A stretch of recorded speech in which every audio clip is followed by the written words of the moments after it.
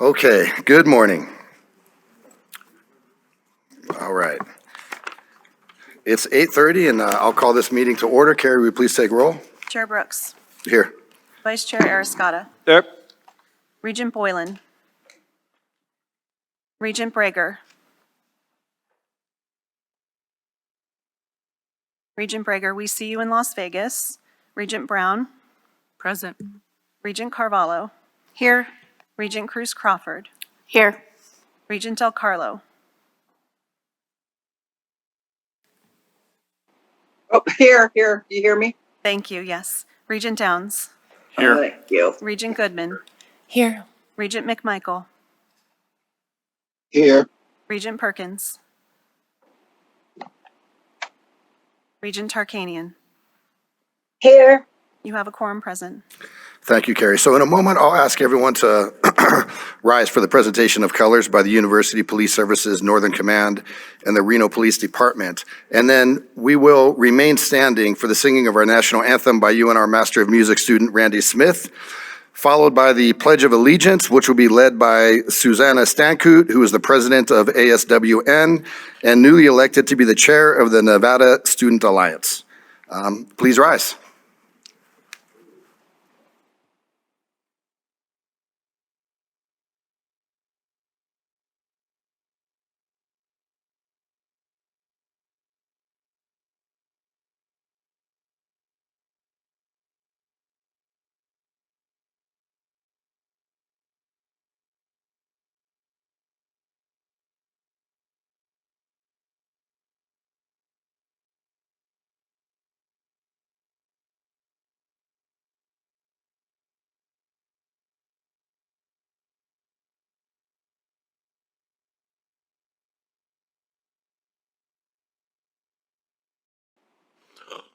Oh, say, can you see by the dawn's early light what so proudly we hailed at the twilight's last gleaming, whose broad stripes and bright stars through the perilous fight o'er the ramparts we watched were so gallantly streaming, and the rocket's red glare, the bombs bursting in air, gave proof through the night that our flag was still there. Oh, say, does that star-spangled banner yet wave o'er the land of the free and the home of the brave?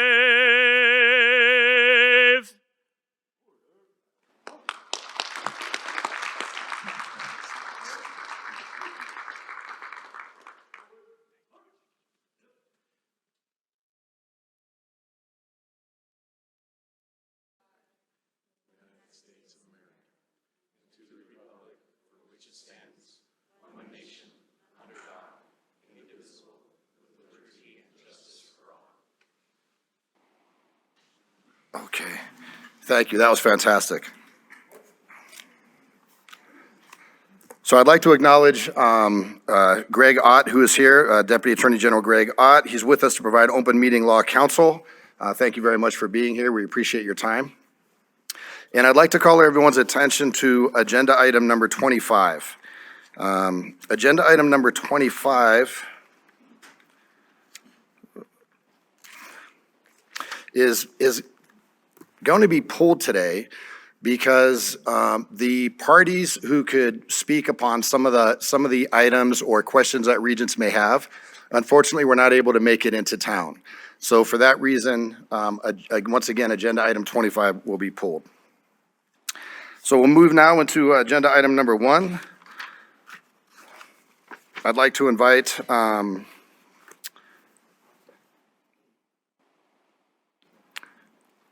presidents to provide us with campus updates.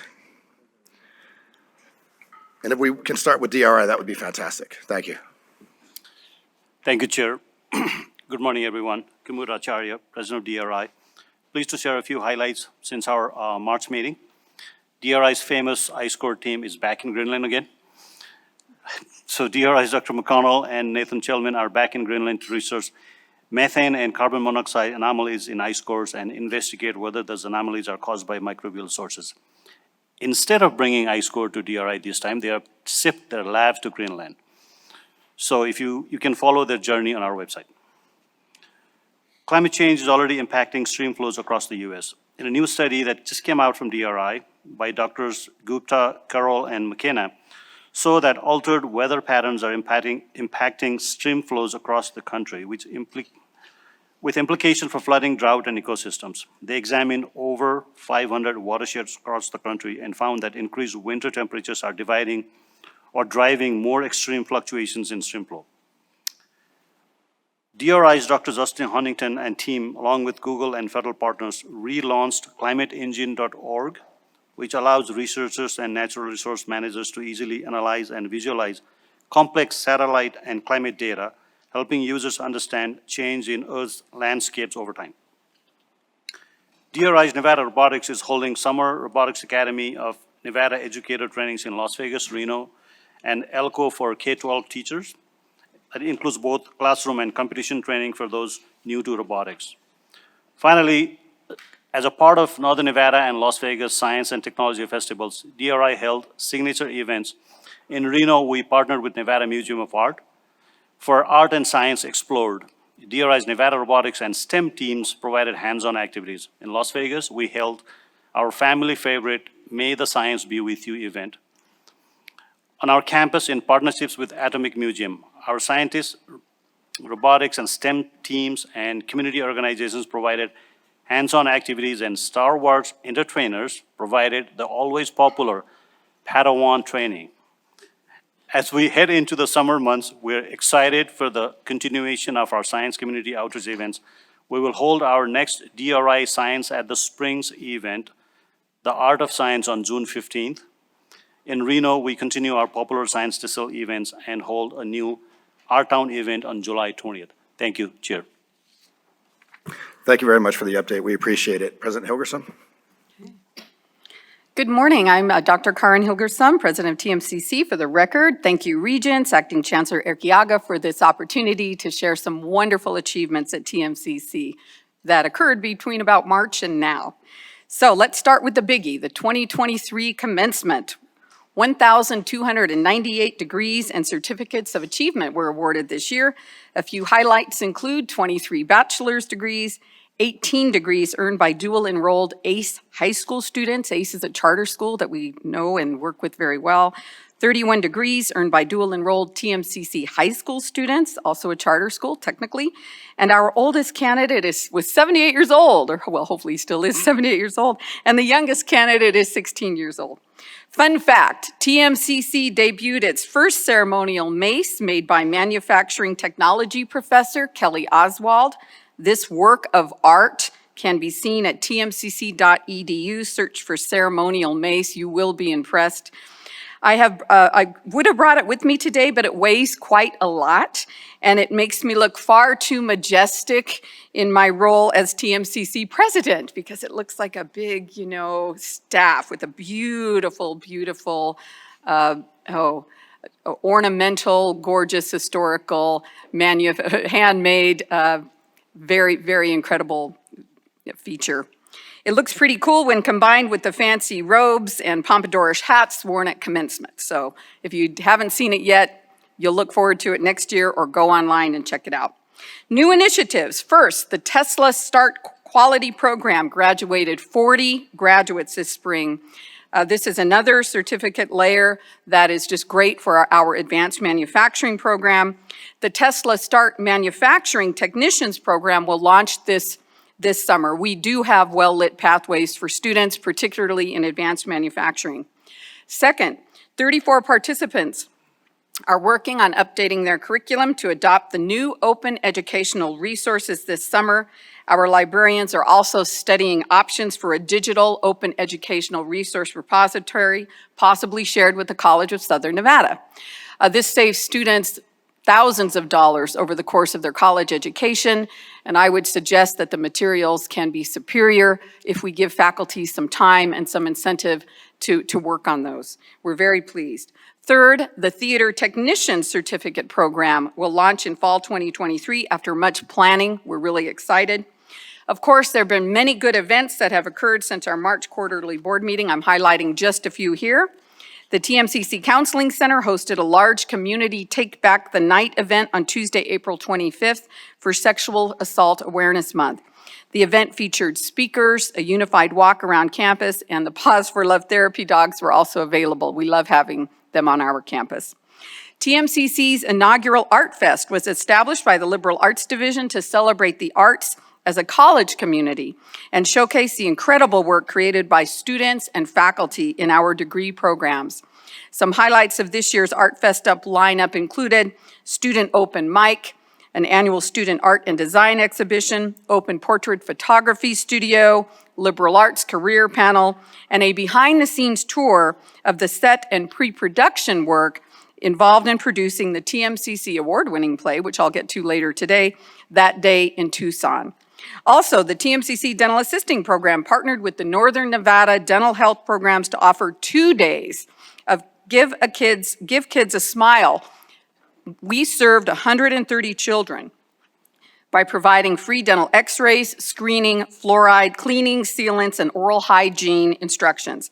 The children were also referred to dental offices for free treatment and to the TMCC Dental Hygiene Program for preventative care. I'm very proud of these hardworking students. Finally, the annual Operation Battleborn Ruck to Remember 2023 originated at the Capitol in Carson City on May 27th and ended with a wreath-laying ceremony that included our very own Governor Lombardo at the Fernley Veterans Memorial Cemetery on May 29th for Memorial Weekend. I'll speak later about how these programs for veterans lead to student success. And that concludes my report. Thank you very much. Thank you very much. President Zaragoza? Mr. Chairman, Regents, Chancellor, colleagues, and guests, for the record, I'm Federico Zaragoza, President of the College of Southern Nevada, and thank you for this opportunity to provide you with some highlights and updates for this reporting period. I want to just take a few minutes to introduce some of the incoming College of Southern Nevada stakeholder leaders for academic year 2023-24. They are Mr. Pio Rejas, our new ASCSN student body president. He's with us here today, as is Mr. Patrick Villa, CSN incoming faculty senate chair, and Dr. Vartui Archirian, our AFA chair. Like our sister institutions, CSN celebrated our spring 2023 commencement celebration in May. However, for the first time in our 50-year history, we utilized a 2-event format. The new format allows us to convene a morning and evening ceremony. We completed each ceremony in about 2.5 hours, with approximately 1,500 graduates walking the stage. A special note is that our commencement speaker was one of the 104 CSN early college high school graduates. So we had a high school commencement speaker for the first time in our history. As you know, these early college students earned both an associate's degree and a high school diploma simultaneously. A record number of CSN faculty participated. 316 faculty participated in the commencement ceremony, and just about all of our graduates and their families stayed for the conclusion of the ceremony. Our appreciation to Chairman Byron Brooks, Regent Michelle Cruz Crawford for their inspirational remarks, as well as to Regents Heather Brown, Regent Patrick Boylan, and Regent Stephanie Goodman for their participation. On the enrollment front, as of June 1st, our summer enrollment is up 6.22%, and our fall enrollment is currently up another 5%. So we're cautiously optimistic and carefully monitoring our enrollment recovery efforts, as of fall 2023 is a critical count year for CSN. On the academic front, I'm proud to report that our CSN nursing program is back to being a high performer. Our NCLEX pass rates for CSN nursing graduates in the first quarter was 96.74%. So kudos also to Donna Lioto and our videography film students who have received 47 Student Production Emmy Award nominations for this academic year. I'm also pleased to report that the CSC Board of Trustees approved the memorandum of agreement with CSN to expand our early college programs to 600 students per year over the next 2 years. Moreover, the MOA calls for an articulated goal of enrolling up to 800 students by 2025. This explicit goal of the explicit goal of each early college student is to follow a program of studies that leads to both an associate's degree and high school diploma. And I'm going to move very quickly to my closing remarks. I will be providing a couple of personnel updates. First, it is with mixed feelings that I report that Mary Kay Bailey, Vice President of Finance and Administration, has decided to transition to a faculty position in the Department of Accounting. We will be making an interim appointment next month and plan to begin a national search for a permanent position. The good news is that Mary Kay remains a contributing member of the CSN family. On a more positive note, I'm pleased to report and to announce that after a successful national search that produced a very strong applicant pool for the position of Vice President of Academic Affairs, it is now official. Dr. Juan Avalos will begin his tenure as the Vice President of Student Affairs for CSN on July 24th. Dr. Avalos brings 29 years of experience to his role at CSN. He joins us from Saddleback College in Mission Viejo, California, where he has been a vice president for student services for 13 years. Dr. Avalos is recognized as a leader in the California Community College system, where he serves on the board of the Association of Community College Administrators. Mr. Chairman, that constitutes my report. Thank you very much. President Helens? Thank you. Good morning, Chair Brooks, Regents. I'm Joyce Helens, Great Basin College. I'd like to first introduce and welcome our new GBC Faculty Senate Chair, Dave Sexton, and I would like to thank Kevin Sipe for serving for the past 2 years. Well, you know, amidst the hundreds of noteworthy events at Great Basin College, I'm going to briefly talk about 7. First, recently, the GBC radiology students competed against other students at the Nevada Society for Radiologic Technology Conference Student Bowl. We had a small group of 7 students, and they performed overwhelmingly well. They took first, second, and third place, and that meant the return of the golden skeleton to Elko. It was previously held by UNLV. Number 2. GBC developed 3 new pathways for dual credits in mining, in criminal justice, which is Dave Sexton's field, and engineering physical science. These are stackable credentials that will be able to attach to associate as well as baccalaureate degrees.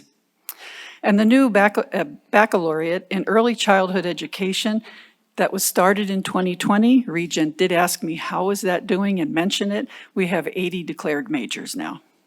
And GBC is sending out congratulatory letters to all of our seniors, waiving the application fee to enroll in college. And as you know from attending graduations, many high school seniors already graduate with a college degree before their high school commencement. 3, GBC held an Arts and Healing celebration in Elko. It was hands-on mental health benefits of the arts. It was very well attended, and it was made possible by a partnership of Zero Suicide in Elko County, the student government, and Nevada Gold Mines. 4, Great Basin College launched also mental health first aid training, now through September, through the generous support of the Substance Abuse and Mental Health Services Administration grant, SAMHSA, for the NSHE Mental Health Service Pilot Project. That just means we're able to offer free that $170 training to all NSHE students and employees over 18. 5, the You Matter Foster Child campaign was launched by Great Basin College students, the chapter of Phi Theta Kappa National Honor Society. Due to support of 5 communities of Battle Mountain, Elko, Pahrump, Ely, and Winnemucca, over 400 foster children, that's a terrible number, isn't it? 400 foster children in transition from home to foster care received brand new essential items. Some of our students have been in the foster care program, and they know how important it is to have new things. And often when children are making the transition, they only leave with what they're wearing. So the students had backpacks full of new items, diapers, gift cards for the teenagers, and many additional items. They were all delivered to the Rural Division, Child and Family Services in those communities. And then those PTK students, they went to a regional, national, and international conferences, for the first time in the Great Basin College history, because we've never been able to afford it.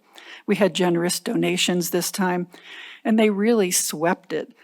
The students, first of all, we received a 5-star status. When I first came, I remember we were a 1-star status club, went to 5 stars. We got the New Advisor Award, the Most Distinguished Officer Team Award, the Edge Leadership Training Recognition, and first place for Honors Action Research Project. The students were then selected 1 out of 10 chapters to present the You Matter Foster Child campaign at a national forum. And they took the National Paragon Award, the Distinguished Officer Team, and the National Student Recognition for organizing college projects that focus on a community partnership with state, national, and even global impact. Really proud of this group. Number 6. Our GBC Hispanic student headcount now represents over 25%, and that means we'll be a Hispanic serving institution. Our minority student headcount has now reached over 42%, and the graduation rate most recently is now 48.3%. 7. And not least, Great Basin College is launching Men Moving Mountains, a program aimed at helping Great Basin men of color take off and soar to new heights by improving retention and degree completion. We want to help close the gap for men of color to land at their intention destination by earning a family-sustaining credential of value. And by launching Men Moving Mountains, GBC will help Latinx, Black, Asian, and Native American males, not just in post-secondary, but in secondary levels, to increase retention and graduation rate and help create a culture of capability, confidence, and resilience. And I would like to thank Vice President Jay Kenton Rivera for taking the lead on this. And that's all I have for today. Thank you. Thank you. President Pollard? Good morning, Mr. Chair, members of the board, Chancellor Urquiaga, and the audience here today. I'd like to start my report by welcoming our Nevada State's newly elected Faculty Senate Chair, Dr. Molly Apple, Assistant Professor of English in our Department of Humanities. And Nevada State is also fortunate to have newly elected Student Alliance President Kevin Hernandez, a history pre-law major with a minor in communications, and our Nevada State Student Alliance Vice President Alexia Rivera Perez, a biology major with a minor in chemistry, joining us here today as well. I'm also pleased to recognize Ms. Phoebe McKnight, our re-elected Classified Council Chair, who works at the college as a grants and projects analyst.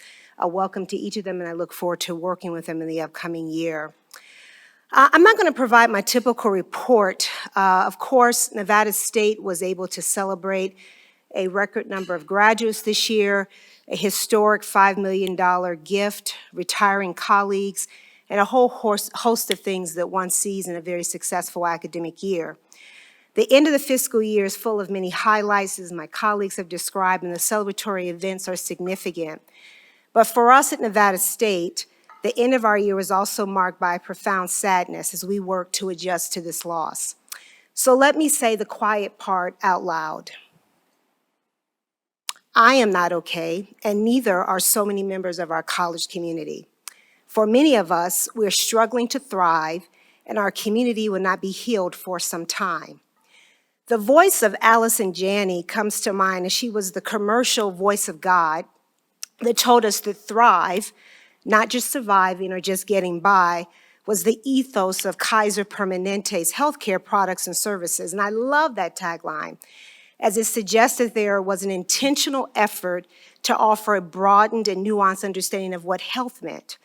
They also suggested a mutuality to the notion of thrive, that there is a communal strength and importance to both policy and practice.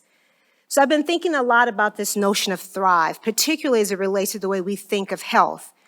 We've been hearing a lot about mental health, particularly in light of the pandemic, and I must admit I start to bristle every time I hear that, because I think in our effort to raise awareness of mental health and to destigmatize it, we have almost doubled down on that very stigmatization in some way in my mind. I would challenge us to think today about how to expand and perhaps embrace a broadened and more holistic notion of health that includes physical, mental, emotional, and spiritual as holistic wellness. It is a pressing matter that affects students, faculty, staff, college presidents, and more, as we recognize that the larger community is also impacted with this. Without holistic wellness, day-to-day life can be debilitating, impacting personal growth, academic success, and overall well-being, indeed creating a failure to thrive. The statistics are startling. According to recent news, Nevada has one of the highest rates of mental illness in the United States and lower rates of access to care. Approximately 1 in 4 adults in Nevada experiences a mental health disorder each year. A waiting list isn't okay for someone that needs to see a professional. And suicide rates in our state have been consistently higher than the national average. And mental health challenges are not limited to our state alone. Nationally, the numbers are equally alarming. It is estimated that 1 in 5 adults in the United States experiences a mental illness in any given year. And furthermore, among college students, rates of anxiety, depression, and suicidal ideation have been on the rise. We know that this is the second common cause of death among college students, that being suicide, and the numbers demand our attention and prompt action. I want to offer just a few points about what we can do. First and foremost, we must continue to increase awareness and reduce the stigma around mental health and start talking about holistic wellness. By fostering an environment of acceptance and understanding, we can empower those managing or living with mental illness or diseases to seek assistance from highly skilled professionals, just as those who are managing cardiac disease, diabetes, hypertension, thyroid inactivity, immunocompromised diseases, and so much more.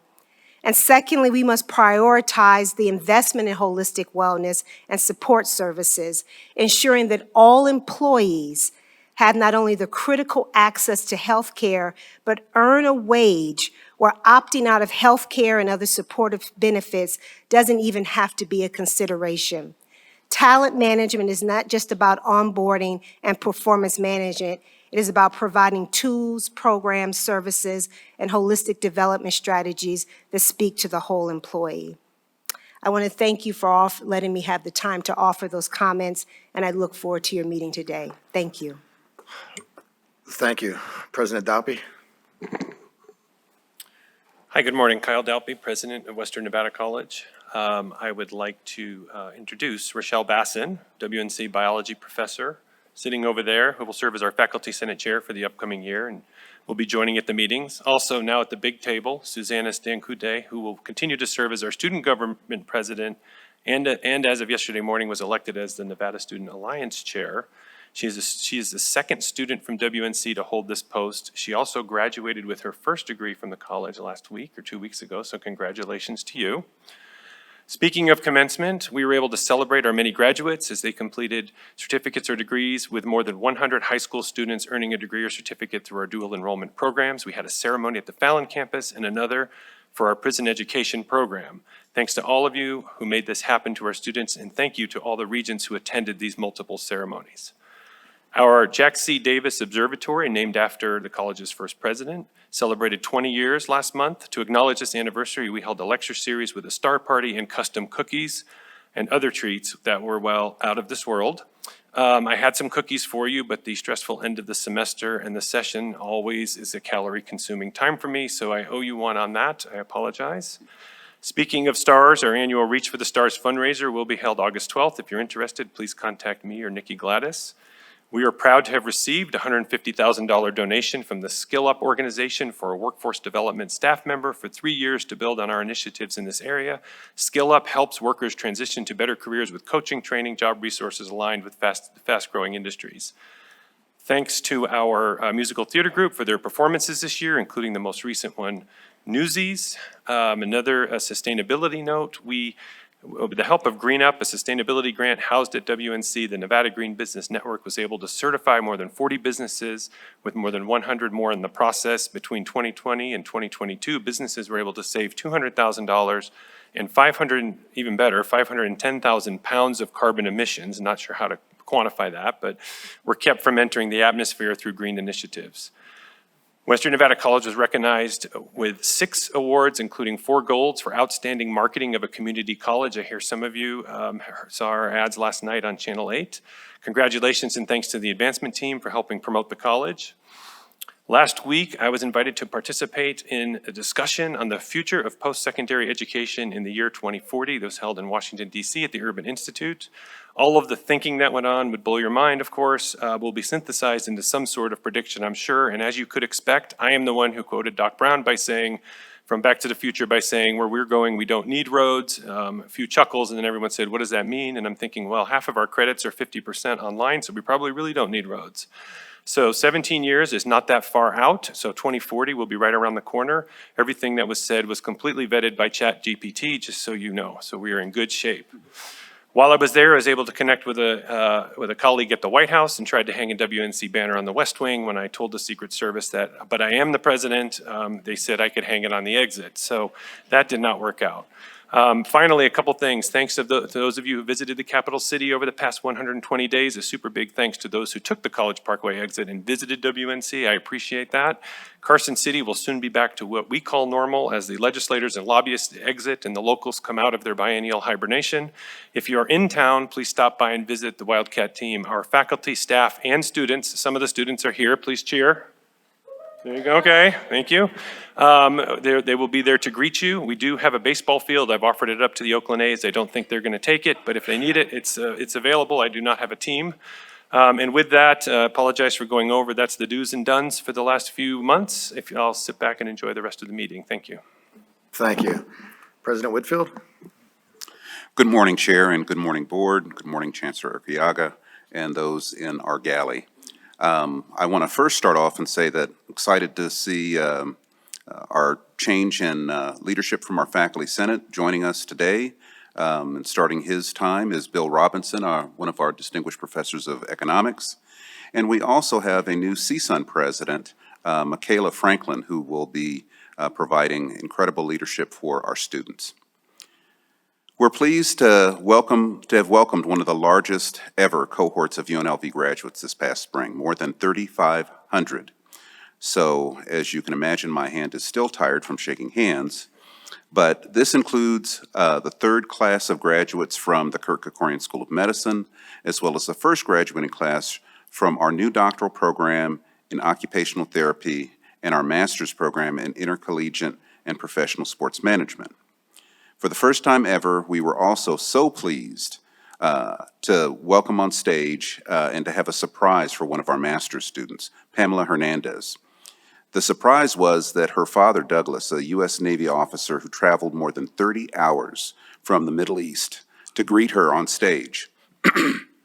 He was on duty and missed Pamela's high school and undergraduate ceremonies, and he wanted to be there for his daughter's time to get her master's degree in public administration. It was an absolutely amazing surprise, and actually it was on national television. It was one of those moments. To break down UNLV's class of 2023, more than 85% of our spring graduates are Nevada residents, and more than 2/3 are part of minority groups, which is a really good indicator that we're fulfilling our mission of diversity, equity, inclusion, and access for the folks in our state and nationwide. On the topic of student success, I was pleased to see several UNLV students win major national scholarships this spring. It goes back to what I've been saying during public events, that UNLV students are as strong or maybe even stronger than students that I've seen at the previous 3 national universities that I've been at. In April, 2 UNLV grads won nationally competitive Goldwater scholarships, the top award for undergraduate STEM majors in the country. And for the 2nd straight year, UNLV represented Nevada with the state's Truman Scholarship winner, a coveted national award for undergraduates pursuing careers in public service. And there's only one of these per state per year. That student is Zachary Billett. He is incredibly talented. He's a political science major in the Honors College, and I went to surprise him with his award, and it was during his orchestra class because he's also a part of the orchestra. Zach also became UNLV's first ever winner of the Udall Scholarship, another high-profile national scholarship that funds grad students that are interested in environmental policy. As you probably know, I'm a big believer in the fact that the power of higher education makes a difference in not only the lives of our students, but the lives of their families. It also allows us to anchor regional innovation among our communities. And to be successful, we need to involve our students in that process. Our students are very talented, they have grit, and most importantly, they're not afraid to try new things, to think creatively, and to think big. That's why last year we started the President's Innovation Challenge, an event that brings interdisciplinary groups of students together to highlight innovative solutions to big challenges. They're judged by a panel of industry professionals, and the winners receive $25,000 in prize money to help them develop their concept. This year, the challenge was centered around sustainability within entrepreneurship. And the winning team, Ludum Pacientia, butchered that, but it's pretty close, brought a groundbreaking new take on tackling food waste. Their idea was to subvert non-compostable food waste from landfills and to turn it into nutrient-rich animal feed and fertilizer with insect larvae. They not only won the competition, but also secured an additional generous gift of $5,000, a pledge that came from Peter Guzman, the president of the Latin Chamber of Commerce. On the research front, UNLV continues to advance its growing reputation as a leader in the study of brain health. Last week, Dr. Jeffrey Cummings released a pipeline report that tracks the status of every clinical drug trial related to Alzheimer's disease and dementia. That report showed that there have never been more clinical trials in the works than ever before. This very popular report emanates from UNLV, and it's the only one like it in the world. The clinical trial and his reporting of the tracking of clinical trials is the only one like it in the world. And faculty and students in the Nevada Institute for Personalized Medicine published a study in Nature Scientific Reports identifying specific bacteria in the digestive system that can help or hinder a person's chances for developing dementia. This tie between the health of the belly and the brain is an ongoing theory, and the team's work unlocks new understandings of this important area. I'm also very, very proud of our team in military and veteran services. And I'm even more proud to share that UNLV was again ranked among the nation's top 10 military-friendly campuses of its size by GI Jobs magazine. More than 1,800 schools nationwide were evaluated for annual rankings, and UNLV was included among the nation's best in the category of Tier 1 research universities. To further our students' international outreach, UNLV welcomed our first ever U.S. diplomat in residence, Antoinette Hurtado. In the spring, she came and joined us, and she is a 20-year veteran of the United States, the U.S. State Department, as a Foreign Service officer. She is working with a small handful of universities in the U.S. Southwest to help prepare students for federal scholarships and fellowships and career opportunities with the U.S. Department of State. Lastly, I'm excited to share with you all that UNLV plans for a new state-of-the-art outdoor science and nature park. With the help of a $32 million allocation from the Bureau of Land Management, Life Sciences professor Dale Devitt, his dream of bringing fundamental concepts in science and nature to students from all over the Las Vegas Valley is coming true. The City of North Las Vegas will break ground to build a one-of-a-kind outdoor science and nature park where CCSD students can learn about the concepts like gravity, aerodynamics, velocity, and the importance of wetlands and ecology. In partnership with the North Las Vegas City staff, UNLV faculty and students will help staff the park, and hopefully even faculty from the UNR Cooperative Extension will be able to join in this effort. With that, Chair, I conclude my report. Thank you very much. President Sandoval, would you mind giving us the update, and then we can move right into agenda item number 2. Thank you. Thank you, Mr. Chair, Mr. Vice Chair, members of the Board of Regents, Chancellor Urquiaga, my fellow presidents, and distinguished guests. Welcome to the University of Nevada, Reno. First, I wanted to thank our Honor Guard and Mr. White for giving that national anthem. I asked him to blow out the windows. I think he could have if he wanted to, but his performance was just miraculous. I wanted to first, before I get into the campus updates, talk a little bit about the gifts in your bags. It's a themed gift. There is a wooden ornament that also acts as a coaster. We also included a coffee mug, and I'm looking forward to my colleague, President Whitfield, toasting the Wolfpack every morning. And we also included some coffee where we partnered with university alumnus and former track athlete Mark Trujillo, owner of Hub Coffee Roasters, to create the university's first branded roast coffee called Morning Hal. It's very delicious, and in fact, it is being served today. So I really encourage you all to try it, but it's officially licensed through our athletic department. One of the comments that Mark made when he decided to do this, he said, "We founded our company to foster community through coffee, and there's no better part of the community than the University of Nevada." So I hope you all enjoy it, and as I said, it's very delicious. So now, Mr. Chair, Mr. Vice Chair, I'd like to make some introductions with regard to new student and faculty office holders and let you know about some new appointments on campus. Boris Carpio Guerra was elected ASUN president. He's sitting there. Boris, give a wave. Welcome him. And Hannah Alquiza, elected vice president. Boris is a human development and family science major, and Hannah is a psychology major. Both Boris and Hannah are first generation students. Boris succeeds Dion Stanfill, who I found to be an incredible leader, and I want to thank her for her leadership. So I'd like to officially welcome both of them and also re-welcome Matthew Hahn, the president of the Graduate Student Association. He was re-elected, so look forward to working with you, Matt. I also would like to introduce to you Dr. Peter Reed, the professor of community health sciences and director of the Sanford Center for Aging, who has succeeded Dr. Eric Marchand as faculty senate chair. Dr. Reed has an extensive record of achievement in service and collaboration with more than 20 years in the field of aging and health that bridges research, practice, policy, and leadership. Dr. Reed, if you would give a wave. And I also would like to thank Dr. Eric Marchand for his excellent and thoughtful service. It truly has been a privilege to work with you, Dr. Marchand.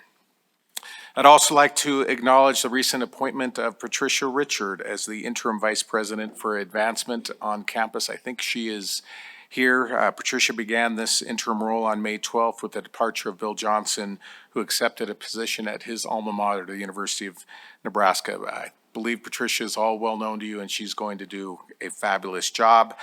Another familiar face in the office of president is Aubrey Flores, who will be serving as the interim chief of staff. And again, I know all of you have had an opportunity to work with Aubrey, and she's amazing as well. We also have 3 new appointments on campus. We have a new director of Title IX, Ziva Edmondson. She comes to us from the University of North Texas and has extensive experience in leading, monitoring, and managing university compliance with Title IX programming. She starts with us on June 19th. We also have a new dean of the College of Science, Dr. Louisa Hope Weeks. She comes to us from Texas Tech University and served as their associate dean of graduate and postdoctoral fellowship. She joins the university in August. And finally, I'm looking over there, but Andrew Klinger has been appointed vice president for administration and finance, and I know that he is very well known to all of us, and we're very pleased and excited for Andrew to be joining the Wolfpack family. He will be joining us on June 30th, and I know he has served this system extremely well, and I want to thank you for allowing us to bring him into the University of Nevada, Reno. The other presidents have talked about spring 2023 commencement. The university conferred 3,130 degrees for our annual spring commencement. The breakdown was 2,373 bachelor's degree and 757 advanced degrees, obviously master's and doctoral degrees. We honored 3 distinguished Nevadans who were University of Nevada, Reno graduates, Dr. Susan Desmond-Hellman, Justice James Hardesty, and Judge Peter Breen, and we also conferred an honorary doctorate upon Maggie Carlton for her many years of service in the great state of Nevada. I want to thank all of the regents that were able to attend, as well as the chancellor for joining us. It really was an amazing time on the quad. You may have seen through the slides, but and you received, I believe, a communication this morning about the semester at Tahoe. On May 18th, the university announced the introduction of the Semester at Lake Tahoe program, which begins this fall. The semester at Tahoe is open to all NSHE sophomores and juniors, and it is promise made, promise kept. We really want this amazing place to be available to all of the students throughout the state. We envision that semester at Lake Tahoe to be very much in the spirit of a study abroad experience. Students will live in one of the most beautiful places on earth, learn about sustainability in the Tahoe environment, and have access to outdoor opportunities like skiing, hiking, the Tahoe beaches, and have the opportunity to broaden their creativity at one of the finest ceramic and art studios in northern Nevada. The students will live in the residence halls, and they will pay the same tuition and fees that they would pay on campus, as well as the same housing fees. So we really see it as a great opportunity. So with that, Mr. Chair, if I may, I would lead straight into the student presentation. Please do, thank you. Okay, thank you, Mr. Chair. So I do have an introduction. Elizabeth Everest, and we call her Ellie, amazing young lady, began her journey at UNR as a freshman in 2015 after spending a year abroad in Thailand, where she discovered her passion for conservation and biology. As part of the Women in Science and Engineering Living Learning community and the honors program, she was enthusiastic about finding research opportunities that took her from the estuaries of California and remote streams of northern Nevada to the tropical rivers of Cambodia. After graduating in 2019 in her BS in biology, she continued to work for the university as a research specialist, investigating invasive species in Lake Tahoe. In 2021, she accepted a Fulbright Award to Cambodia, where she worked with scientists from around the world to understand and conserve the incredible biodiversity of the Mekong River. She returned to UNR in the fall of 2022 as a master's student in the Ecology, Evolution, and Conservation Biology program, so she could continue her work in Cambodia in collaboration with the Wonders of the Mekong Project, and most recently with the support of her mentors, Dr. Zeb Hogan and Sudeep Chandra. She won a Bourne Fellowship to fund 8 more months of research and intensive language learning in Cambodia starting this month. So Ellie is joining us all the way from Cambodia, where it is, I believe, a little bit after 11 at night tomorrow. So she's going to be able to tell us about the future. But we're very excited about Ellie presenting. So hopefully, Ellie, if you can hear us, please proceed. Hello, everybody. Are you able to hear me? Yes. Yeah. Wonderful. Well, thank you so much for having me join you today.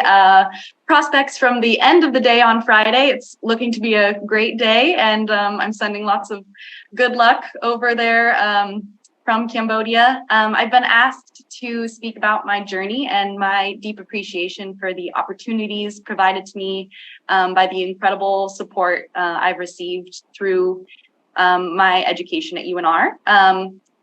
As I've been introduced, my name is Elizabeth Everest, and I was born and raised in Carson City, Nevada. I attended UNR as an undergraduate starting in 2015, and I'm continuing my studies as a master's student in the Ecology, Evolution, and Conservation Biology program. While I regret that I can't join you in person, I'm thrilled to be calling in to present to you from Cambodia, where I'm conducting my research on fisheries conservation for my master's thesis.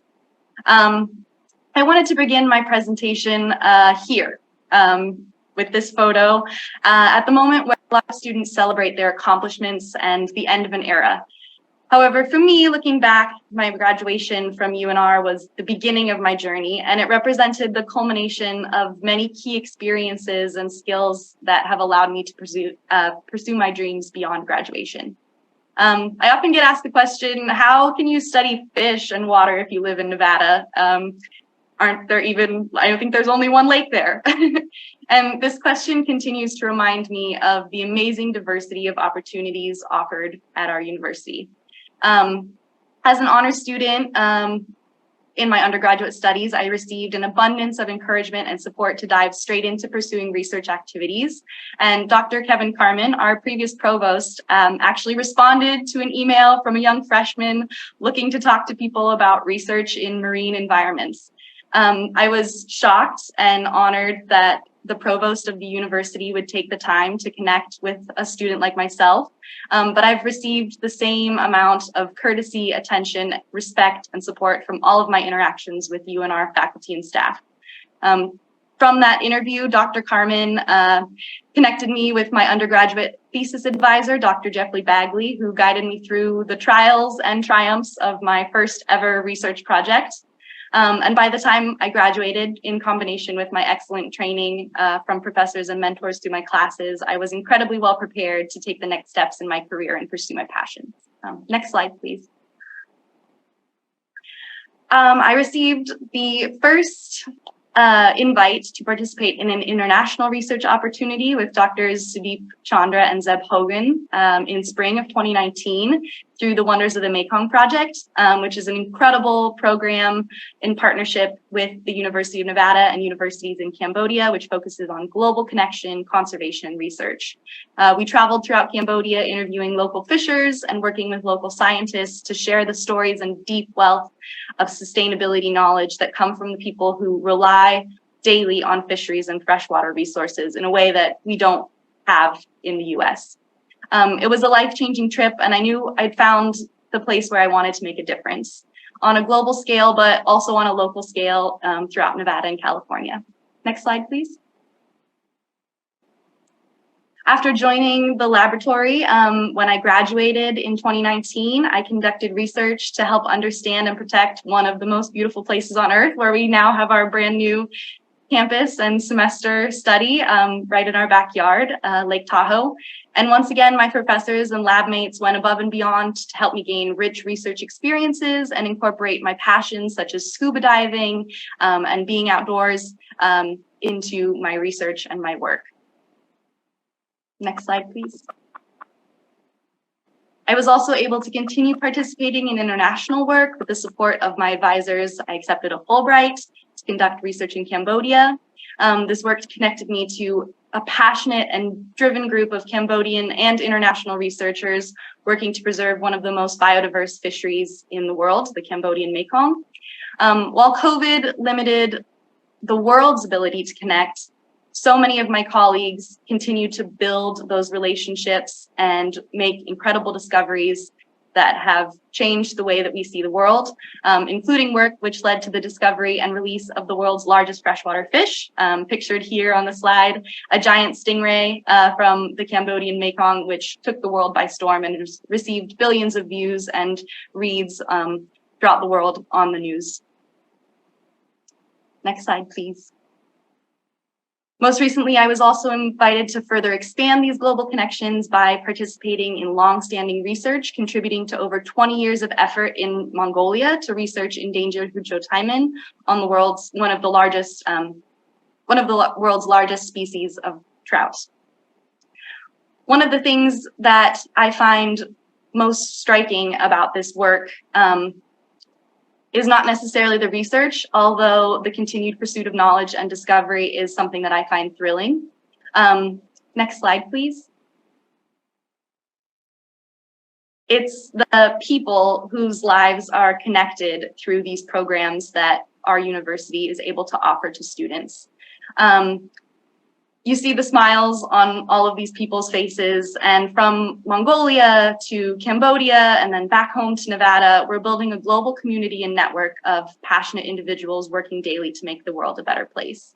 And while my experience has been highlighted here today, it's not unique. I'm only one of thousands of students celebrating the incredible accomplishments made possible by the support that we receive from the staff and faculty at UNR.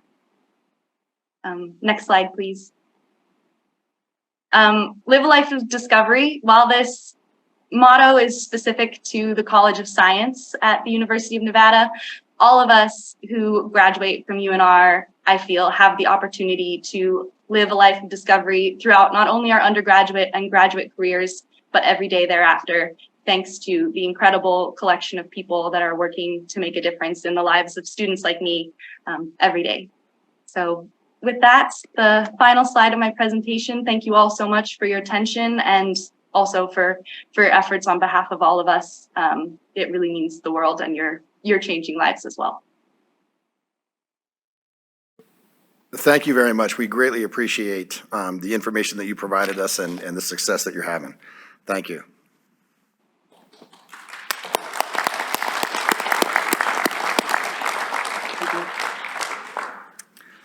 President Sandoval, did you have anything else to add? Well, for Ellie, yes. I just wanted to thank you, Ellie, and we're proud of you and really appreciate your presentation. It was excellent, and now you can go to bed. Thank you guys so much. I hope you enjoy the rest of your Friday. It looks like a good one from this end of the world. All right. Thank you very much again for being with us. Thank you. We'll now move into agenda. I'm sorry, I was jumping ahead. We have one more presenter?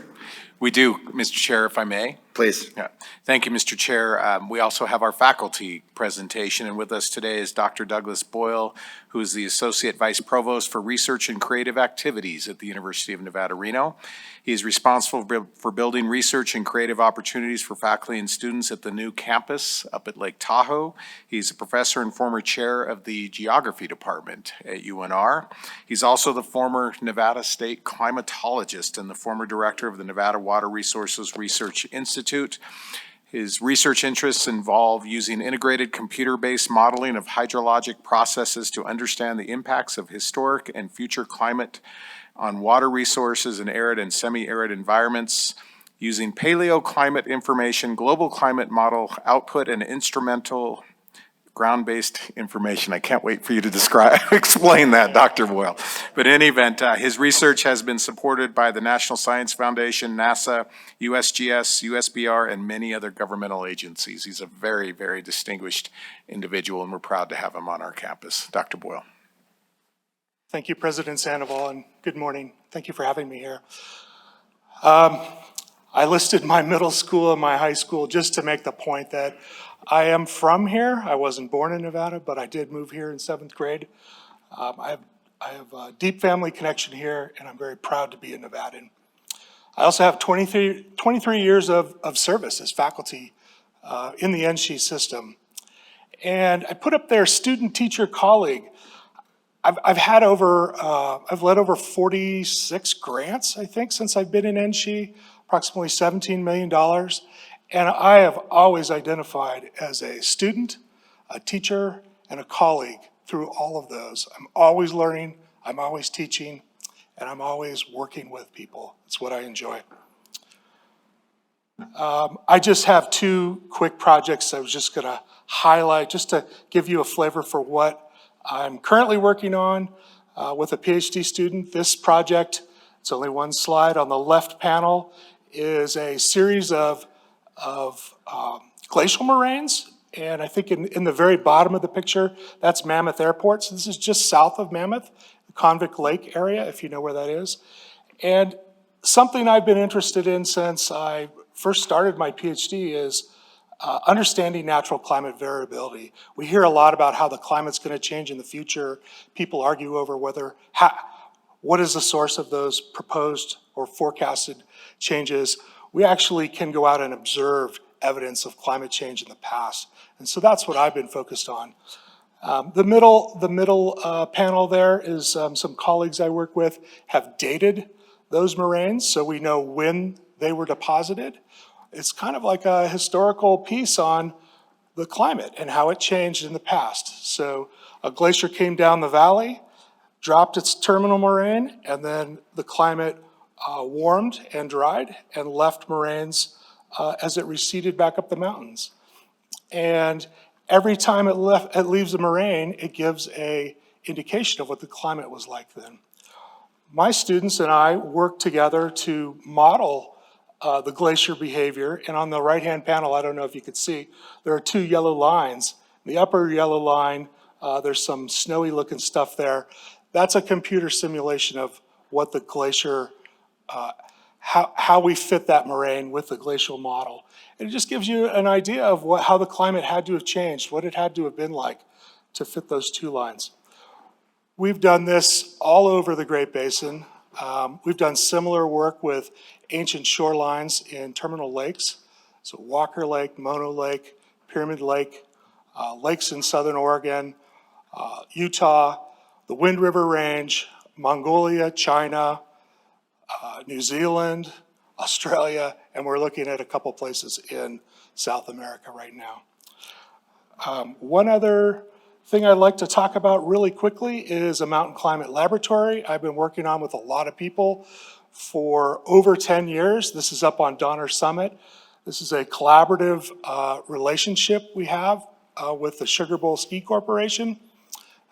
This is Sugar Bowl, the ski area, and I have, with these folks, put in 5 weather stations in an elevational transect all the way to the very tip top of Mount Lincoln, which is the highest point in that slide. And we've measured weather and climate and snowpack characteristics. Taken students there, many students.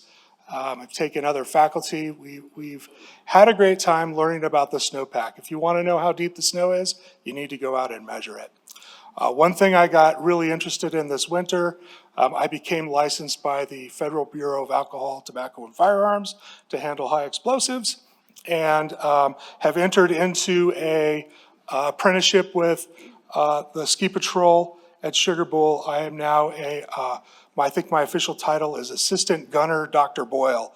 I shoot rockets that contain 1 kilogram of high explosives at kind of the ridge line to the right of the image up there. I have 9 avalanche paths that I try to hit with this cannon. It's about a 75 millimeter cannon, and I'm learning all the time. In a couple more years, I'll get to be a journeyman gunner. But the whole point is to manage the avalanche hazard and risk.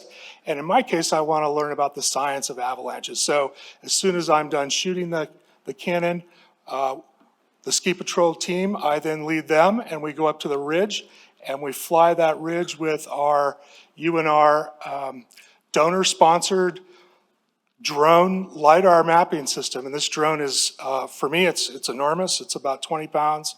And we do a very accurate mapping of all of the areas that we just blasted. And it's a lot of fun, and sometimes it's hard to believe that we get paid for this. But I'm always able to make it back to my office in Incline Village by 9 or 9:30 and put in a full day's worth of work. Just a few slides just to show you some images. This is January 2017. We hauled 600 pounds of gear up to the top of Mount Lincoln and put that weather station in. Took us a few days. It was the coldest I've ever been in my life. There's a student in the middle of the picture there. Everybody's really cold. This is a location about mid-mountain. The upper photo kind of in the left-hand corner, upper left-hand corner, that's something we refer to as the pump house. It's about 2.5 stories high. There's a full-size snowcat next to it on the right. All my meteorological gear for this station is above the roof of this. And the lower image in the bottom right-hand corner is the same area, but April 2023 with over 20 feet of snow on top of it. The building's completely buried. We had to rope off some of our weather gear so people wouldn't ski over it. And I was lucky enough to take President and Mrs. Sandoval up there, just kind of to the left of view of the bottom image in April, and we measured the snowpack. We tried. It actually was off the scale of my equipment, which has never happened to me before. There was so much liquid water content in the pack. I think it was close to 8 feet of liquid water equivalent in the pack. But students, teachers, colleagues, we throughout my career, I've just been fortunate enough to take people out in the field and serve as a teacher, serve as a student and learn and work with others. The last thing I'd like to say is my 23 years at NSHE, 2 words come to mind. One is opportunity, and the other is gratitude. I remember when Dan Clay, chancellor at the time, signed the permit for me to do that work up at Sugar Bowl. I was really happy when he did that. It took me a long time to get that permit. So thank you to Chancellor, the Board of Regents, President Sandoval, Provost Thompson hired me and supported me all the way through my UNR portion of my career. And I'd be remiss if I didn't give a shout out to President Kamudacharya, who I served as a colleague with at DRI in my first 10 years back in the NSHE system. And congratulations on all the success you've had. Thank you.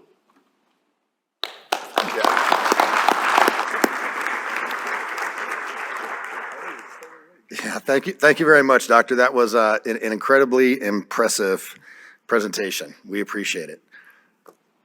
Thank you, President Sandoval. So now we'll move into agenda item number 3, public comment. Is there any public comment in Elko?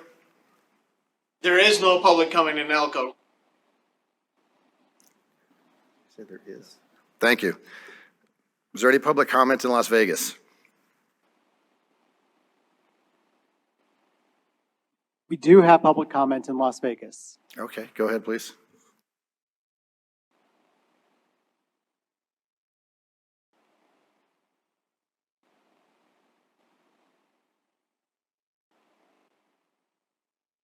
My name is Dr. Felicia Thomas, Thomas. I'm the interim vice president for student affairs at the College of Southern Nevada.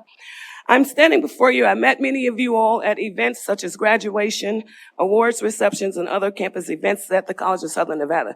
Today, I'm simply wanting to bring your attention to an email that I sent to all the regents on June 7th, wherein I requested that you perform a comparative investigation into unfair interview practices I received as a candidate for the Vice President for Student Affairs at the College of Southern Nevada. Similar to what Martin Luther King said, injustices anywhere is a threat to justice everywhere. I encourage you to connect the dots. Many of us played the game, connect the dots as kids. I encourage you to connect the dots on all the injustices, hiring practices at CSN. You have to ask yourself, why did Juanita Crisanta, a competent African-American female, step down from her position and her salary as the Vice President for Student Affairs in the middle of the year? You have to ask yourself, why are faculty members at the College of Southern Nevada bringing issues and concerns about injustices? You have to ask yourself, why are there issues with African-American faculty and students and staff at CSN? You have to connect these dots to understand what's happening in terms of injustices at the CSN. You cannot just simply ignore that. It's important to understand, I'm not coming to you as an employee who's having problems in general. I'm an excellent employee, I have excellent evaluations. I even have a great relationship with the president, but I too have been a victim of injustice and unjust practices at the College of Southern Nevada. And I encourage you to listen to the faculty, investigate these things. I will ask you, similar to what's being asked on the national stage, what would you like your legacy to be? I would simply say, investigate these things. Do not just listen to them and ignore them. Put some quality into the conversations that people are having. The faculty are not just complaining because they're complaining. Black staff, African-American people are not complaining just to complain. So what I want you to do is encourage you to do that, because at the end of the day, if your output exceeds your input, then your upkeep is your downfall. Thank you very much.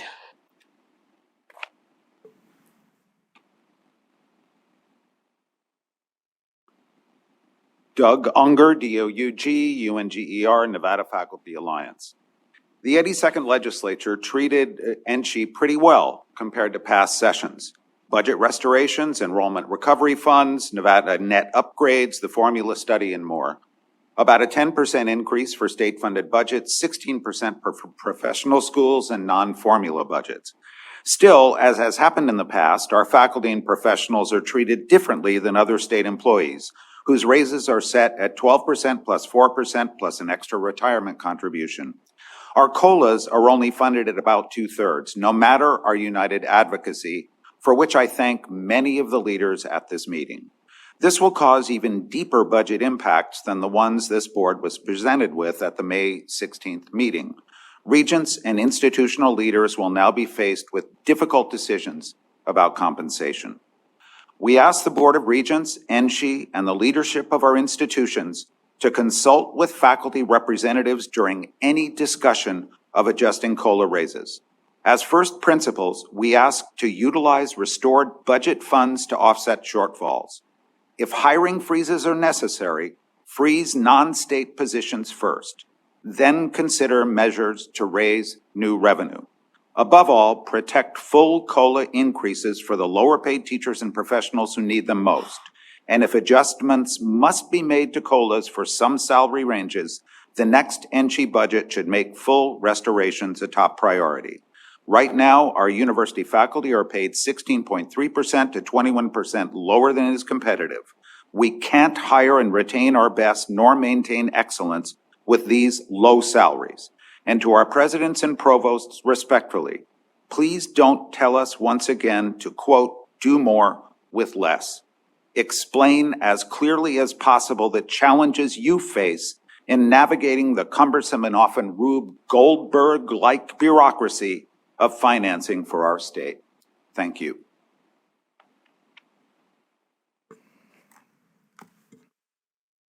Good morning. My name is Chantal, S-H-A-N-T-A-L, Marshall, M-A-R-S-H-A-L-L. I'm a faculty member at Nevada State, soon to be university. And I want to echo my colleague Doug Unger's most of his points, if not all of his points. And I want to bring something to the conversation about COLAs and about faculty salary in general that is usually not talked about. And that is that I believe that many of us conflate the fact that professors and faculty have a relatively high status career job with pay. People think that because we have fancy jobs, we also have fancy pay, and I am here to dispel that myth. There is quite a variety in terms of salary, and I am most concerned with the faculty in our institutions who are paid the least. Any adjustments to lower COLAs will hurt them the most. As I mentioned, the last time I was here in front of you, we will be gaining while losing. Most of us do these jobs because we love what we do, as you heard from the updates today, and we probably could be making more in private industry or other industries. We love our jobs, but what that doesn't mean is that we are martyrs. This budget cannot be balanced on the backs of faculty simply because the legislature allowed us to do that. They're basically giving you all the bag, right, to say you all need to be the bad guys. But as Doug mentioned, there are many other potential solutions to the COLA dilemma that we find ourselves in. I worry that the people who are paid the least will have food insecurity, transportation insecurity, childcare insecurity, and eventually faculty will leave even though we love our jobs. And all of the promises that we make to our students in terms of the quality of their education, the experiences you've heard about today, will simply not happen. So I'm urging you to have faculty be a part of these conversations. If any of the regents want to reach out, I am definitely available. Thank you. Thank you. Does that conclude public comment in Las Vegas? It looks like it does. Okay, we'll go with our public comment in Reno, please. Good morning. I'm Dr. Molly Apple, APPEL, incoming Faculty Senate Chair for Nevada State. When I joined the faculty in 2019, I was part of the largest cohort of new faculty since the recession in 2008. Now over half of my cohort has left due to the rising cost of living in our state. Our nursing faculty are faced with a situation where our graduating students make more than the professors that taught them within 1 to 2 years of graduating. We've also lost outstanding administrative faculty. Last year, our Writing Center's program coordinator, who spearheaded culturally sustaining writing pedagogies in over 4,400 individual student sessions, she left because she could not cover rent and transportation. Fully funding COLA is the way to keep our outstanding educators here in Nevada. I certainly don't envy the boards and our president's positions. So much goes into NCHE's ability to provide a world-class education for our students. But if we don't have educators, all we offer is a beautiful car with no engine. As you consider how to manage the shifted cost of doing the business of higher ed in our state, I ask that you keep this in mind. Faculty living and working conditions are at the heart of our students' learning conditions. Thank you.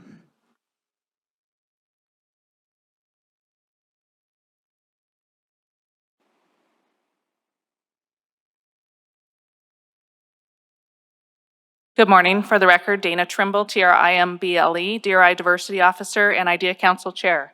I wanted to provide another update on the IDEA Council's current efforts and action items from our February retreat. Here are just a few highlights. At the request of the Chancellor, we made curriculum recommendations for the anti-bias and anti-discrimination training that was recommended by the IDEA Committee and adopted by the board.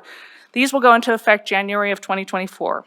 We have worked with system administration to update the NSHE DACA and undocumented students website with current information and resources.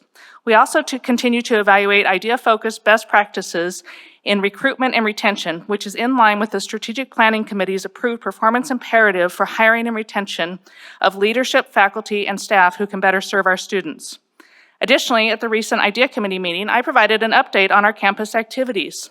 While we provide regular updates on the council activities, we rarely get to share what we are doing on our campuses. I would encourage all the regents to listen to the recording of that meeting to hear about the IDEA efforts at the campus level. These are critical to our students, faculty, and staff, and affect both student success and recruitment and retention rates. We recently had a candidate tell the search committee that the reason the job was appealing to her is that we take inclusion and diversity seriously. These efforts matter. The recently adopted equity statement reads, NSHE is proud to serve as a majority-minority system that values an educational, working, and collegial environment that fosters inclusion, diversity, and access for all students, faculty, and staff, and the public served by our institutions. Not only do our diversity efforts make a difference, but they also make sense from a business standpoint. Research from McKinsey & Company shows that companies in the top quartile financially outperform those in the bottom quartile by 15% if they are gender diverse and 35% if they are ethnically diverse. Studies continue to show that a diverse workforce and a diversity of students results in diversity of thought. It's not only good for our students and staff, but it's critical for our institution's success. Finally, I want to thank Acting Chancellor Urquiaga, Regent Perkins, Tillery Williams, and my fellow council members for your support of the IDEA Council this past year. Angela Holt from WNC will be taking over as IDEA Council Chair in July, and I can assure you you're in good hands. Thank you.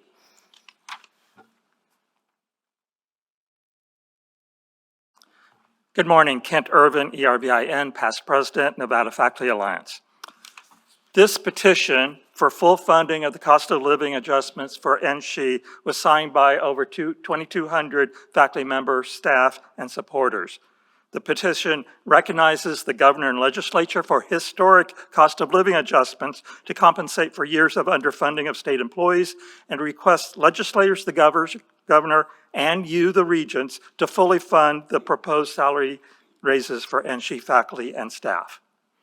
The Nevada Faculty Alliance presented the petition to the governor and to legislative leadership doing our part to advocate. Assembly Bill 522 was signed into law with historic COLAs for state employees.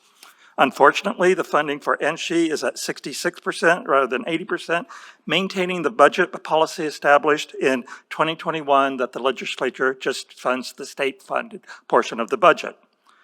However, NSHE's budget overall is in pretty good shape. State appropriations rose by 10% biennium for the formula budgets and 16% for the non-formula budgets, and that's over and above the ARPA funding. CFO Klinger's presentation today outlines many additional one-shot appropriations. The difference between 66% and 80% is roughly 30 million system-wide for the 12+4 COLAs, and that's about 2% of state appropriations of $1.4 billion. Taking that concept, it seems an absorbable amount. Granted, the budget restoration funds have other uses, but we have done without those funds over the past biennium. It's imperative that the COLAs be fully funded for rank and file faculty. The budget should not be balanced on the backs of professional employees. If adjustments need to be made, they should be spread out the pain from various sources. Finally, faculty should be included in discussions over budget adjustments. Thank you.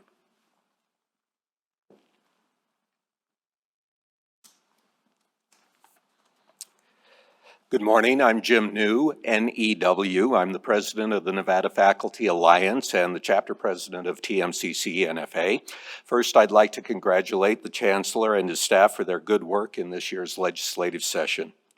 In the last 2 decades, NSHE professionals, like other state employees, have been called on repeatedly to make sacrifices such as salary cuts, furloughs, and reduced benefits to help balance the state's budgets. For some reason, however, when other state employees advance, NSHE professionals are frequently shortchanged, like we were in 2021 when the legislature awarded 3% COLA to most state employees, but faculty received only 1%. NSHE professionals make the same sacrifices as other state employees, and we deserve the same advancement like COLA.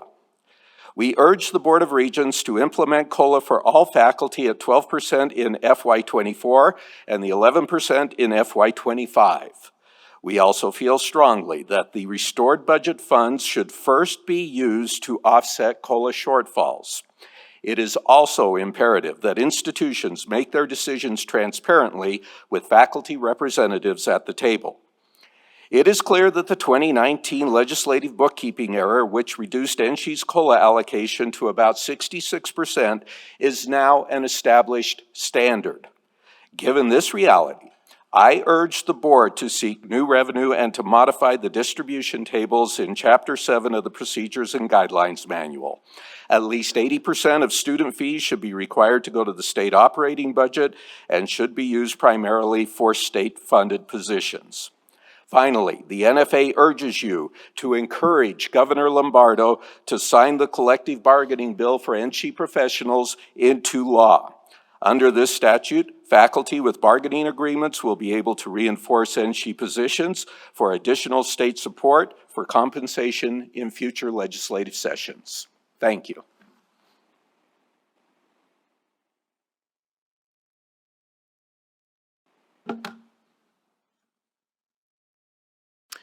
Good afternoon, Mr. Chair, Vice Chair, members of the NSHE Board of Regents, Mr. Chancellor, and Presidents. For the record, my name is Dawson Deal, spelled D-A-W-S-O-N-D-E-A-L, and I have the honor of serving as the Director of Government Affairs for the Associated Students of the University of Nevada. Today, I would like to acknowledge the fiscal impact resulting from the proposed cost of living increase funding for the upcoming biennium. The recent decision by the legislature to not fully fund these COLAs through AB 522 has created a significant funding gap that demands our collective attention and action. According to the fiscal analysis provided by our university, the funding gap is projected to amount to over $20 million in the next biennium. In order to address the gap, UNR has proposed a plan that includes holding vacant positions, making cuts to operating budgets, and implementing potential increases in student registration fees. As identified by UNR, it is important to acknowledge that these actions will have potential impacts on the quality of services provided to students, faculty, and the community. We can anticipate longer wait times for critical student services, potentially reduced course availability, and limitations on academic breadth. Moreover, cutting operating budgets could jeopardize funding for vital resources such as library subscriptions, software, and computer maintenance, repairs, and equipment replacement. With that, however, I would like to recognize the shared struggle among NSHE administration, the board, faculty, and students. I commend the board and President Sandoval for your unwavering dedication and comprehensive understanding of this matter, and I appreciate your willingness to engage in the important discussions that lie ahead. In the light of these challenges, I urge all stakeholders to engage in thoughtful and collaborative discussions to find sustainable solutions that prioritize the well-being of students, faculty, and staff while preserving the university's mission and commitment to academic excellence. Thank you for your attention to this matter, and I appreciate the opportunity to address you today.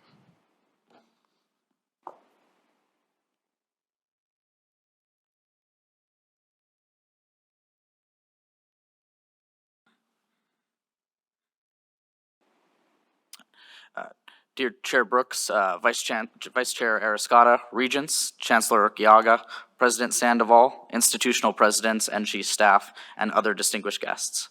My name is Matthew Hahn, M-A-T-T-H-E-W, Hahn, H-A-W-N, and as most of you know, I have had the privilege of serving as the Graduate Student Association President here at the University of Nevada, Reno since summer 2021. In the past years, I have actively addressed graduate students' challenges here at the University of Nevada, Reno, while working closely with my counterpart, Nicole Thomas, who represents graduate students at UNLV.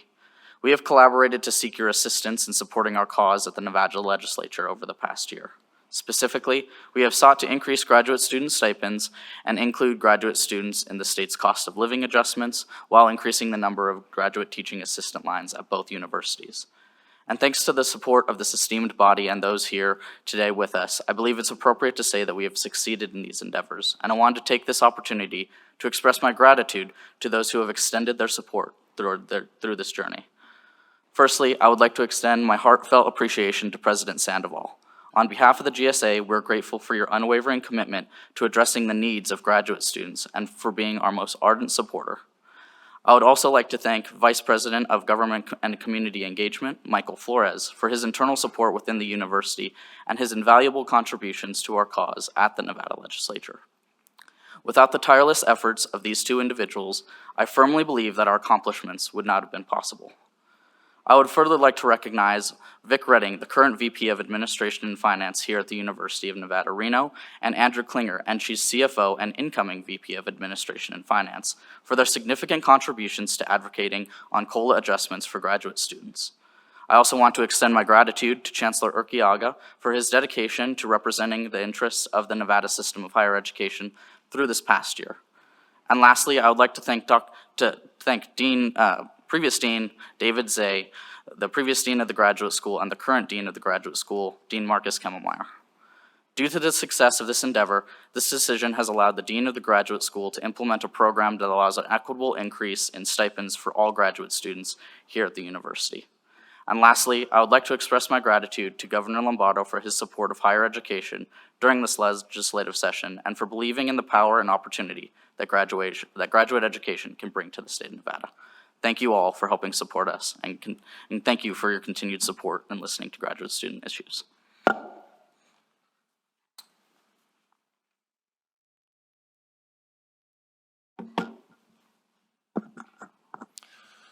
Good morning, Chair Brooks, Vice Chair Arascata, Regents, Acting Chancellor Urquiaga, Presidents, and guests. My name is Eric Marchand, E-R-I-C-M-A-R-C-H-A-N-D. I teach in the College of Engineering at UNR, and I've had the great pleasure to represent academic and administrative faculty as chair of the Faculty Senate this past year. I would like to welcome you to our beautiful campus, and I hope you've enjoyed the Northern Nevada weather that we get. As I'm sure you're well aware, we have just completed a historic legislative session that has restored budgets for higher education, provided much-needed funds for deferred maintenance, enhanced support for our hardworking graduate students, and provided cost of living adjustments for employees in the state of Nevada. Sadly, the legislature underfunded COLAs for NCHE professionals and has set the stage for some difficult decisions for NCHE leaders and institution presidents. I do not envy the position this has put our leaders in, since there are no easy solutions. That said, leadership intrinsically requires difficult decisions. I encourage the board to send a clear message of support to our dedicated and hardworking professionals by fully funding COLAs for the next 2 fiscal years. I am well aware of the challenges associated with closing the funding gap, but I would encourage our system and institution leaders to establish a culture of unwavering support for our faculty, who are often referred to as the soul of our institutions. While it is difficult to quantify, culture is key to any successful organization, and our state is in dire need of a higher education system that has a winning and supportive culture. If you were present during the Grant Thornton presentation yesterday, we were shown a figure. I kind of geeked out. It looked like a periodic table. It showed each state and the rate of post-secondary attainment for each of those states. We were at the bottom, 43.9%, much lower than the average of 53.7%. If you looked at all the states touching Nevada, they were well above 50% with an average of 55.1%. We can and must do better. We must be the change agents that Nevada needs to lead us out of this last place position, okay? Myself, my dedicated faculty, we're ready to help in every way possible. We need your support. Please help us, help the state move out of this position. Thank you for the opportunity to contribute. I appreciate your service to the state. Thank you. Thank you. We'll move right into agenda item number 4. Are there any regents who have introductions or would like to acknowledge anybody who's here? Looks like Regent Del Carlo. Yes, this is our regent reports. I do have a report, and here we go. I attended 11 commencement ceremonies, and this is the first time in my 7 years that I finally had family members. And so I just wanted to, it had a completely different meaning to me going to commencement and seeing my great nephew become a doctor from the UNR School of Medicine. He's already left Reno and is doing his residency in emergency medicine. So I'm very proud of him.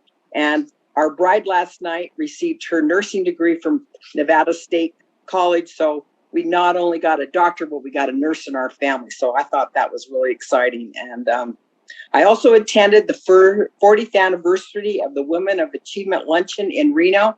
This is a huge luncheon every year. There was 1,400 women there, and we honored, WNC nominated and honored Dr. Dana Ryan, and thank you TMCC for allowing me to sit at your table. This is one of the largest scholarship programs for women in Reno, and they raised $100,000 at the luncheon. They normally give around $450,000 a year in scholarships, and it's not just high school students, but a lot of it is women returning to the workforce. And they just do such wonderful work. I just wanted to do a shout out to them. And all of our institutions, UNR was there, and so was DRI. So we were very well represented at that luncheon, and I'm really proud of NCHE for their full participation.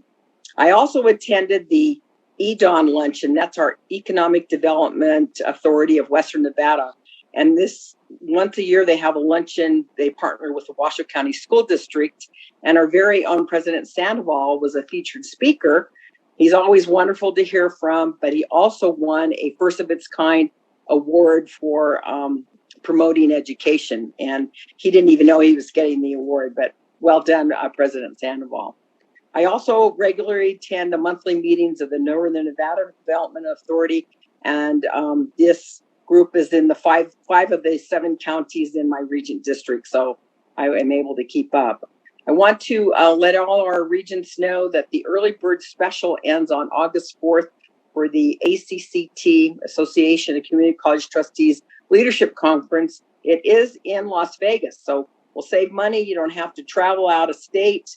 It's going to be October 9th through the 12th. So far, I'm the only regent that has registered.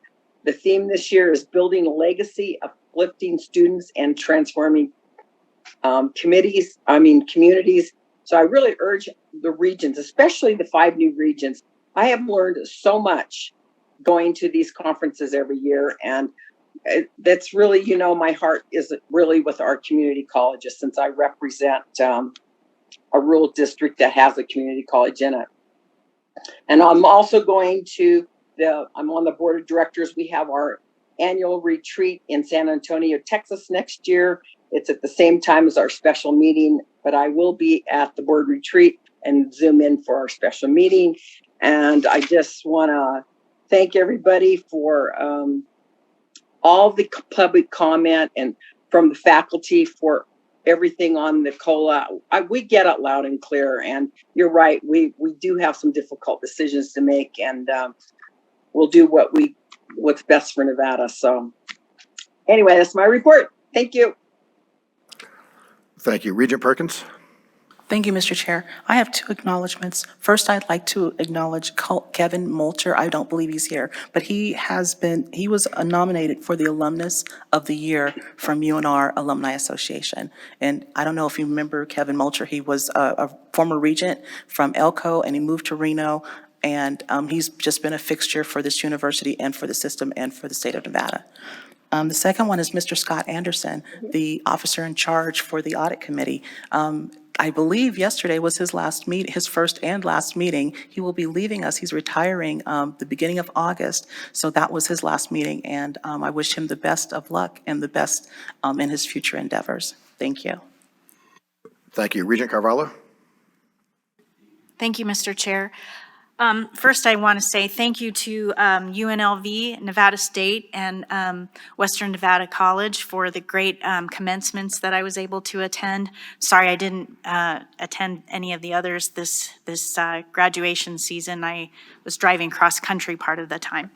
And I specifically want to say that I attended the Northern Nevada Correctional Center's commencement earlier this week, and that was a very impactful graduation.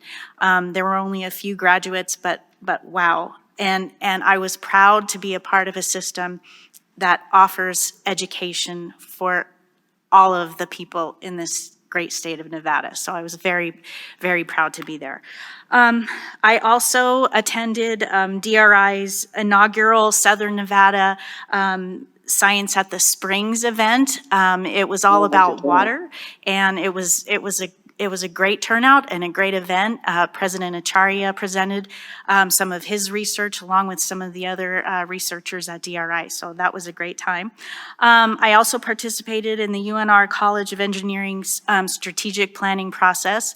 I've gotten quite an education in strategic planning, and I certainly appreciate their invitation to participate in their process.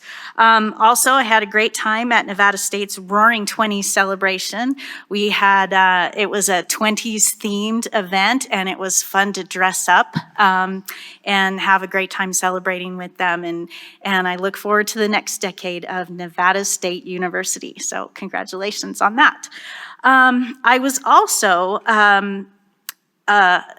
privileged to be a panelist on the Voices in Voting Summit at Springs Preserve. This is an organization that works with the community and local schools in Southern Nevada to increase civic education. So I wanted to thank Senator Woodhouse for inviting me to that. We had a great, engaging conversation with students, parents, and teachers there, and I look forward to that organization and that event growing. Finally, first I want to say, you know, it took me 10 years to get my bachelor's degree, and I, at times, struggled at UNLV. I remember one time after a grade on a test that I got I wasn't happy with. I was walking down the quad, calling my husband, crying about it. But it was fair. This teacher was tough but fair. I learned a lot from her. It was in my final semester at UNLV. And like I said, I struggled sometimes. It was tough as a non-traditional student. I had a child at home, and I worked hard for that degree. And when people say, you know, nobody can take away your education, I firmly believe that, and I feel that firsthand. But a full circle moment for me was a very special event that I was honored at UNLV in April. I was honored as a distinguished alumna from the Department of Anthropology. And so I want to thank the College of Liberal Arts for recognizing that. And I also wanted to thank Vice Chair Arascata, Regent Brown, and Regent Del Carlo for being there and supporting me on that. So that was a very special day for me. And sometimes when you're in the thick of your education and working hard on those tests and projects and things, and you think, man, I wish I would have gotten a better grade on that, or I wish I had a better GPA. Sometimes it does come back to you, and you get that recognition later on in life.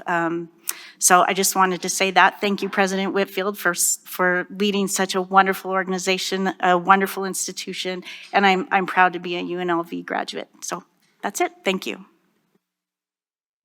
Thank you. Are there any other regents with Regent Downs? Thank you, Chair Brooks. Regent Downs for the record. So I was able to attend a few of the award ceremonies at, I believe it was TMCC, WNC, and UNR.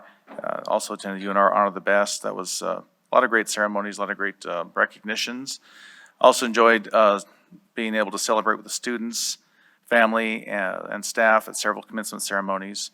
It's great to see the culmination of years of sacrifice and hard work.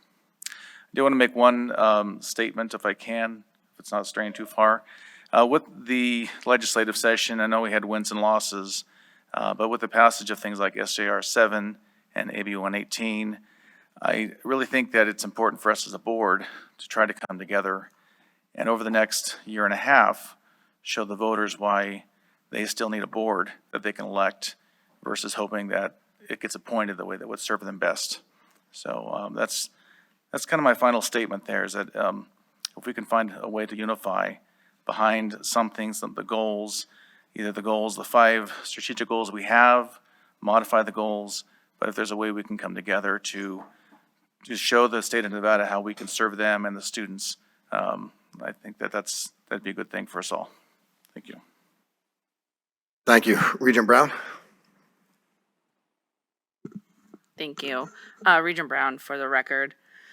So I want to first start off by extending a warm welcome to our new and returning student body presidents. I am genuinely excited to have the opportunity to get to know you better and work collaboratively with you over the next year. Your leadership and representation as student body are integral to our institution's success, and I look forward to supporting your initiatives and advocating for your needs. Similarly, I'd like to acknowledge our faculty senate chairs. Your commitment to academic excellence and your invaluable contribution to our institutions are highly appreciated, and I look forward to working with each of you as I get to know your campuses better. Over the last month, we've heard our presidents talk about this, but we had almost 11,000 graduates across our system. That's pretty impressive. And I had the privilege of attending 14 commencements. Sorry, Regent Del Carlo. I think I might hold the record. And it was really nice because I got... You don't. It's fine. Oh, so I didn't know I was still on. Sorry, but my number's 16. I meant for right now, but you know, I gotta mute myself. Sorry. Anyways, we'll take that offline. And it was really nice because I got to witness 8,500 students walk across the stage and celebrate their achievement.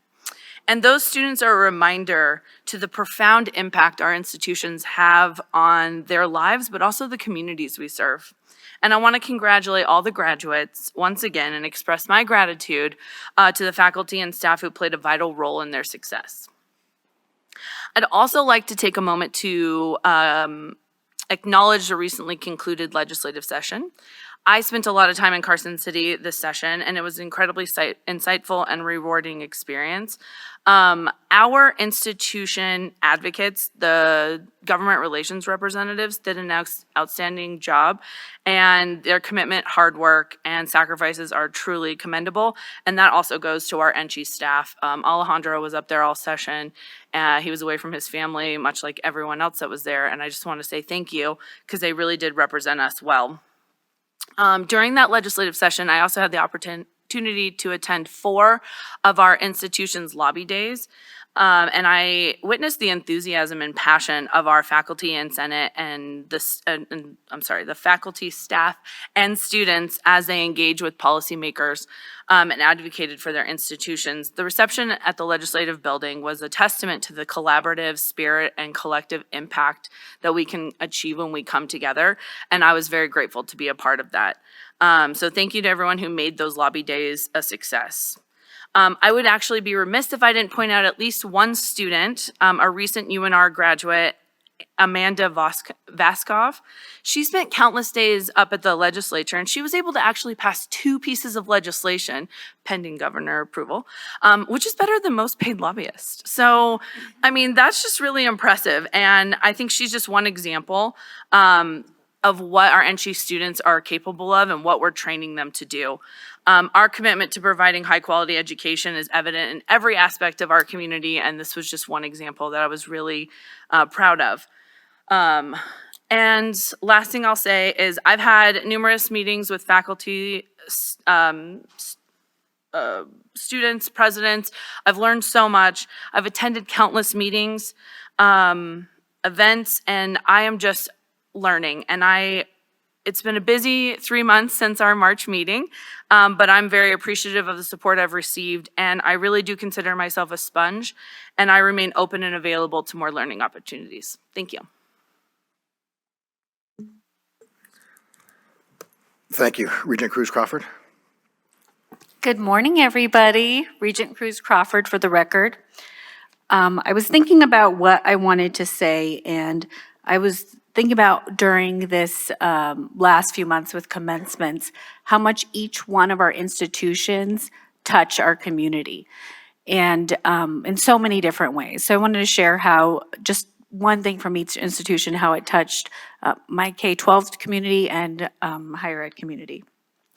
Desert Research Institute, I have every single one of my fifth graders in K through 5 interacting with your robotics program for free. Thank you. My teachers love it. They love the free training, and thank you for providing that.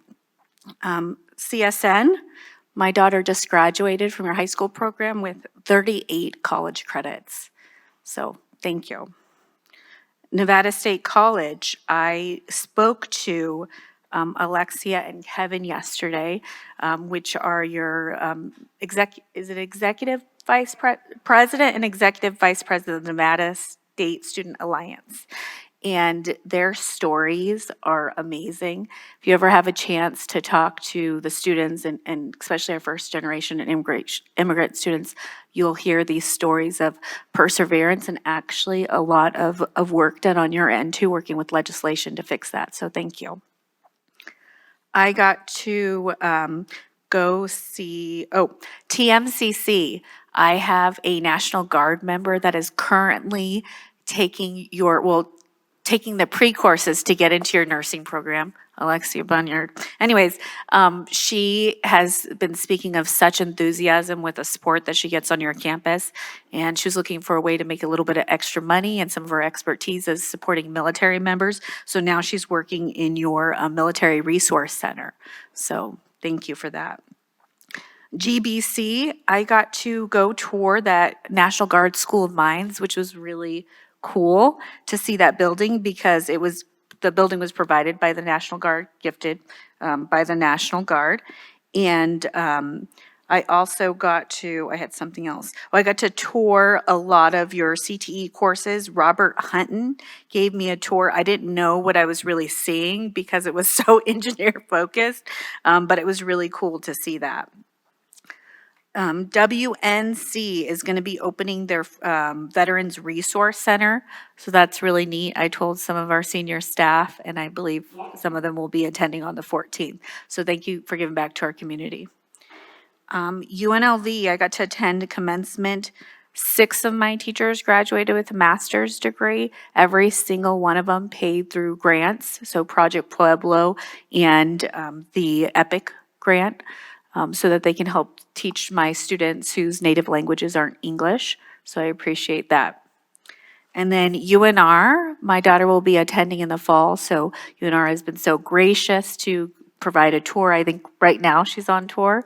And also President Sandoval yesterday took some time out to show her some of the history of the buildings. So thank you for that.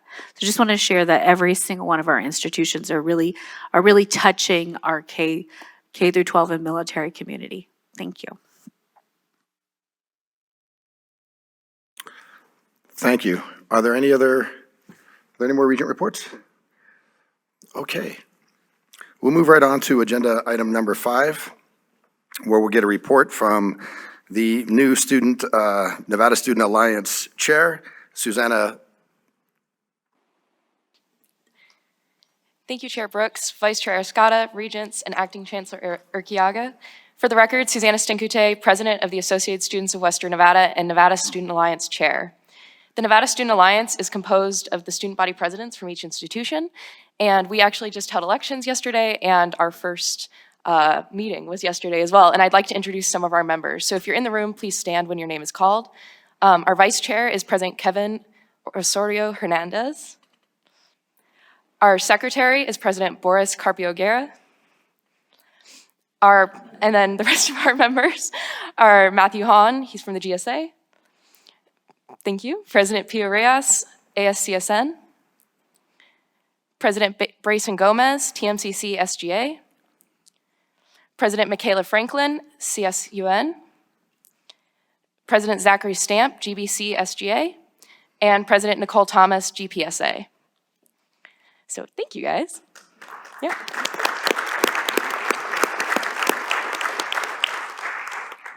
All right, so let's get into the actual updates. From the Associated Students of the University of Nevada, the ASUN Department of IDEA has started partnering with the Northern Nevada Pride Pack Parade, and ASUN is happy to be a co-sponsor alongside the university and supporting folks during Pride Month. The ASUN legislative priorities are now waiting for the governor's approval. They have also started their new Path to the Pack program, which reframed the ASUN internship to a partnership to be better inclusive for their students. They have reached a full association and are having their last student nominees all get confirmed through the ASUN Senate body. It's a really exciting moment, and everyone is eager to shake up the campus. From the Graduate Student Association, the GSA held their biannual clothing drive where they partnered with the Nevada Alumni Association. As a result, they received many donations for their spring clothing drive, including a donation from President Sandoval. The GSA also held their first Unity and Diversity event in which they celebrated the diversity that makes up higher education. They would like to thank President Sandoval, Provost Jeff Thompson, Regent Del Carlo, and Regent Downs for helping and participating in this event. Finally, GSA President Matthew Hahn was elected to the chair of the National Graduate Student Coalition, GRAD, to help represent issues graduate students face on the national level at the U.S. House of Representatives in the GRAD caucus. Congratulations. From the Student Government Association at TMCC, this summer the SGA will be continuing their Student Scope project, where they are locating and promoting lizard-friendly businesses in the Northern Nevada area. And here are a few of the SGA's goals this year: to increase its outreach and let the students know that they are there for them. They strive to hold more social and engagement events to get their name and voices out there, helping to foster a joint relationship between the SGA and the TMCC student body. Third, a more personal goal from President Gomez is to have more advocacy for TMCC students, helping to amplify their voices to the board meetings or Nevada legislators. From the Nevada State Student Alliance, they're dedicated to community outreach, addressing food and housing insecurity, and advocating for undocumented and documented students. NSSA is focused on engaging with local communities through educational workshops and volunteer programs. NSSA is also committed to combating food and housing insecurity by raising awareness and collaborating with local community organizations. NSSA advocates for inclusive support and equal opportunities for undocumented and documented students through awareness campaigns and policy advocacy. Through this, NSSA wants to promote diversity, equity, and inclusion. NSSA's commitment reflects the aim to enhance its students' lives and foster an inclusive academic community. From the Graduate and Professional Student Association, this year, the GPSA will be focusing on improving the mental health quality for graduate and professional students, fostering community through socials and service activities for graduate and professional students, updating the governing structure and documents for the GPSA, creating and maintaining a new pipeline for students coming into grad school, as well as graduating into the workforce, and last but not least, increasing awareness of GPSA and its resources. From the Associated Students of Western Nevada, we held our elections, and I'm really excited to have the opportunity to serve WNC students for my second term. We also attended WNC's Day at the Legislature. Our members got to sit on the floor and advocate for our students' needs. And ASWN is also working on a resolution to support our students' mental health needs, and we are looking forward to passing that at the beginning of our 50th session. We hosted Awards and Appreciation, an event which highlighted the best and brightest of Western Nevada College. We highlighted Faculty of the Year, Jumpstart students, and more. And finally, just this week, WNC received Community Support Services grant in the amount of $10,000 from the City of Carson City to support the Wildcat Reserve Food Pantry. This is a critical resource for our students that experience food insecurity while pursuing higher education. And from the Associated Students of the College of Southern Nevada, one of their important plans for the summer is to make a student bill of rights from scratch. Former ASCSN student body president Yvette Machado brought this project forward, and her student government at the time postponed the document indefinitely. The new ASCSN administration came up with a plan for the next few months to research information and survey their students so they can put their input into the student bill of rights. They also want to engage with their students through the summer and fall and make sure that their voices are being heard. That concludes my updates. Thank you. Thank you, Chair Stankoot. We appreciate that, and once again, congratulations. We'll move right into our classified workers report. Natasha Anderson is online, if you'd like to begin. Good morning, all. I wanted to take a moment to thank you for taking the time to listen to what we have to say. My name is Natasha Anderson, and I am the Secretary for the NC Classified Council. Thank you for the opportunity to speak on behalf of all classified councils. Here are some of the things we wanted to speak about. Firstly, we would like to thank you all for the hard work that you put in for the COLA that goes into effect starting in July. We appreciate the support that we have received in voicing our concerns about wages. We know this was no small feat. It is a very substantial increase for COLAs. So we are extremely happy with that. We do have some questions and concerns regarding comp time at some of the institutions here through INCHE. We would like to make sure that we keep everything equal between all campuses. What goes on at one campus, we want to make sure is going on at all campuses. Also, if something does change within the campuses, they would like to have clear communication going out to all classified staff. But most importantly, we do want to thank everybody's support in helping us, that helped us achieve what legislature was able to put through. Thank you. Thank you for that report. We appreciate it. We'll move right into the Chair of the Council Faculty Senate report by Tracy Sherman. Thank you. Yes, Tracy Sherman for the record. Acting Chancellor Urquiaga, regents, and guests, the Faculty Senate chairs, and by the way, several people already stole my thunder, so sorry. It's on, yeah. So sorry for any repetition, but the Faculty Senate chairs wish to express our thanks to the Chancellor and the board for their hard work on obtaining a much-needed COLA increase for your employees. This has made everyone feel valued and appreciated.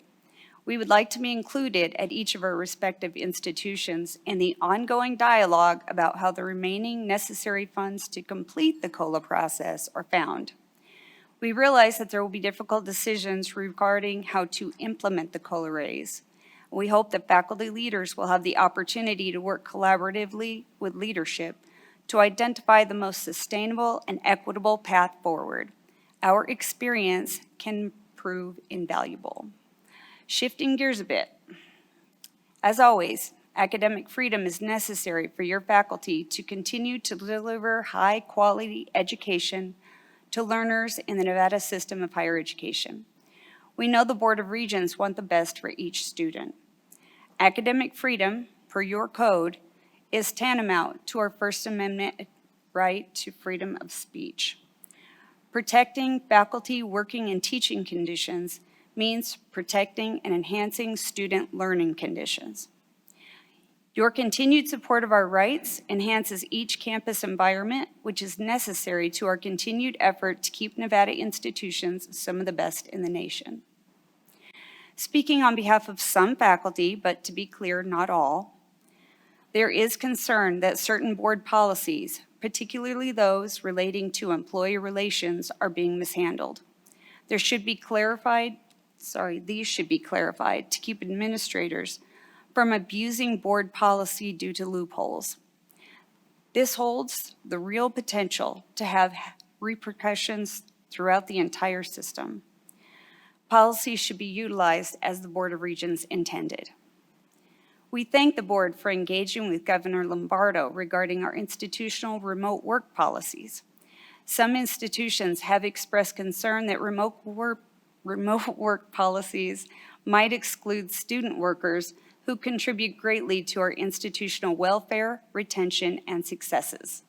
Again, the Faculty Senate chairs have experience and insight that would be useful in these deliberations. Faculty feel encouraged by your decision to share governance by including our voices in the search for the new chancellor. Everyone knows the importance of this position. We look forward to meeting the finalists and offering our opinions about the future of the system. Finally, the outgoing Faculty Senate chairs would like to give a final thanks for your graciousness and welcoming of our comments and concerns. We strive to represent our unique faculty needs and independence of each institution. We have been honored to act on behalf of our colleagues. Their trust is humbling. We hope we've lived up to their expectations. We have assured the incoming Faculty Senate chairs that they will be received with open arms. I would be remiss if I didn't thank UNR for their gracious hospitality. Thank you. Thus concludes my final report as the chair of the Council of Faculty Senate Chairs. Thank you. Thank you, Chair Sherman. We appreciate the time that you spent with us in your capacity as chair. Thank you again. We'll move over to the Chancellor's report. Acting Chancellor Dale Urquiaga. Thank you, Mr. Chair. For the record, Dale Urquiaga, Acting Chancellor for 56 more days. I want to just give you a real quick update on a few items mostly related to personnel. You'll hear a lot about the budget and the legislative session during this meeting. You've heard a lot of discussion about the COLA and the fact that professional employees, that COLA must be set by the board. So for folks who are wondering, that does not happen at this meeting. There will be a special meeting probably before July 1st, at which time the board will take action on that. Classified employees automatically will receive the 12% on July 1st. Last night, if you did not see the news, Governor Lombardo signed the bill creating Juneteenth as a state holiday. That bill is effective upon passage and approval. So that is now the holiday in Nevada, which means that we should soon receive notification from the Division of Human Resource Management of the state that will go to our human resource managers, clarifying all those processes that they do behind the scenes. But this means that a week from Monday, INSHE will be closed and all of its institutions. So if you want to plan a 3-day weekend, do it now. It is now the law of the state. And I would commend this board for adopting a resolution supporting that holiday. It was nice to see it. Your words represented by our staff in Carson City. When President Sandoval mentioned the departure of Andrew Klinger, I just wanted to take a moment of personal privilege. Andrew has served at system administration for over 4.5 years and has served the state in a number of other capacities. He is also my friend, and he is one of the finest public servants with whom I have ever worked, and I have worked with a lot. And so if you would please join me in thanking Andrew for his service to the system.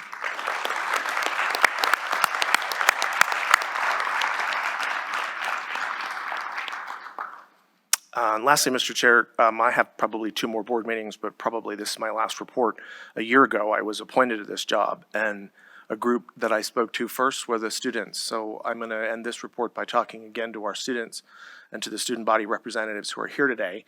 I've told you, you have been my favorite part of this job, due respect to all the other meetings that I go to. That's the best meeting. And I would say again to you, I was you. I was never a student body president. I've never been that popular in my life. I was, however, an associated student senator.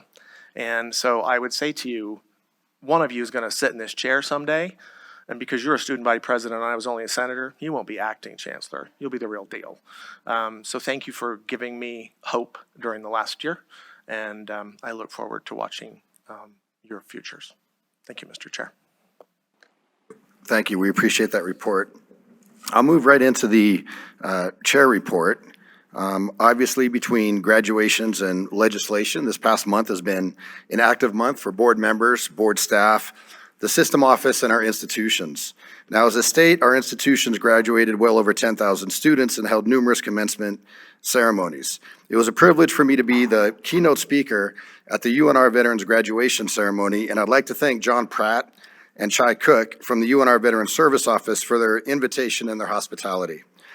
I'd like to thank all of the regents who participated in graduation events throughout the state, and more importantly, I'd like to congratulate all the students who graduated. As a board, we recognize that the success of students lies within our institutions and couldn't be possible without the support of faculty members, and administrators who work tirelessly to ensure student success. Last month, we honored our military fallen during Memorial Day events. I had the opportunity to participate in this year's Operation Battleborn Ruck to Remember with the UNLV Rebel Vets. If you're unfamiliar with the program, Ruck to Remember is an event that takes place over the course of 10 days. And essentially, as we heard earlier, it begins in Carson City, and it moves all the way through the state down to the Boulder City Memorial Cemetery, where 7,000 service member dog tags are carried. This event is done collaboratively between the Truckee Meadows Veteran Club, the UNR Veteran Services Office, and the UNLV Rebel Vets. Now, during this time, I had the honor of carrying a ruck for the last 2 miles of the leg with dog tags to present to the cemetery, and I did that in honor of Aaron Manfredi, who was the former president of the UNLV Veterans Association. And I thought that it was just a beautifully fantastic event and process, again, with the collaboration of various campuses. And I can't overstate the importance of the work that's conducted through all of the campus veteran service organizations and coordinators. I believe we've all intently observed the legislative session, and I'd like to offer that this has been probably one of the most politically challenging sessions that I've witnessed. I'd like to thank the governor for his support with higher education budget restoration and other funding, particularly graduate student stipends. I do find it a little unfortunate that his amendment to support responsible COLA funding was not heard, and I believe now that there's a lot of work for us to do to clean some areas up that have to do with fiscal responsibility. As the final processes are put together to usher in a new chancellor, I look forward to the important work that lies ahead of us. I think it's important to remember that long after members of this board are gone, the institutions will still be standing, and they'll probably have new challenges to face. While we're here, our focus should be entirely on those areas where we can make a difference through policy to support enrollment, student success, and the improvement of our institution capabilities. Thank you very much for your time. At this point, we're going to take a 5-minute administrative break, and then we'll come back for the meeting. Thank you. All right, if we can find our seats, we'll resume the meeting.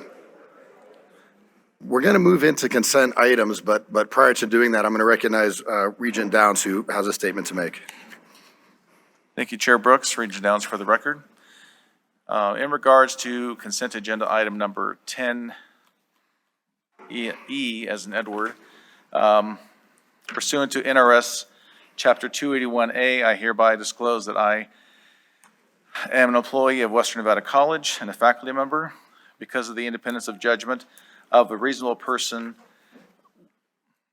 could be materially affected my position, I will abstain in this matter for the collective bargaining vote. I will say that I've heard different interpretations of that.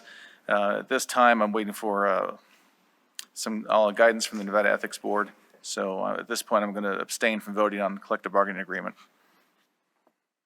Thank you, Regent Downs. So we'll take consent items 10A through 10E in their totality. Is there a request at all to pull any of the consent items? Yeah. Regent Brown? Yeah, thank you. Regent Brown, for the record, I would like to remove item 10C from the consent agenda and move it and vote on it separately. Okay, we'll remove 10C. Regent Perkins? And also to remove 10E, so we can vote on it as a board, and Regent Downs can still participate on the other consent items. Okay, so we'll take right now consent items 10A, 10B, and 10D. Do we have a motion to approve? So moved. Second. So it was moved by Regent Perkins, seconded by Regent Downs. Is there any discussion on this? I'm sorry, was it Regent Brown? I stand corrected. Okay, so seeing that there's no discussion on this, all those in favor say aye or yes. Aye. Aye. Aye. Those who oppose say no or nay. Those have been approved. We'll now take a look at item 10C. Regent Brown, I'll allow you to make your statement and comments regarding that item. Yeah, thank you so much. Regent Brown, for the record, I would like to nominate Regent Cruz Crawford to serve on the Nevada State Board of Education. She is a subject matter expert, and I think our board would be greatly served having her as our representative.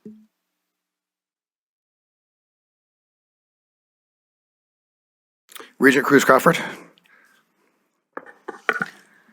This is Regent Cruz Crawford for the record. I did express interest. I know Regent Erscott has been doing an excellent job with the board. I did express interest. I would really like this position on the Nevada State Board of Education because of my 20 years of experience teaching and leading K-12 institutions. One unique thing about being a principal is that I get to be in a unique role where I get to create policy and legislation, but I get to see how it actually touches students and what that means to students and staff members, and as a practitioner of these policies. And I would be honored to have that position.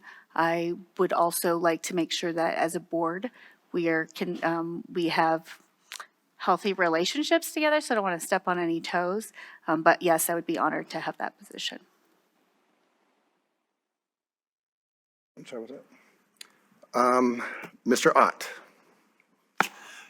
Deputy Attorney General Greg Ott. Just wanted to flag for the board and the chair, the way this has been agendized is approval of an existing nomination. So this conversation is completely appropriate as germane to the nomination on the agenda, but for the board to move forward, they should be voting on this agenda item. And then if it fails, you could bring back whoever you wanted to at a future meeting for the nomination. Thank you. I appreciate that clarification, and I think that was something that we had certainly had conversation about should this situation arise.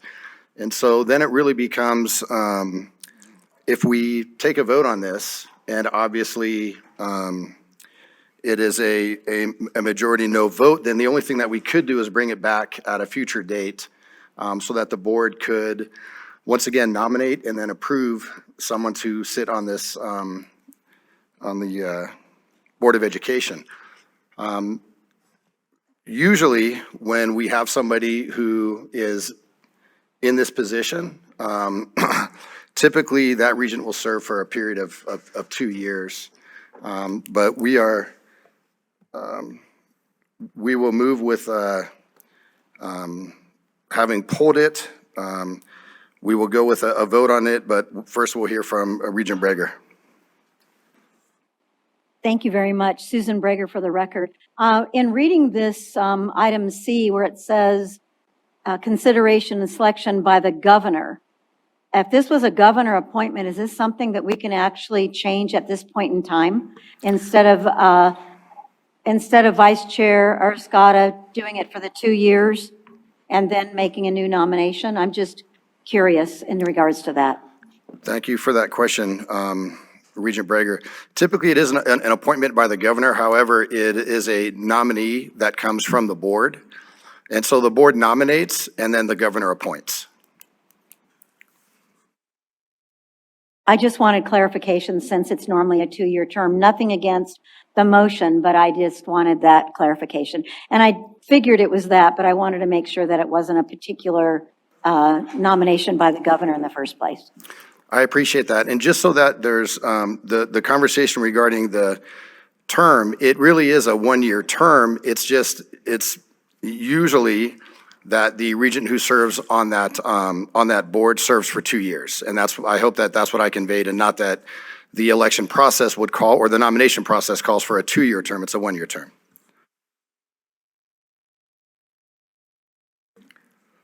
Regent Perkins. Thank you, Mr. Chair. I think after much consideration for this item, I believe that Regent Cruz Crawford would serve us well because of her experience in K through 12. And so she can give the opinion from both sides, basically, from K through 12 and then from 12 through 20. So I would be in support. I mean, like was earlier said, it's nothing against Vice Chair Erscott. It's just that it seems like Regent Cruz Crawford is a better fit for this position. Okay, so let me ask you this, Mr. Ott, can we, at this point, even though the item's been agendized, it's very clear the will of the board is to move in a different direction. Can we just bring this agenda item back at another date with a nominee? Or is it required that we take the vote on this now and then move in accordance with that vote? Deputy Attorney General Greg Ott, and you were also being flagged by one of your regents, but I'll answer the question. You could remove this from the item as your discretion as chair, as you did with item 25 earlier, so you don't have to take a vote if you don't want to. But the vote that would be taken would be on the nomination that's been agendized. Thank you, I appreciate that. Regent Goodman? Thank you. Is there a reason that a reappointment was put on the consent instead of put on as a different item? I feel like it's inappropriate for Regent Arascata to kind of get hit with this if he's on there for a reappointment on the consent agenda. Was there a reason we didn't put this just on the main agenda and have it be something where we could discuss the reappointment and who would be best? And that makes perfect sense. I think it was put in the consent agenda, frankly, because typically when a regent is appointed through the governor for this, it is a 2-year term. I understand. And because there were no regents at any time prior to probably the last couple of days that expressed interest in this, it seemed to be appropriate to just move it forward. Okay, thank you. Thank you. So at this time, if it's amenable with the board, then what I'll do is simply recognize that this item will not be going through, pull the item, and we will have in another meeting, we will have this agendized so that we can have a nomination and a vote and do it that way. And so with that, then we will simply remove consent item 10C from the agenda today. And now we will move into item 10E. Mr. Chair, I'd like to make a motion, if there's no questions, for approval of the collective bargaining agreement for WNC Faculty Alliance. Sure. Regent Perkins approved. Is there a second? I'll second. Carvalho? Regent Carvalho, is there any discussion? So all those in favor of 10E, please say yes or aye. Aye. Aye. Any opposed? Thank you. Anyone who opposes, please say no or nay. Okay, that item has been approved. Thank you. And there's one abstention, Mr. Chair. With one abstention, right, from Regent Downs. Thank you for pointing that out. I appreciate that, Regent Perkins. We'll now move into agenda item number 11 with the update from Acting Chancellor Dale Urquiagua.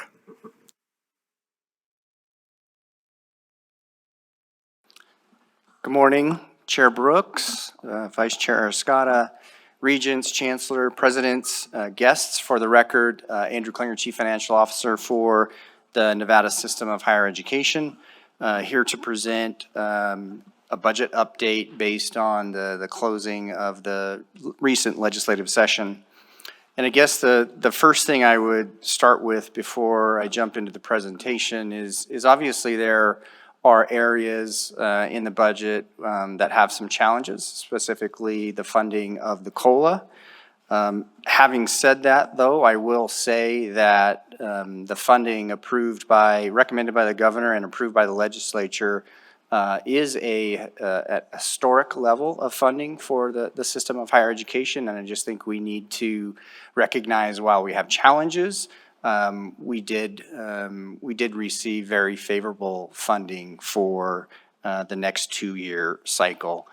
And so some of these slides you've seen before, and so I'm not going to spend a lot of time on them, but what I want to do is just sort of reference back to the items that were recommended by this board and then ultimately recommended by the governor, and just give you sort of where they ended up through the legislative process.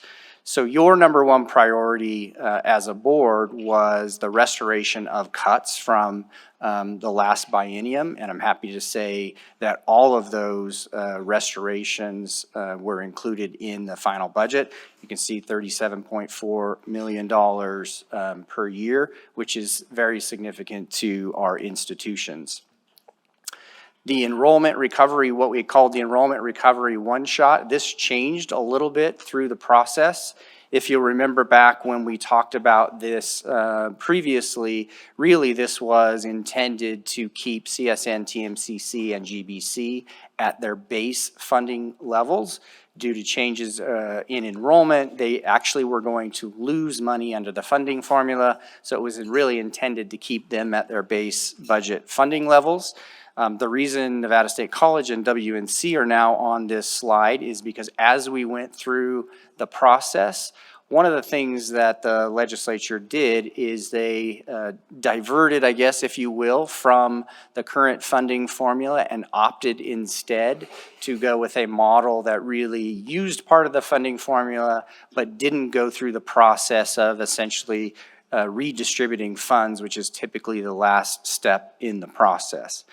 As a result of that, both Nevada State College and Western Nevada College would have lost funding under that proposal.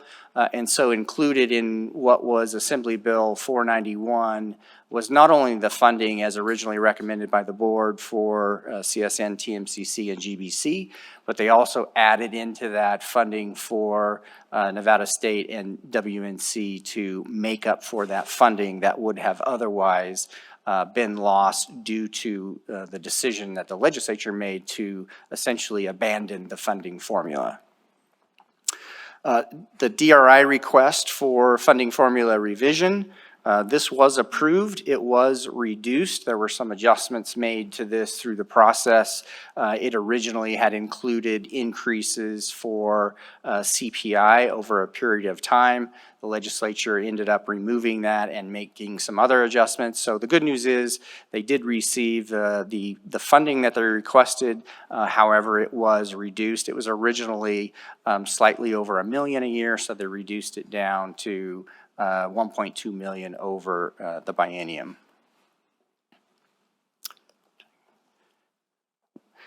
Graduate teaching assistants, again, this was an item that was recommended by the board and included in the governor's budget. I'm happy to say that the legislature did approve this without any change. You can see over the biennium for both UNLV and UNR, that's almost 20 million over the 2-year period. So very happy that that item was approved and went through. Next was the summer courses for teachers. Just a reminder to the board, currently the only courses that are funded for summer are nursing courses. This would expand that to teachers, and again, this was recommended by the governor and ultimately approved by the legislature. So going forward in the next biennium, depending on what the funding formula looks like, there will be a component included in that for courses that are taught in the summer for educating teachers. The UNR at Lake Tahoe, this ended up being a one-shot appropriation in the governor's budget.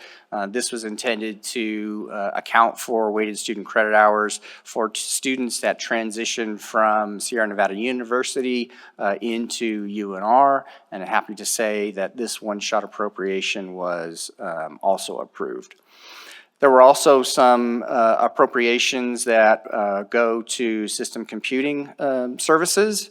Nevada Net fiber leases $3 million, equipment costs, $3 million, equipment costs replacement $5 million. Again, those appropriations were approved. The workforce and economic development funding, the recommendation that came out of the board and came out of ultimately the governor's office was for actually $12 million per year. And that $12 million per year was to go to the WIND fund within the Governor's Office of Economic Development. And that funding was earmarked for the colleges and the state colleges, and ultimately, in the end, we ended up adding the universities into that request as well. Unfortunately, that item was not approved by the legislature. GoEd also had a $20 million one-shot. In addition to the 24, they had a $20 million one-shot to support the WIND fund, and that item was actually reduced from $20 million to the $10 million you see on the slide here. So this is funding that the institutions will have to apply for and compete for. We've had discussions with the Governor's Office of Economic Development, and I believe they are going to earmark a portion of this $10 million for our institutions. I don't think all of it will be available for our institutions, so this is one area where the funding was reduced from what was recommended by the Governor.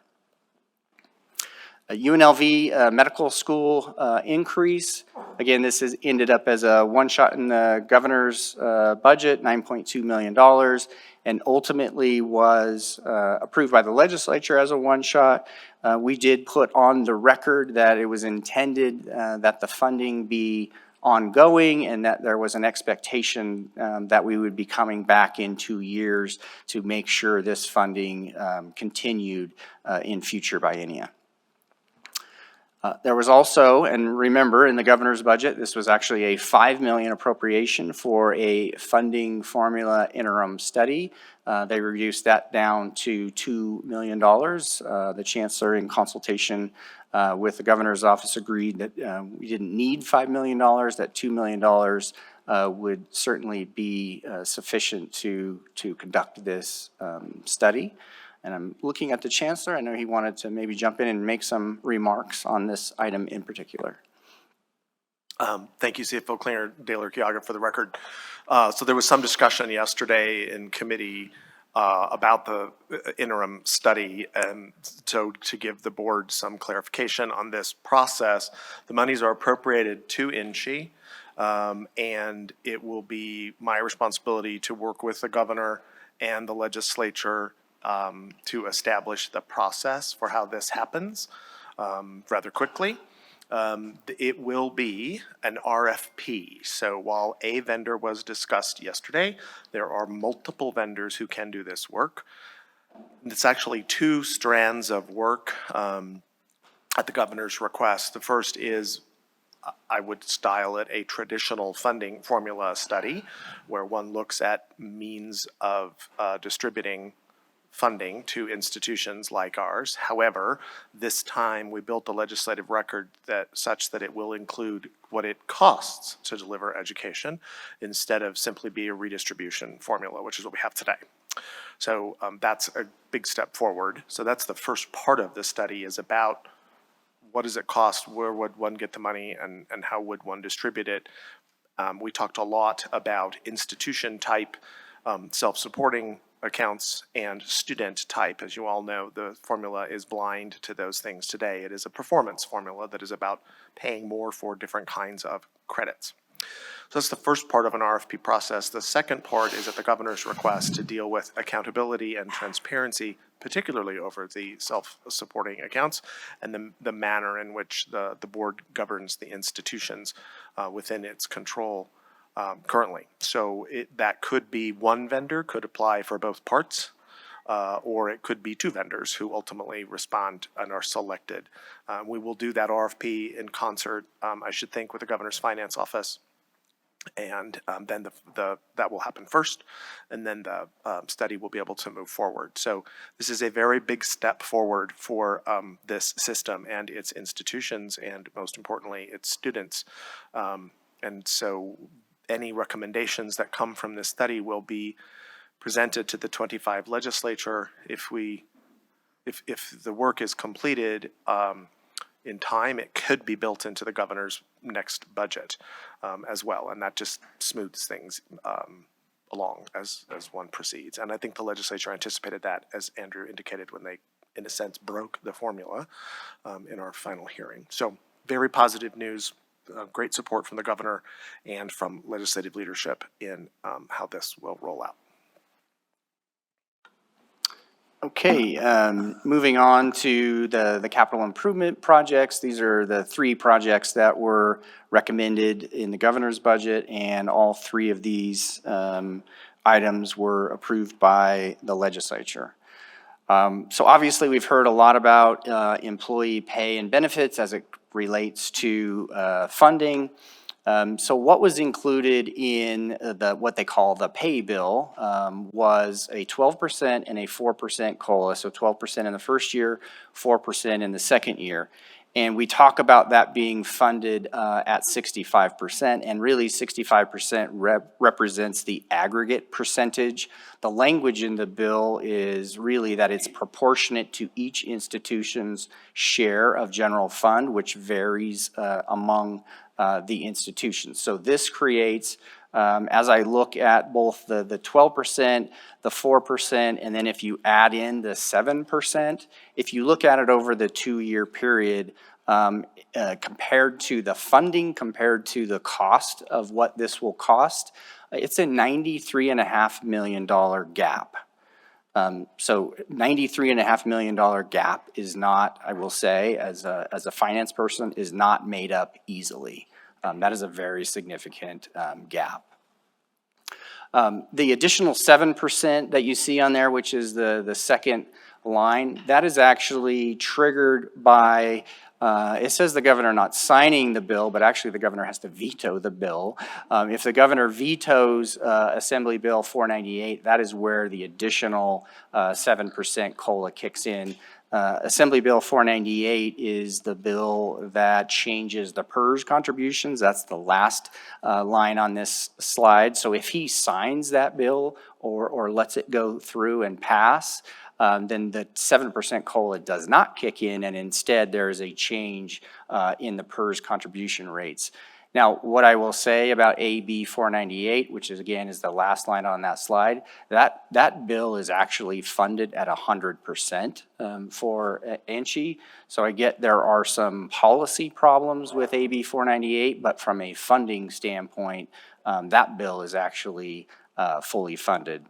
There are a couple other lines on this slide that we have not talked much about. One is the $250 per quarter incentive pay. And again, the legislature approved this very similar to what they did in AB 268.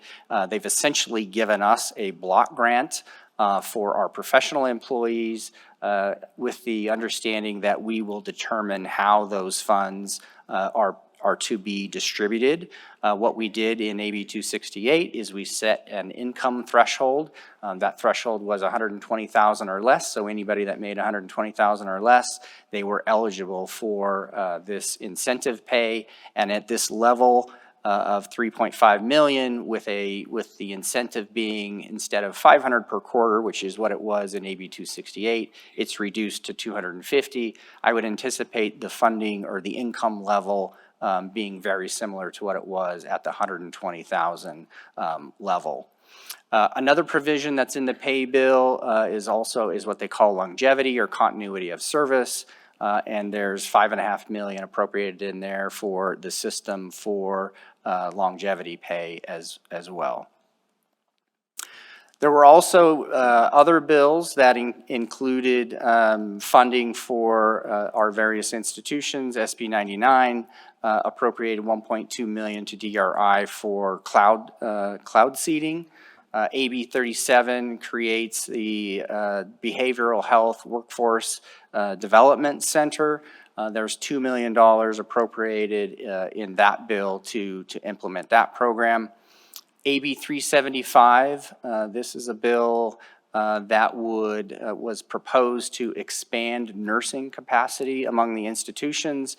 This bill originally had $18 million per year in it, but was reduced to $10 million a year. Those funds will be allocated to the various institutions to help expand their nursing programs. Nevada Grow at CSN was included for $1.9 million. The UNLV Thomas and Mack Legal Clinic, $1 million. And then some one-shot funding for the International Gaming Institute, the Nevada Small Business Development Center, and then again CSN for a Center for Excellence in Public Safety. And with that, be happy to answer any questions. Mr. Chair. Sorry. Sorry. No, I was still reading the report. Go ahead. While the regents absorb the mathiness, from my colleague, I'll give you just a couple of other bits of context as you think about what you might wish to ask. A couple of things. So the budget bills have been signed. So the authorizations and appropriations were clear there. The pay bill were clear there. All of those one-shot items were in separate bills. Those have not yet been signed. So don't count your chickens until they're hatched, or whatever my mother used to say. No indication that they would not be signed, but they haven't yet been signed. So we will watch that process. And then a number of those items on the last two slides are in what have come to be affectionately referred to as the Christmas tree bills, which passed the last night, that have 70 different organizations in them receiving anywhere from $25,000 to CSN's $4.5 million. So those two bills, I will say, passed with some controversy. And so just as you watch the news for the next 10 days as the governor absorbs all of this, Sundays excluded, for his decisions about vetoes, pay attention to the one-shots and the Christmas tree bills. We are very fortunate that, as Andrew has said, that the budget was funded at the level that it was, and that the one-shots were funded almost every request. And so that is, I think, to be celebrated. Two things, well, really just one last thing, I guess, to think about. The area where we lost some of our request money in workforce development capacity is of concern to me for this reason. There was a great effort in the building and in the institutions to provide money for this program and this program and that program and this kind of degree. And there was no coherence to it. So you see that list of nursing and behavioral health and a grant program. And so one of the many things that I have fallen short at, no doubt, in this job is providing a better workforce training plan, which is something that I wished to do when I was appointed. And I'm very thankful that Dr. Brown, from whom you heard yesterday, and Acting Vice Chancellor Patty Charlton are already working with the institutions. You heard yesterday about standardizing sort of course names and taxonomy in the self-supporting world. It is imperative that she go to the 25 session with a coherent workforce training request and not a hodgepodge of this and that's. That is one of my deepest learnings from the session. Legislators will always have their own causes, and we are very grateful for Senator Seaver's Gansert's $20 million for nursing, for example. She took the effort to reach out to me and Andrew and your deans, presidents, to ask for how much money they could spend. But she shouldn't have to do that, right? We should be there with our own proposal. So that's my one suggestion as you think about workforce, as you think about self-supporting programs, and as you think about the next budget request, support the system staff and the institution staff in developing a proposal that has greater coherence.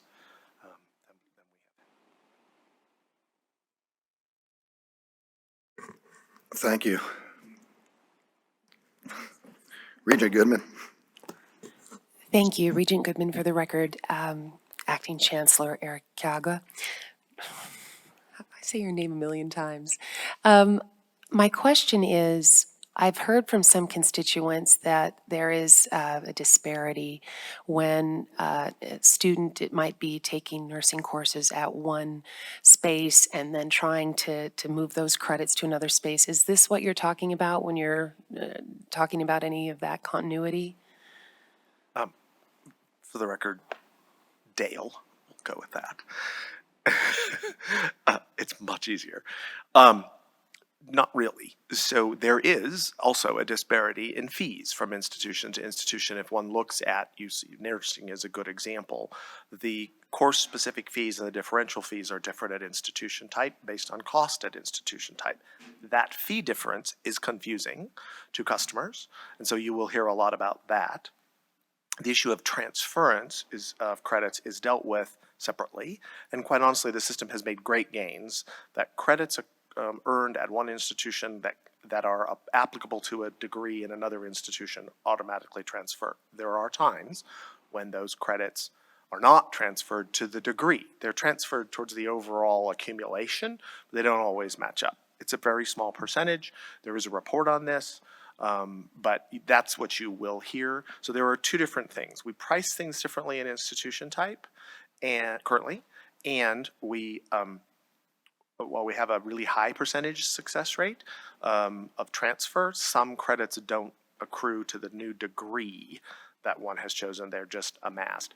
What I'm referring to more broadly is if nursing is an emphasis and mental health is an emphasis and machining is an emphasis and pharmacy tech is an emphasis, that be presented as a proposal and not a Christmas tree of throw some money at us for workforce development, but rather here are our workforce development proposals. Here's how they align with the state economic development plan so that, as Regent Perkins said yesterday in a committee, we know there is a job at the end of them and we have not awarded someone a certificate in a career where Nevada doesn't have employment. That's to what I'm referring, but I think all those issues you will deal with during the interim.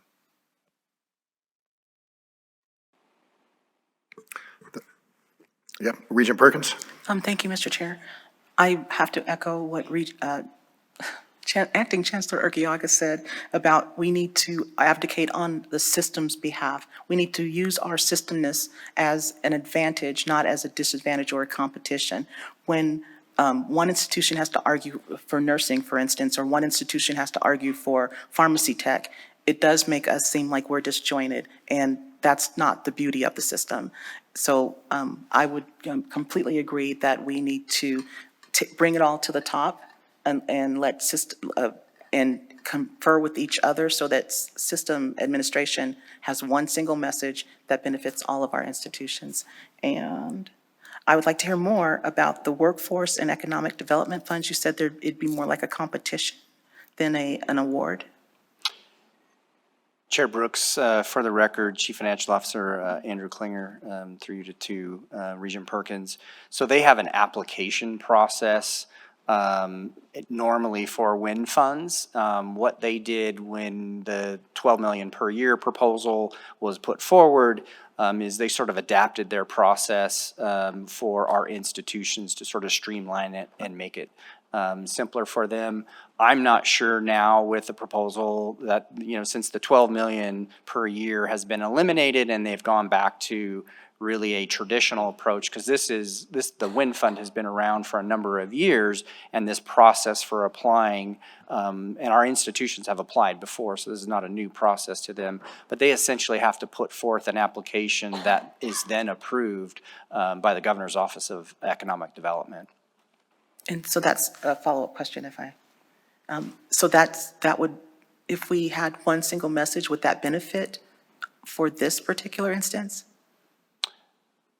For the record, CFO Klinger, certainly I think being coordinated would be helpful, but different institutions are going to have different types of requests because they're just going to have different areas of focus for these workforce development dollars. But certainly being coordinated, I think, would help in that in those requests.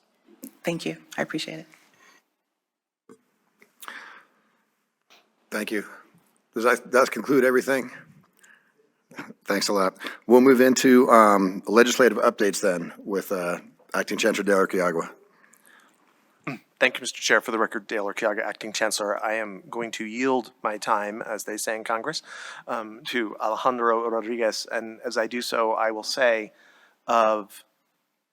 if I have done anything as Acting Chancellor, approving the committee's recommendation to hire this young man is the best thing I've done.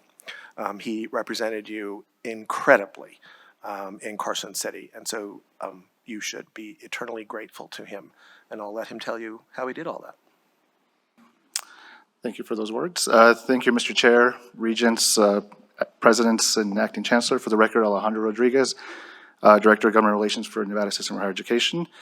So as you all know, the 82nd legislative session adjourned sine die just after midnight this past Monday. So special sessions are ongoing, but obviously they don't touch a lot of our issues, so we're here today. And you heard from CFO Klinger on some of the budget implications, but I'm going to focus a little bit on the non-budgetary legislation that we heard about. So a little bit first about the our advocacy. So we had a presence literally every day in the legislative building. This is from institutions, all of our institutions, from NSHE leadership. I think we had the chancellor there more than we probably had any other chancellor in NSHE history, from what I hear, advocating on our behalf. So this took the face of institution days, which we had the presence of a lot of the regents there. Thank you very much for being there. I think we had most of the mascots with pictures of the legislative leadership and students and faculty, and those are really well attended and really appreciated to get that student voice and that faculty voice and just hear directly from those institutions. In addition to that, we also had that NSHE reception, which you all were present at, and we appreciated that as well. We had meetings with legislators. Probably every legislator got a touch from NSHE and our institutions. Leadership, we have multiple meetings with leadership, both in the Senate and the Assembly, in addition to the governor's office as well. Bill hearings, presentations, and testimony. So NSHE was constantly consulted for our expertise. We provided subject matter experts to co-present. Thank you to those at NSHE and our institutions who helped co-present bills. This is after helping shape this legislation. So we had legislators in many instances approach NSHE before session and asking for feedback and just trying to work collaboratively, just try to help shape their legislation, and it helped to be fruitful at the end with this legislation being signed by the governor. So I'd like to thank those members of NSHE and our institutions who helped shape this legislation. So as a system, we took an official position on around 65 bills, and that list is provided to you all. We provided testimony easily more than 100 times on this legislation. As far as our communications, our institutions work very closely together. The government affairs representatives from all of the various institutions met weekly, many times, multiple times throughout the week, but we had a standing meeting where we went through that week's issues and bills coming forward, any concerns we may have, any issues on testimony, and sort of getting ahead of that before the week got started. I want to thank all of our government affairs leads from throughout our institutions. Additionally, we had Tillery Williams, the system office, lead a fiscal note process, which was very helpful, and with the business officers and the teams from throughout the institutions responding sometimes with very quick turnaround times to fiscal impact requests from the governor's finance office to help address how these pieces of legislation were going to affect NSHE. We had daily check-ins with NSHE leadership, as I mentioned, between the chancellor, CFO Klinger, and some of the other members of the cabinet. We touch base daily, sometimes in real time, having to get information relayed back to legislators. I know you all received weekly email updates from myself, letting you know what had happened in the previous week, letting you know upcoming events, opportunities to testify, opportunities where we will have meetings that affect NSHE. So those were sent to you. You'll probably still be getting some more because, as the chancellor mentioned, we're still not done and we're waiting to see what gets signed by the governor in the next few days. So thank you for all of those, for all of your participation in these meetings that we had. So with very little time allotted, we could talk for the whole day on the legislation that happened at this session, but I want to just touch on some of the key bills that we were tracking. Again, some died before the adjournment, so we can touch a little bit on those, but as the chancellor mentioned, Governor Lombardo has 10 days after adjournment, not counting Sundays, to act upon these, to sign these into law, or to sign them, they become law without his signature, or to veto them. So we will keep you posted on final action on these, but just going through a few of the different buckets of the legislation that we were tracking. I know you all already know that SJR 7, which amends the Board of Regents out of the Nevada Constitution, that did pass, and it does not have to be signed by the governor since it is going to the voters. So it was sent to the Secretary of State, and it'll be appearing on the 2024 ballot. AB 118, which you have also heard about, that was signed by the governor, so this changes the terms in for the Board of Regents and the number of regents. So this takes effect immediately, as you will see.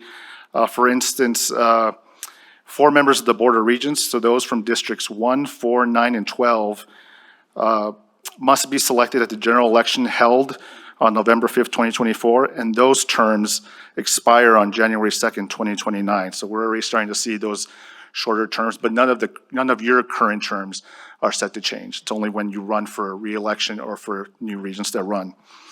AB 74, which it was a bill that dealt with public-private partnerships, allowed Board of Regents to enter an agreement with the public or private entity, and to promote and enhance the educational program or student life institution within the system. This is one we're continuing to track. It has some language, I believe, that touches upon the audits from the LCB, so we're waiting to see if this one gets signed by the governor. AB 372 is another one which was signed by the governor. It authorizes the Board of Regents to enter into agreements with a nonprofit organization, community entity, or government agency to provide certain tools for the purpose of facilitating family involvement in early childhood education. I put this other bucket of bills that passed or that were heard into system-wide legislation types. You already heard about AB 37 from CFO Klinger. AB 212 was from Assemblywoman Mosca. This is one where she met with us before session, working closely with our office, and this codifies the decision that the Regents took earlier this year. Again, this was signed, I believe, a couple weeks ago, and she participated in the signing ceremony with the governor. AB 245 was one that has passed. Again, this has not been signed yet, but it renames the Task Force on Sexual Misconduct to the Task Force on Power-Based Violence at Institutions of Higher Education. So this one makes some changes to that makeup of that task force, and it provides that institutions should require each student to attend programming at least once in his or her first 2 regular academic semesters after enrollment. And I will say that AB 347, unfortunately, this bill, despite meetings with multiple parties and bipartisan support, did not receive a hearing, but this one was one we were working on for a $15 million allocation to NDE for the purposes of dual credit at our institutions. Some other system-wide legislation that we were tracking, SB 350 was one that originally came with the $15 million appropriation, but now just requires the Governor's Office of Science, Innovation, and Technology to establish graduate medical education grant program for awarding these grants. SB 375, which you already heard from CFO Klinger on the nursing expansion. And SB 342 was another one that our office worked closely with Senator Goycochea to make an appropriation. It ended up being one where the State General Fund will make an appropriation to the Interim Finance Committee for our Office of WICHE to enter into a contract with Utah State University for a program to provide stipends for the out-of-state tuition of 70 residents of Nevada to earn a degree of Doctor of Veterinary Medicine. So one bucket of legislation that we have been seeing in several sessions is tuition and fee waiver. So there were multiple bills filed this session on fee waivers. I'll touch on some of these and what happened to them. AB 150 expands the existing Native American fee waiver. So it was those to allow those lands that are partially in Nevada.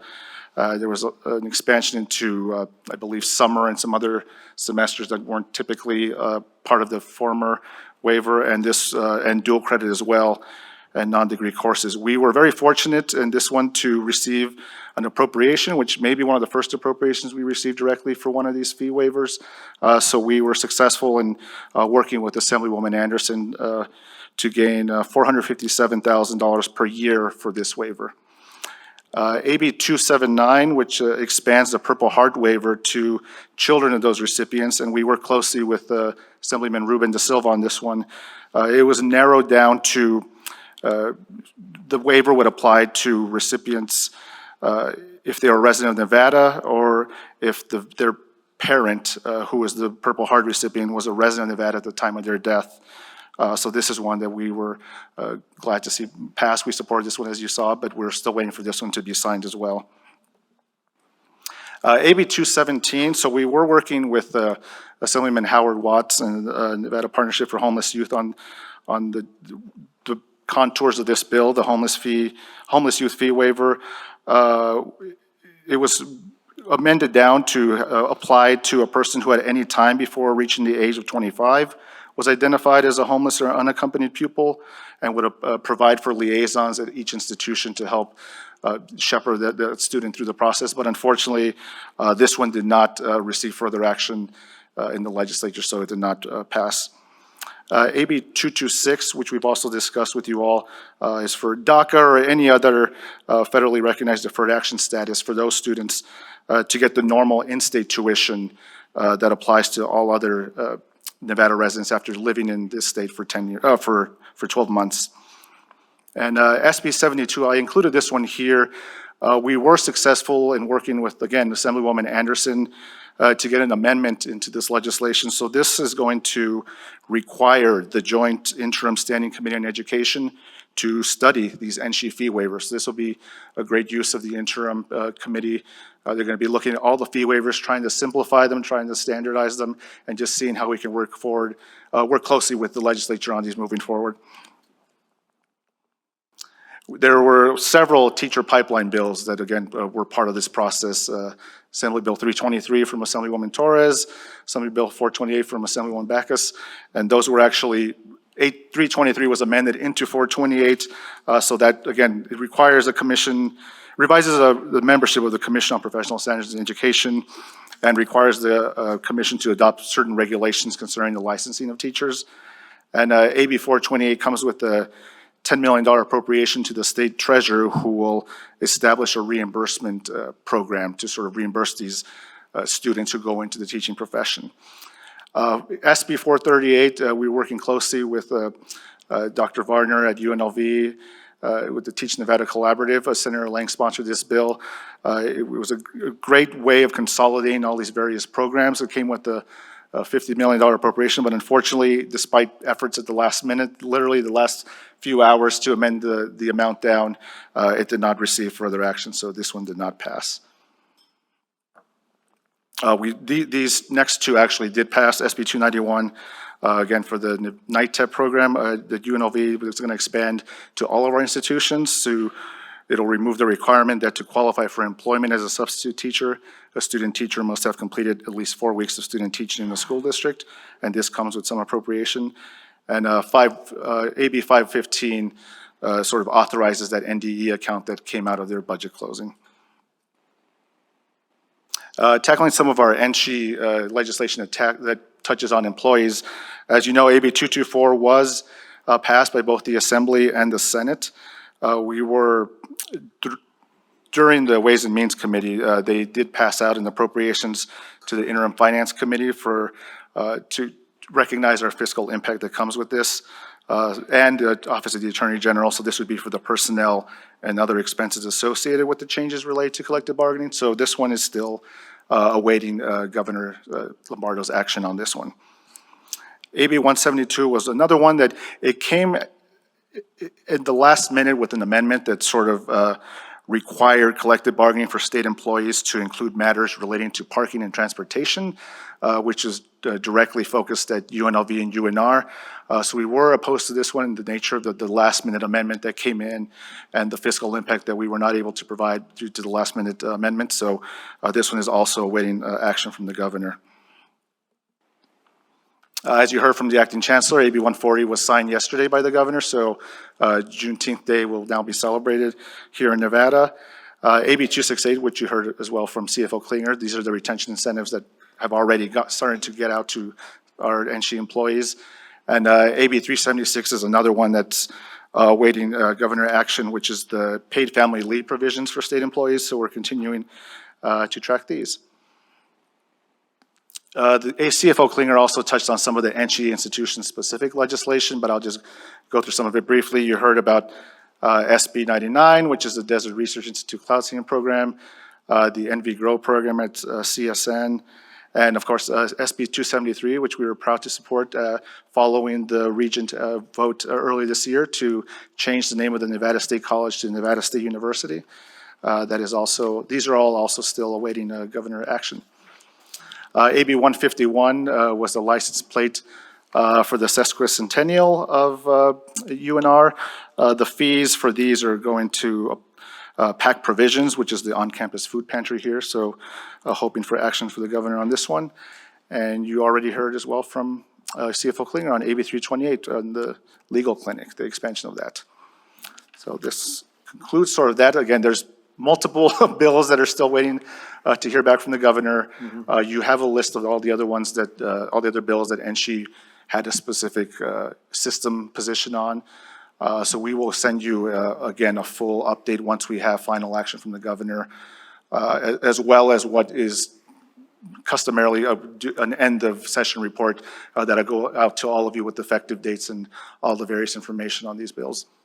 I'm happy to stand for questions. Yeah, thank you. That was a very thorough report. We appreciate that. Are there any regents with questions? Regent Brown? Less of a question, more of just to follow up with my earlier comments. I just want to thank you so much for everything that you did. You were clearly not very busy for the last 120 days. So, but honestly, I got to witness it firsthand. I got to see you testimonies. I got to see you talk with legislators, and you hustled every single day, and we should be all very thankful and proud. And I'd love for us to give them a round of applause, because it really was.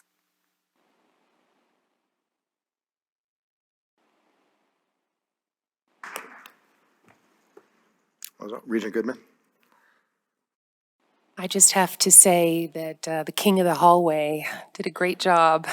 You are the best. So you and Chancellor Archiaga were wonderful, and we're lucky to have you both. Thank you. Mr. Chair, members of the board, go ahead, Regent Tarkanian. I just wanted to also extend a thank you to the Chancellor and his staff for their hard work and success with the legislature. And she came out much stronger than it has usually in the past, and their efforts deserve our very strong appreciation, which I think we're voicing to them now. Thank you. Thank you, Regent Tarkanian. Acting Chancellor. Thank you, Mr. Chair, members of the board. For the record, Dale Archiaga, I will accept your thanks, and you know how I feel about Alejandro. I will also say that, as Alejandro mentioned, your institutions had government affairs staff on the ground, and I think some are in the room, and this is not a job that only system can do. The arms and legs of all those people, very, very helpful, whether covering a hearing or telling me when I should have taken a position on a bill and I didn't. Anthony, I'm looking at you.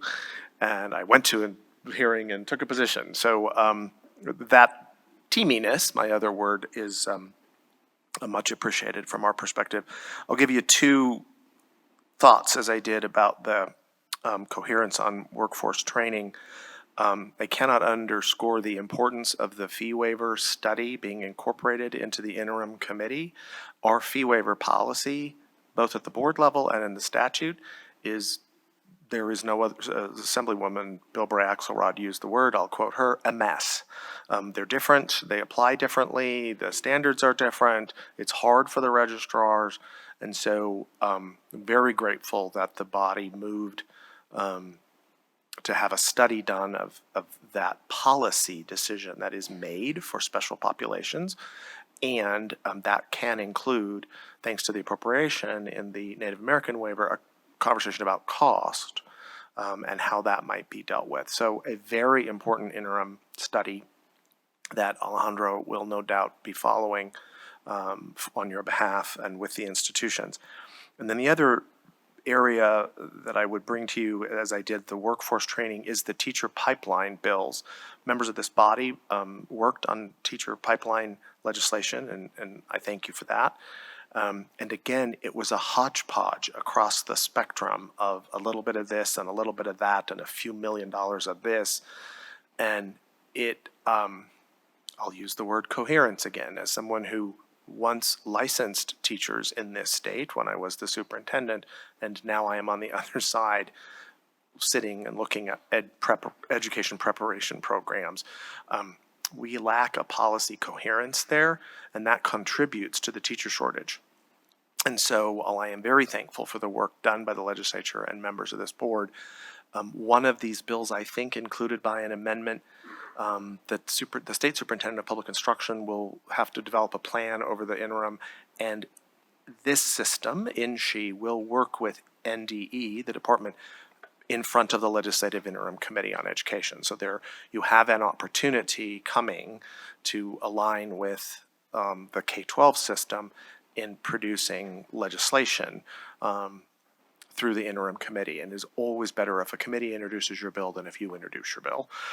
So I would put that on your radars as well, that you should lead in that space as the folks who are in charge of educator prep in this state. So that concludes my comments, Mr. Chair. Thank you. I appreciate that, and we all appreciate the amount of work that was done. I don't see any other regents with any other, is that a question? Okay. Regent Cruz Crawford? Okay. Hi. Good almost afternoon, everybody.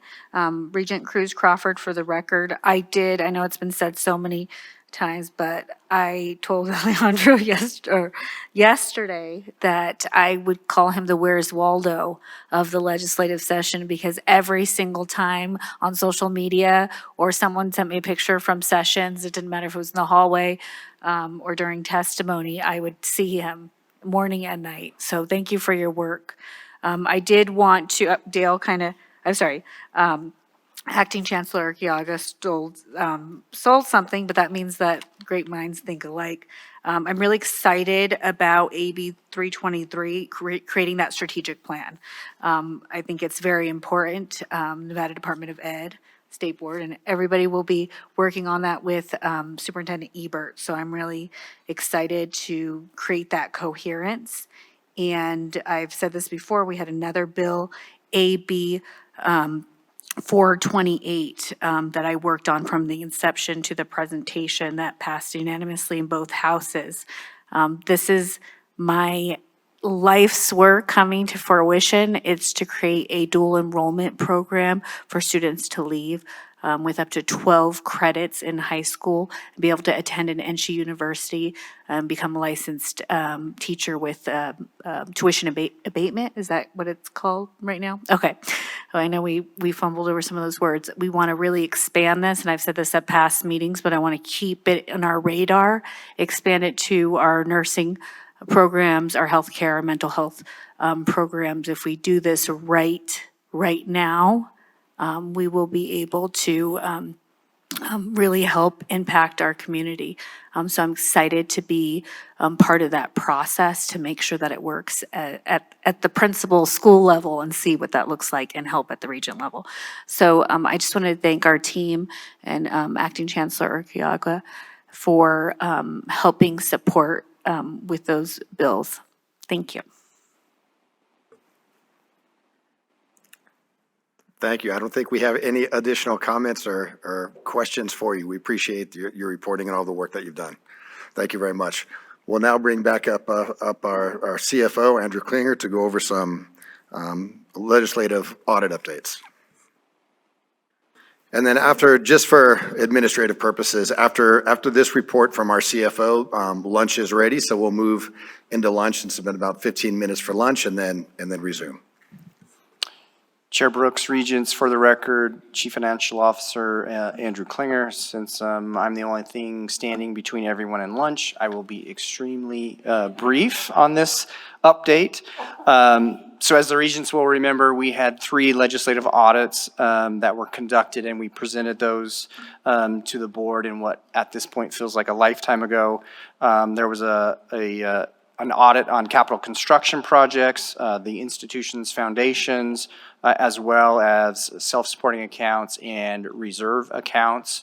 My assistant CFO, Rhett Vertreese, is leading the charge on this, and so we have formed 3 committees that are working on drafting responses and the policies and procedures that need to be implemented to do this. So not only do we have those 3 committees, but we are vetting all of those policies and procedures through the various groups. So the business officers, the controllers, the budget officers, every single one of those groups is getting a chance to respond and put input into that process as we develop those reports. And I'm happy to report we didn't have time to bring it to the board today, but the foundation audit response is actually complete at this point, and so you will see that on a future agenda for your approval. And with that, I'd be happy to answer any questions. Thank you, I appreciate that. We do have a question, Regent Perkins. Thank you, sir. It wasn't about the presentation, but thank you, Andrew, for all you and your crew do. It was, actually, I was wondering if after lunch, I have to leave this meeting a little bit earlier than planned, and I was wondering if we could move item number 24 to the right after the lunch break. So it has to do with audit, and since I'm the chair of audit, I would like to be here for it. Yeah, you know what, we'll, I appreciate that. We'll recess for lunch right now, and then we'll make some adjustments that need to be made. Thank you, I appreciate it, So Mr. we are now Chair. in recess. Okay, so we will get back to the business of the meeting, and what we'll do is begin with item number 14. Do we have, thanks. Item number 14, where, look, I think it's great that when we have our large quarterly meetings that we can go through policy and we can hear about recommendations and various things that are happening throughout the state. I also think it's really important that we give our institutions an opportunity to talk about some of the successes or some of the great things that they have going on, because oftentimes when our institutions are in front of the board, we're trying to facilitate, building, coming up with solutions for what could be some significant challenges. And so agenda item 14 allows the institutions a few moments to talk about some of the great things that they have going on. And so with that, I will turn it over to President Hilgerson to begin. So good afternoon, Regents, Acting Chancellor Urquiaga. Thank you for the opportunity to share a bit about the terrific ways that we serve TMCC student veterans. And there were so many programs I could have selected, but I wanted to start with this one because so many students are assisted, hundreds.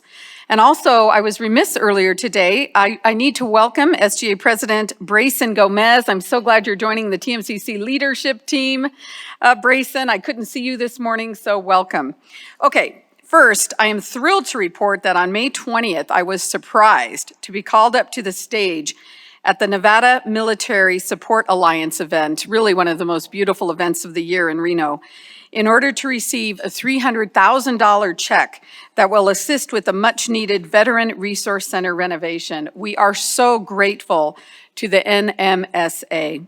So I will begin with highlights about the TMCC VRC and also share about our incredibly successful Veterans Upward Bound program, or VUB, which has been supported through a federal grant for 34 years. The mission of the TMCC VRC is to assist student veterans in their successful transition from military service to the academic environment, and to assist military-connected students with any benefit-related question. The VRC opened in April 2014. It's located at the Dandini campus, and services have changed and expanded since that time. Led by Felipe Gutierrez, veterans are warmly greeted and quickly engaged. Veterans receive information regarding the details of VA educational benefits and help with benefits applications. Student veterans are referred to many veteran services, including mental health counseling. External veteran-related information, such as Disabled American Veterans, Nevada Job Connect, Vietnam Veterans of America, Veterans of Foreign Wars, you get the idea here, and many more helpful connections are provided.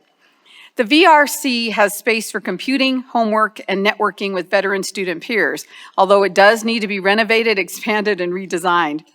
The TMVC, or Truckee Meadows Veterans Club, is an official chapter of our Student Veterans of America, and this club also helps sponsor and put on numerous events on our campus and in our community. They do a great job. The TMCC VRC served 497 military-connected students this past year, and of these, 77 recently graduated, and we're so proud.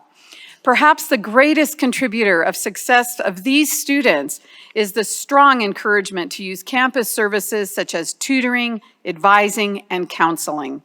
Veteran students also have a chance to learn from their peers who may be going through similar situations, and that peer-to-peer connection is huge. We are so proud of our veterans. The VRC has become a place, a safe space for veterans to belong and to find academic and personal supports that they need to succeed. Now I'll share a bit about the VUB, or Veterans Upward Bound program. Veterans Upward Bound is grant-funded under the federal TRIO programs through the U.S. Department of Education. And since 1989, the program provides services to Nevada veterans to prepare for college and student success. The program serves veterans who qualify based on low-income guidelines and first-gen status. These veterans get academic skills instruction, tutoring in math, English, science, foreign languages, computer science, study skills, college entrance exam prep, advisement and assistance with college applications, admission, GI Ed benefits, referrals to community and veteran services. This past year, 164 new veterans were served. The VUB also creates that much-needed personal connection between veterans, students, staff, and TMCC. Located at the TMCC Meadowood campus, the VUB location is warm and welcoming, and staff are respectful and accommodating. Led by leader Robert Hernandez, he says, if you can't make it to the VUB office, we'll meet you online. Want to meet in person, but Meadowood is inconvenient? We can meet you at Dandini. Don't know anything about academic technologies? We can help with that, and just about anything that you might need for future success. Director Hernandez also provides a performance report after every program year to the U.S. Department of Education, and most recently, 99% of program completers enrolled in college. We are so happy to see our VUB clients with major life struggles get where they need to be because of VUB services and help.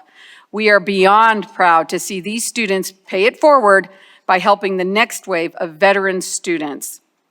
With that, I hope that when we see you in September and you visit our VRC at the Dandini campus, and thank you for this opportunity to share. Thank you. We appreciate your report on the successes you're having over at TMCC. President Zaragoza? Mr. Chairman, Regents, Chancellor, colleagues, and guests, for the record, Federico Zaragoza, and thank you for this opportunity to highlight a few of our more robust student success programs. I do want to premise my remarks by affirming that CSN is part of the National Complete College America Guided Pathway group of colleges and universities that are committed to improving graduation, completion, and student success rates utilizing guided pathway model components that focus on systemic improvement in 4 areas. One is clarifying and alignment pathways to student education goals. Number 2, helping students on board to start their path and to identify the program of studies. And then keeping the supporting students, keeping them on their path to completion and graduation, and also focusing on the students' ability to learn our academic achievement. The guided pathway model has greatly contributed to our ability to increase graduation rates. So within this framework, CSN has developed some very specific CSN-centric student success initiatives that include a mandatory first steps onboarding process for first-time in college students, designed to help students decide on an academic and career pathway as a first step in the onboarding process. The process requires students to complete mandatory assessment and advising session and culminates with an individual career and academic plan. The student career and academic plans utilize academic maps that provide a course-by-course sequence for every program offered at CSN, so students know exactly what courses they need to take and in what order. At CSN, our goal is for students to meet with advisors after attaining 15, 30, and 45 credits. Thus, in spite of budget limitations, CSN is making significant progress towards reaching the 350 to 1 student to advisor ratio. CSN went from a ratio of nearly 1,100 to 1 to a current rate of 475 to 1. So we've made great progress in the advising to student ratio. CSN instructional programs are also incorporating accelerated career and academic program pathways with an intentional structure of including stackable credentials within the program of studies. A second national best practice that is thriving at CSN are our CSN Center of Academic Success. Last year, this program received the Northwest Association of Colleges and Universities 2022 Beacon Award as the region's exemplary student success program. The CSN Center of Academic Success offers free tutorial services to all students at each of our campuses. The Center of Academic Success provides one-to-one and, since COVID, online and hybrid tutoring services to students enrolled in gatekeeping areas such as math, English, or STEM subjects matters. Approximately 11,000 students utilize CSN Center of Academic Success services. Our program metrics, I think, speak for themselves. When compared to control groups, which are non-participating CAS students, our CAS students have a persistence rate that is 14% higher, have completion rates that are 26% higher in the science areas. Course completion rates for CAS students is 29.1 higher in the English areas, and completion rate for CAS students was 24.4 higher for students in the math area. So you can see the big impact that this program has in terms of student success. We also have piloted several closing the gap initiatives, and our Sankofa English 101 is a good example where African-American faculty teach American literature from a culturally affirming pedagogical perspective to better engage African-American students and also to create that connectivity that is so important for first-time in college students. This course was piloted in academic year 2022 with 65 students, and students persisted at an 86% rate. We are planning to repeat this program as well. We also want to use the Sankofa pedagogical framework as a closing the gap strategy in other courses because we feel the pedagogy is transferable. And then finally, you've heard our efforts to continue to create pathways in the dual enrollment space. Our CSN high schools now are being converted to early colleges with the expectation that students will complete the associate's degree upon enrollment. We're also adding CT academies that will allow pathways for individuals involved in career and technology education areas. And the Core 15 program, which will allow us to package a program of study so students can complete that first semester of college before they graduate from high school. That constitutes the report, Mr. Chairman. Thank you very much. We appreciate hearing some of the successes you have at CSN. President Acharya, would you like to share with us some of your successes? Yes, I do. Thank you, Chair, for the opportunity. Although DRI does not grant degrees, we have an important role in student success across NC. At our Reno and Las Vegas campuses, currently we have 24 graduate students from other NC institutions working alongside our scientists, both in the lab and in the field. Their research is all funded by DRI, and they gain experience working alongside world-renowned scientists while they are working on their graduate degrees. DRI also employs undergraduates in some of our labs. Additionally, DRI's undergraduate research immersion internship program, the 16-week research immersion internship program, is targeted for diverse students from community colleges and Nevada State College or Nevada State University from both STEM and non-STEM majors to come to DRI and experience science with our scientists through a paid internship. Through this program, we hope to increase diversity in science by inspiring students to get involved and eventually build careers in science, research, and education. DRI is also fostering interest in STEM for Nevada students before they enter college. Our STEM education and Nevada robotics program fosters scientific and engineering talent and literacy through education and workforce development for K-12 students here in Nevada. This program also includes training for Nevada teachers to build confidence in teaching STEM. We have trained nearly 2,400 educators and reached more than 160,000 K-12 students. DRI's popular Green Box program features suitcases filled with detailed STEM education materials and lessons plans for K-12 classrooms throughout Nevada. Green Box lessons have reached more than 20,000 students. DRI's Nevada robotics program continues to teach the fundamentals of robotics and engineering and help foster confidence in Nevada teachers and students alike.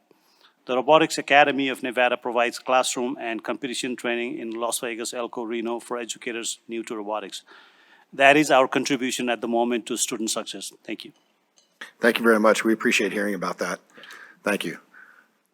President Helens, would you like to share with us some of the successes over at GBC? Thank you, Chair Brooks. At GBC, we feel that student success needed a framework because we had lots of pockets of success, but we weren't sharing best practices internally.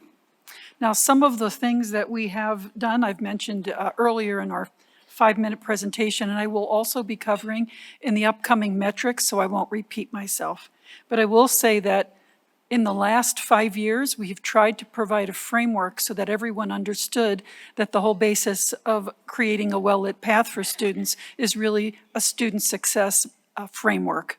But a couple of things that I won't mention, that I will mention now, but not in the metrics, is an example. GBC was the first institution to initiate the Second Chance Pell to incarcerated individuals and allow them to participate in eligible post-secondary programs. And 12 Second Chance Pell students received certificates and degrees this spring. We were looking to fill the gap, again, in this framework so no one would be forgotten. And the other is our high school transition outreach. We realized that actually we needed to start in middle school as well. And so reaching down into the school districts, understanding we can address some of the gaps that come up later. And with that, I just won't take any more time because I'll be saying some things in metrics. Thank you. Thank you very much. We appreciate that. President Pollard? Thank you, Mr. Chair. And I think that President Helens just gave me a whole lot of extra time, so thank you. But I won't take it all. I saw your face, Chair. I won't do that. But I do share a similar thought with President Helens, that I think it's important to have definitions and frameworks. So at Nevada State, we define student success in terms of attainment, of degree, and the quality of the educational experience. So putting it differently, the successful student for us is necessarily one who graduates, but who is also one who undergoes a transformational experience on their path to graduation, where they not only obtain skills, knowledge, and perspectives, but they also have an improved quality of life and are able to make a contribution to the surrounding community thoughtfully. With that in mind, we also know we focus tremendously on who we serve. We know that we don't just serve any student, but we serve our students, many of whom have you no doubt heard before, represent the new majority in higher education. Our ultimate goal is to deliver an educational environment and experience that provides these students with singular opportunities to achieve at the highest possible level. So with that in mind, I think there are a few things I'd like to speak on. We could talk a lot about a host of student-oriented programs and services, from tutoring and wellness and so forth, but I'd like to talk specifically about a series of things that weave together to create a student experience. Increasing our support for first-generation students. We're currently engaged in several initiatives to provide additional assistance to our first-generation students, who, as of this spring, make up 57% of our overall student population. These efforts include the honor of being accepted into the First Scholars Network, an ambitious program guided by NASPA Center for First Generation Student Success that unites a network of colleges and universities around the country to scale and sustain the important work of serving first-generation students. This initiative joins our longstanding first-gen success with our trailblazing Nepantla program, as well as our work with our other programs in our TRIO, as well as Sankofa. What's important about this is that our hope is that we can work to build on existing accomplishments with our first-generation students, which are perhaps best illustrated by a one-year retention rate that has climbed 17 percentage points in recent years and a graduation rate that has increased by 9 points since 2019 alone. We do this as well through our work with high schools. We recognize that our dual enrollment program is critical, which is allowing students to take up to 30 college credits while still enrolled in high school. Despite launching the program just in fall of 2017, students graduating from these programs now comprise nearly 10% of our traditionally enrolled student population, and their 88% retention rate at Nevada State is nearly 16 percentage points higher than the national average of 72.4%. When we combine this with our efforts, particularly around our TAP program, which is building pathways to teacher, we believe this is a very effective way of targeting not only the students we have the honor of serving, but providing them with a comprehensive experience that meets the needs of where they are. Thank you so much, Mr. Chair. Thank you very much. We appreciate hearing the successes that you have, President Pollard. President Daupe? Good afternoon, Mr. Chair. If I could, I don't have my watch on, but I felt like it would be a good opportunity to stand up since I could maybe do that right after lunch, so I appreciate it. As a higher ed institution, our ultimate measure of success is getting students across the finish line. This can just be a class, a couple classes, but most likely the completion of a degree or certificate program. This year, we had more than 500 students complete a degree or certificate. Each of these students has a unique story. On one end of the spectrum, we had our mascot who bounced across the stage, or sort of bounced across the stage, in the mascot outfit. This youthful, happy student inside completed a degree after enrolling right after high school. On the other side of the spectrum, we had an older student complete a degree that she had apparently committed to years ago. Right after I handed her degree, she looked up at the sky and said, "Mom, I did it." This year's graduating class also provided a remarkable story of perseverance. Aaron Ross, a student who was born blind, earned his Associate of Arts degree. Aaron began working toward his degree in 2008, but because of his job and his needs for each class, working through what he called the greatest achievement of his life became a long-term commitment. What helped him succeed? Well, of course, his hard work and support systems, but on our side, it was our Disability Support Services Office, which I would like to highlight briefly here. This office helped Aaron find his success and walk across the stage. The office required, but and often scrambling in the background is one of our shining success initiatives. At WNC this past semester, more than 200 students accessed services, and currently in the spring, it is serving more than 220 students. The most common accommodation is extended exam time. We also provide alternative textbooks and note-taking accommodations. If there is a documented need, the small staff will find a solution. All students may access some of these tools as well. Read and write software is available for any WNC student to use and download on personal devices. Read and write is something that offers text-to-speech and speech-to-text options. The office works to ensure all students, like Aaron Ross, are able to access visual content in an audio format, or students who are deaf or hard of hearing have captioned videos. Other services are individualized based on need. According to Aaron, he will talk about his commencement for years to come. I'll have my cap and gown that I show off to everybody. The WNC Disability Support Services Office helped Aaron and all other students in similar situations with just 3 full-time staff members and part-timers. Thank you to Susan, Amanda, and Shannon for getting Aaron and others to the finish line. This is just one example of student success at WNC. Thank you. Thank you very much. We appreciate that. President Whitfield. Thank you, Chair. You know, at UNLV, it's so interesting. Student success is truly at the core of what we do. It's the core of what our faculty do, what our staff does, and truly what our president is committed to.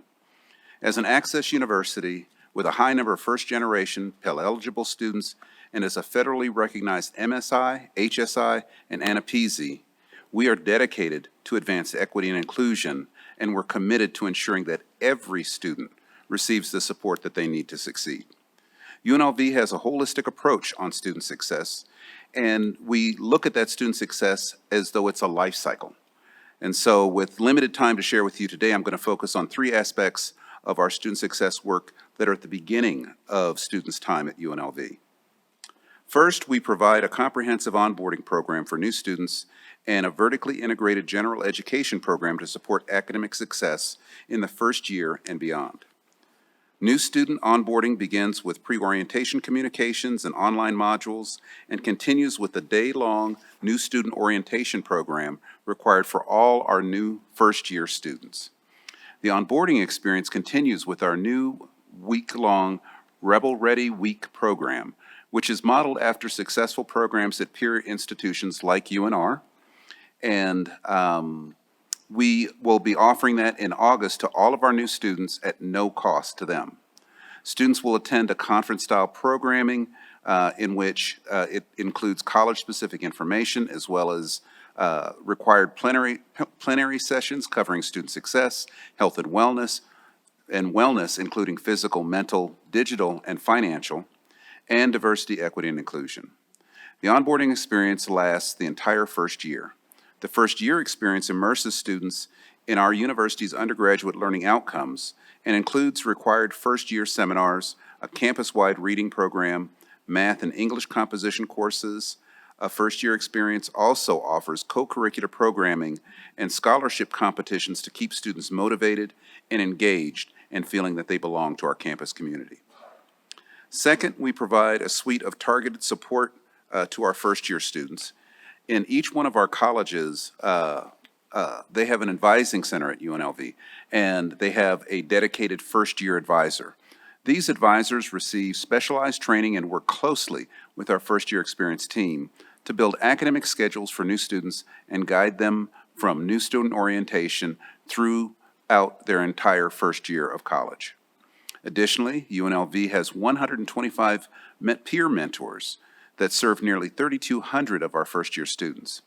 These paid positions benefit the mentees and the mentors. 90% of mentees report a positive impact on their UNLV experience. And as one mentee put it, having a peer mentor really helped me with my first-year semester because I was brand new to college, and having someone who's been in my shoes felt nice because you knew you're not alone. Belongingness is thought to be a key factor in student success, and we work very hard at that at UNLV. We provide extra support to first-year students who come to UNLV with 3 or more pre-college risk factors through our student outreach specialists. They provide individual outreach by phone and email to their assigned students at least 5 times during their first year. They remind students about important dates and offer support and guidance and referrals to campus resources. This program has helped and contributed to improving our retention rates by at least 8% for our most at-risk students. And then finally, UNLV has a robust federal grant support through the Center for Academic Achievement and Outreach and our TRIO student support services. This program serves nearly 500 students who are low-income, first-generation, and/or registered with UNLV's Disability Resource Center and identified as at-risk college students. The program helps college students overcome personal concerns, academic challenges, and financial difficulties that could hamper their chances to succeed in college and provides the necessary tools to advance to their demands of the college environment that they exist in. Our Center for Academic Enrichment and Outreach is one of the largest in the nation and a particular point of pride for UNLV and for all of Las Vegas. With that, Chair, that is my report. Thank you. Thank you very much. We certainly appreciate hearing about some of the successes over at UNLV. President Sandoval? I'll mimic my friend, President Dalpy, and stand here if that's okay, Mr. Chair. Brian Sandoval, for the record. The University of Nevada is committed to student success in all aspects of our mission. Our goals are set in our 2023-2027 strategic plan, Wolfpack Rising, which you all approved last fall. And in our strategic plan, goal number 1 is to strengthen the pack, enable inclusive excellence for students, including increased freshman retention rate to 87% by fall 2027, and to increase 6-year graduation rate for fall 21 cohort to 65%. So I'm going to go through with you several of the things that we do to improve student success with multiple programs and strategies. The first one is Nevada Fit. Nevada Fit is a mandatory 1-credit academic program that kicks off the fall semester for first-year and transfer students. It's designed to help high school and transfer students to successfully transition from high school or other higher education institutions to our campus, and provides realistic exposure to the style, pace, and intensity and rigor of college courses at the university. It demonstrates a 7 to 10% increase in freshman retention and a 4 to 12% increase in graduation rates. And the program has received awards from WICHE, NWCCU, and APLU, and you are all invited to the opening ceremony. It's really great in Mackey Stadium. We also have, what you're familiar with, is the Digital Wolfpack Initiative. The University of Nevada partnered with Apple to create the DWPI, a program that provides an Apple iPad Air keyboard and Apple Pencil to all incoming freshman transfer students and participating faculty. This program augments digital literacy and increases student success by providing enhanced learning experiences and expands technology skill sets to better prepare students for the workforce. We have decreased the student-to-advisor ratio to 350 to 1 in our undergraduate population. Obviously, you know, this board approved and recommended a 350-to-1 advisor ratio for each campus. So in the past 2 years, we have prioritized creating new academic advisor positions to ensure we have reached this ratio. And of course, that has really improved student success. We've also are increasing our instructor and student access to open educational resources, and this one is really key. So open educational resources can significantly reduce the cost of attendance at a university by reducing costs associated with textbooks. UNR Libraries has initiated a program to support faculty to transition to OERs in their courses. OERs are any material used in the classroom to help students learn that have been made freely available online and licensed for others to use them. And obviously this is really compatible with our Digital Wolfpack initiative so that the students will be able to have those OERs on their devices. Academic recovery. Faculty, academic advisors, and student support professionals have collaborated to revise UNR's academic probation process to include holistic support for at-risk students. Through this initiative known as the Academic Recovery Program, customized success plans are developed for each at-risk student that increase their engagement with individuals from academic advising, tutoring services, financial aid, counseling services, the Disability Resource Center, and the Center for Diversity and Housing. We also have coordinated our academic and student service engagement in utilizing EAB Navigate. So to complement the Academic Recovery Program, the EAB Education Advisory Board Navigate platform is designed for real-time identification of at-risk students and the rapid deployment of appropriate services to intervene in a timely manner, and that one has been incredibly successful. We have a transfer student support service. UNR has recently established a transfer operations office which provides pre- and post-matriculation support to students seeking to transfer to UNR, and I want to thank President Zaragoza. We are collaborating with CSN to establish transfer advising centers that will support associate degree recipients seeking bachelor's degrees at UNR. And finally, Mr. Chair, our Disability Resource Center, our fastest growing student population are students with disabilities. The Disability Resource Center proctors exams, provides transcription, note-taking, assistive technology, peer mentor support, and other forms of academic accommodation. And this past year, they served more than 3,100 students and have an 87% retention rate for first-time, full-time freshmen. So with that, Mr. Chair, members of the Regents, Vice Chair, thank you very much for your time and attention. Thank you, President Sandoval. We appreciate that. And I certainly want to extend a thank you to all the presidents who put something together to provide to the board that has to do with student success and some of the great things that the institutions in Nevada are doing. I think in a time when we're dealing with some particularly legislative challenges and other gaps that we could work on to fill, it's just really great to hear about some of the successes at our institutions. And with that, we'll move right over to President Helens, who will offer us her matrix report.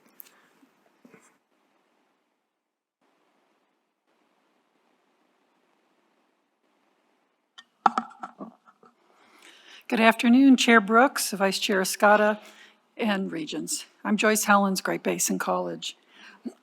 Excuse me. I'm going to present today a retrospective of GBC metrics. And what do I mean by retrospective? Well, I wanted to invite you to come along with me and take a broader look at Great Basin College from the recession to the present. I think it's important to do that, and of course metrics, what are metrics? They're just tools to facilitate decision-making, to improve our performance, to improve our accountability through the collection and analysis of data. And I think data, of course, has to be relevant, and if it is, then we can provide proof of our value and also analyze our performance. Now we do that through, it's called KPI, Key Performance Indicators, and that's what I'll be talking a little bit about. But first, just look at that first slide. And look at the map of Nevada, because everything in bright green is that 86,000 square miles of territory that we cover, that we serve. Within that are 2 time zones. A lot of people think it's jackpot. Nevada on the Idaho border, but it's not. It's West Wendover, so close to Utah with Wendover, and they share mountain time. But that's a big geographical piece of our state. And that's who we serve.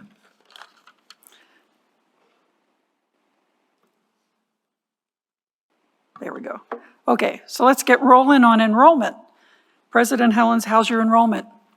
Up or down? It's a simple question. It is not a simple answer because we have head count and we have full-time equivalent, or FTE. And the FTE is the amount of credits that one of those heads takes. So for example, we can have more heads taking less credits. That provides some stress on our infrastructure, but brings in less funding. So that can be a problem, but it's only a problem regarding funding. It's not a problem if a student is still fulfilled. Now, if you take a bigger look, so that's starting from fall 2008, it's up and down.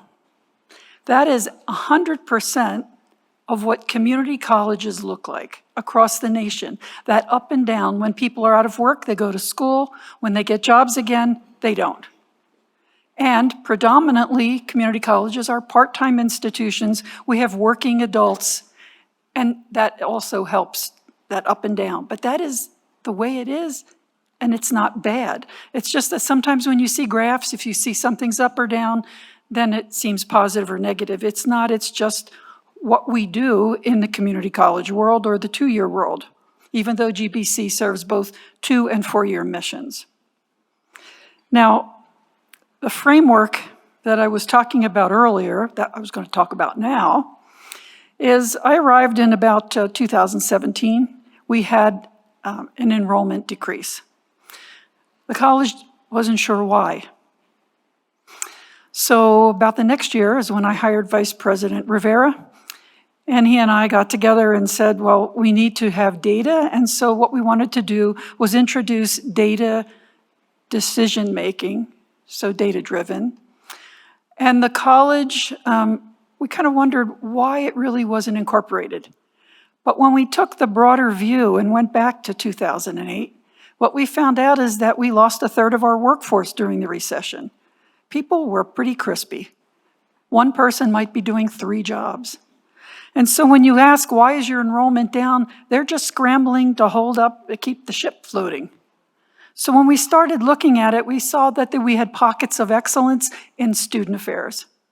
But we didn't have a framework to put everything underneath and to share best practices, and also to improve things, to be more effective.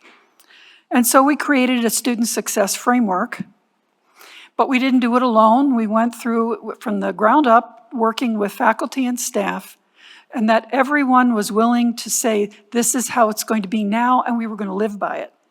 And I think Regent Downs, you remember that because Vice President Rivera shared it with Western before it was even official at GBC, because we also wanted to share what we were finding in case it was also happening at other institutions.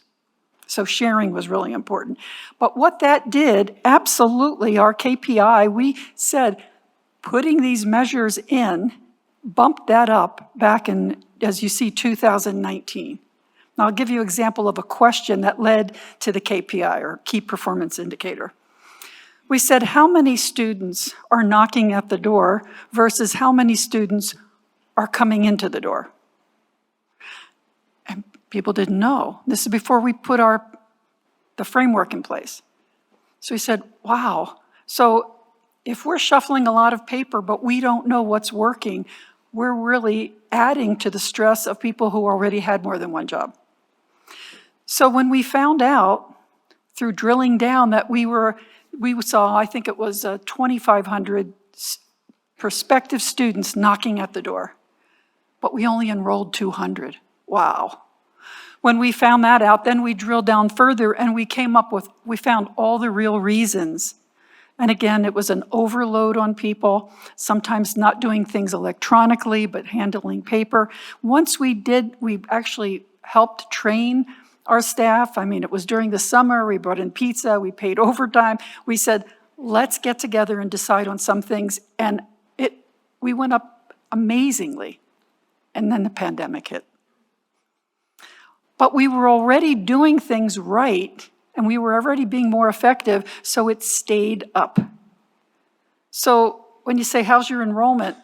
All these things go through my mind. At any given day, it could be quite different. And we do serve different populations, which we'll see a little bit later. I'm going to just go on to the next slide. This is just full and part-time. So you can see where it still goes up and down, but primarily we are a part-time institution. And we found that some students, even during the pandemic, the part-time students were taking more credits. The full-time students were not. Now I want to show you a slide. Oops. Let's see if I can go back. Well, this is my core revenue slide. Okay. This was not required slide, but I really think you can't talk about metrics unless you look how we're funded. So there's a lot there, and I will refine it in the next slide. But you see how the green is state funding, how it's gone down. And you see that where we get our funding and tuition, there, the gold. Now, we were able to do real well. The blue line, I believe that's the grants and contracts, but you really can't use grant and contracts money in your operating budget. I mean, it kept us afloat, that's important. But the way I look at this, I say, oh, what happened there in 2019? Why did the state appropriation bump up? Business officers remember this. It's because that's when the legislature gave us our capacity building, 5 years. Remember that, some of the regents will recall. 5 years, which ends now. Capacity was funding to say, what is it you really want to do? And we'll help you, but after 5 years, you better be on your own. Our capacity, we put that into expanding nursing from Elko to Pahrump and Ely. It was our teacher education, it was paramedicine. I mean, we really invested. And all those programs today, very, very successful. But you can't really look at metrics unless you look at this. So this is more refined. It just says, where's the money coming from in terms of state appropriation and our tuition and fee. You see at the end there on the right, I call it the cliff. So we had the drop in, that was the pandemic funding. And then, of course, we had some drop in enrollment. That's something I don't like to see. There's a challenge. So then I wanted to know, okay, given this fiscal picture, what about our human resources? So the first line is all of the full and part-time, that was going down. That middle line is just full-time. This to me was instructive because the blue line is really our faculty line. And given all of the cuts, we were trying not to go there because that's the basis of our business, faculty teaching students. So we're proud that at least we kept it level, but it by no means meets the demands. This is a slide, I was restricted to 15 slides, so I had to, put a lot of stuff on one. But what does this say? It says that we are a growing student of color institution. Now we're about 43% minority. Primarily, the larger group is Hispanic, so we will be a Hispanic serving institution, and we're primarily female, as well as part-time. I wanted to show you this slide too because our high school student head count, this is something in part of our student success measures where we reached into K-12. And we really wanted to say to the juniors and seniors, you can graduate and save your parents a lot of money by getting your college degree at the same time you graduate high school. And as many regents know who have attended the graduations, many graduate before they have their high school commencements, and they're very proud of that. So that's an increase for us, and it will continue. Okay, graduation rate. So we're proud that we're at, actually now we're at 48.3.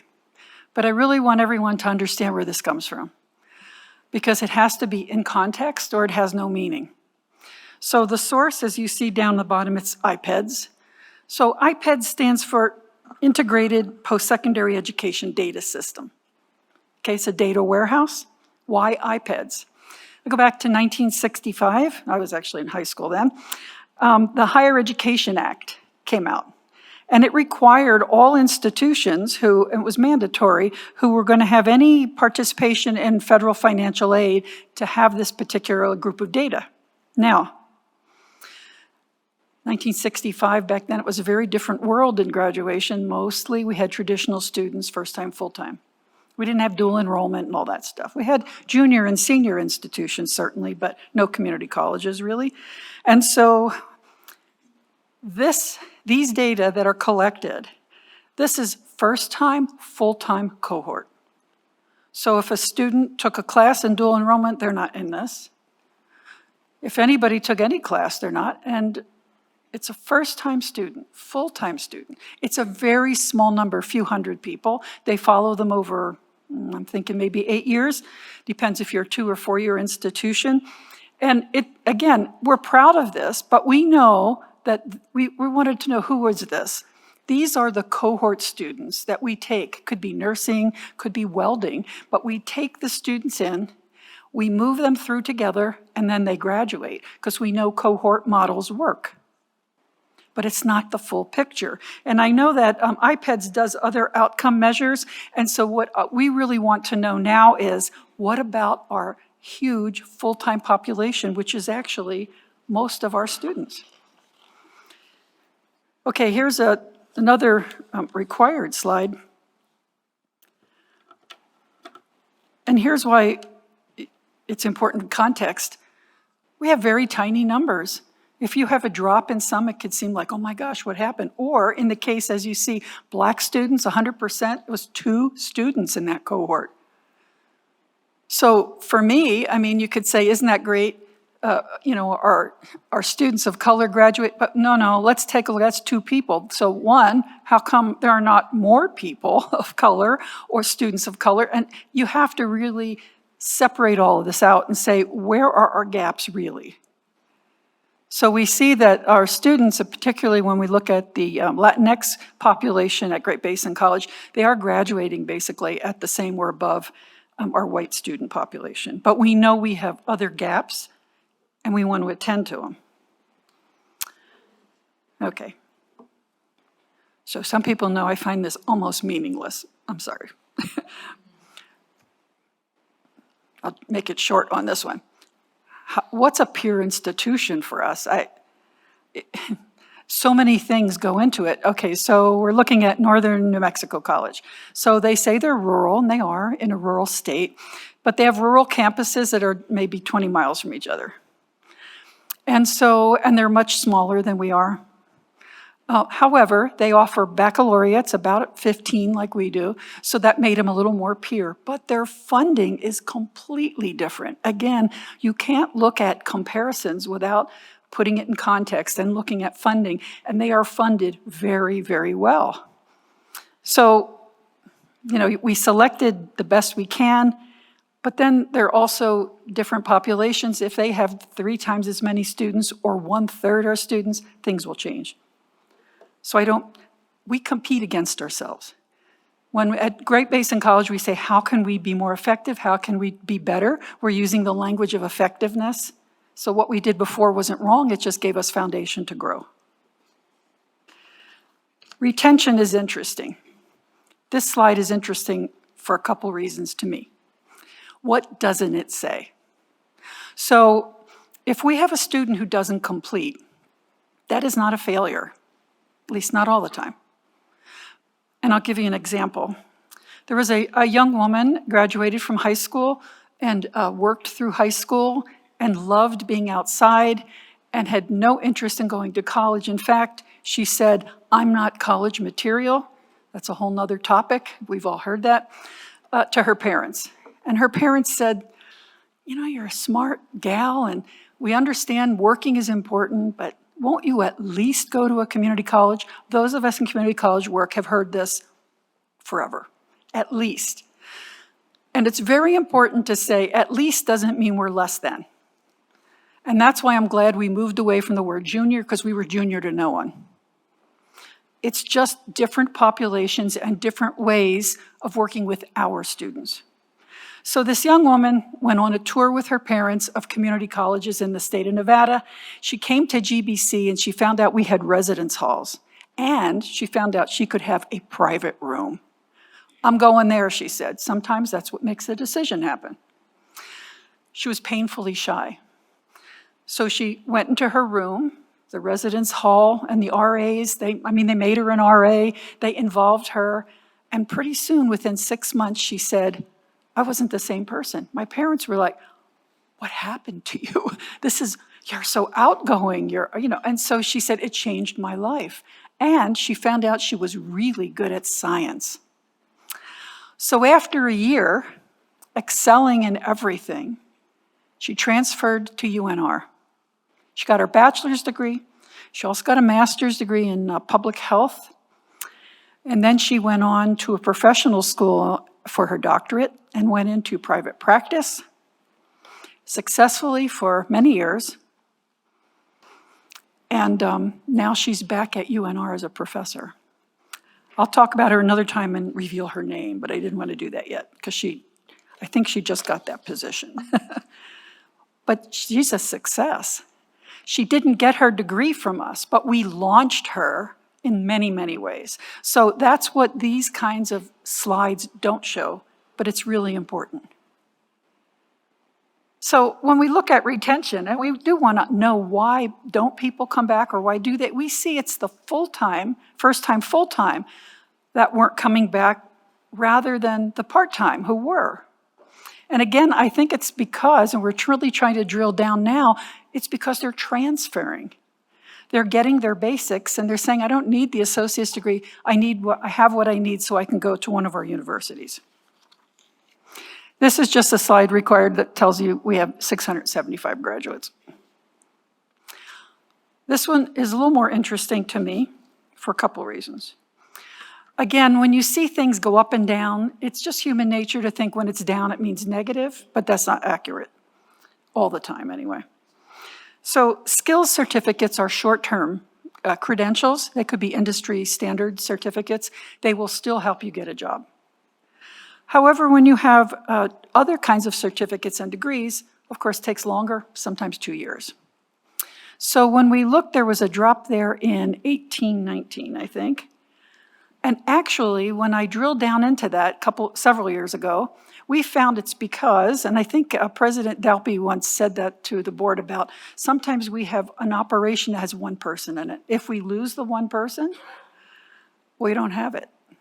Well, this was a program, a CTE program at one of our sites. We lost the instructor, and it's always a challenge, by the way. So when we're doing skills, any one of these people, whether it's nursing or welding, can get a job for a lot more money in industry. And particularly since we are in the mining industry where we are, absolutely that's true. So when we lose a person, it's very difficult for a lot of reasons to get a replacement, as well as not everyone wants to work rurally. When we finally got the person back, then that bumped up. Now, that blue line continues to go down, and that's actually a good thing because it's from intrusive advising. So when in part of our student success framework, we were able to go to students who say, I want to be a welder, so I just want to get in, get out. We said, okay. So let's just tell you a little bit more about this profession and where do you want to go? And we show them, again, a little bit more of a well-lit path about their future. And they say, whoa, maybe I could be a foreman, I could be a supervisor, I could be the CEO, but I'm going to need a credential. So a lot of these students are choosing the certification that would take a little longer, maybe a year, or the associate's degree, which would take 2 years. And that's why we see the degrees up, but the skills certificates down. So it's not a bad thing. Well, part of this is my 15 slides. What are we proud of? Obviously, we're very proud of many things, and nursing is one of them. It's the registerednurses.org keeps referring to us as #1. We're all #1, but this is because of the national NCLEX exam pass rate, which we have 100% over and over. What's important to me is how stereotypes happen, So, well, you're small, so you have 100% because you cherry pick. Oh, really? So then we said, well, we're going to go to Ely, we're going to put this in oh, it's going to be synchronized distance learning. Well, you won't have, your NCLEX will go down. It didn't. And then, and really this is pretty astonishingly insulting as well, that when our minority rate continued up, a professional person said, well, now your NCLEX pass rate will go down.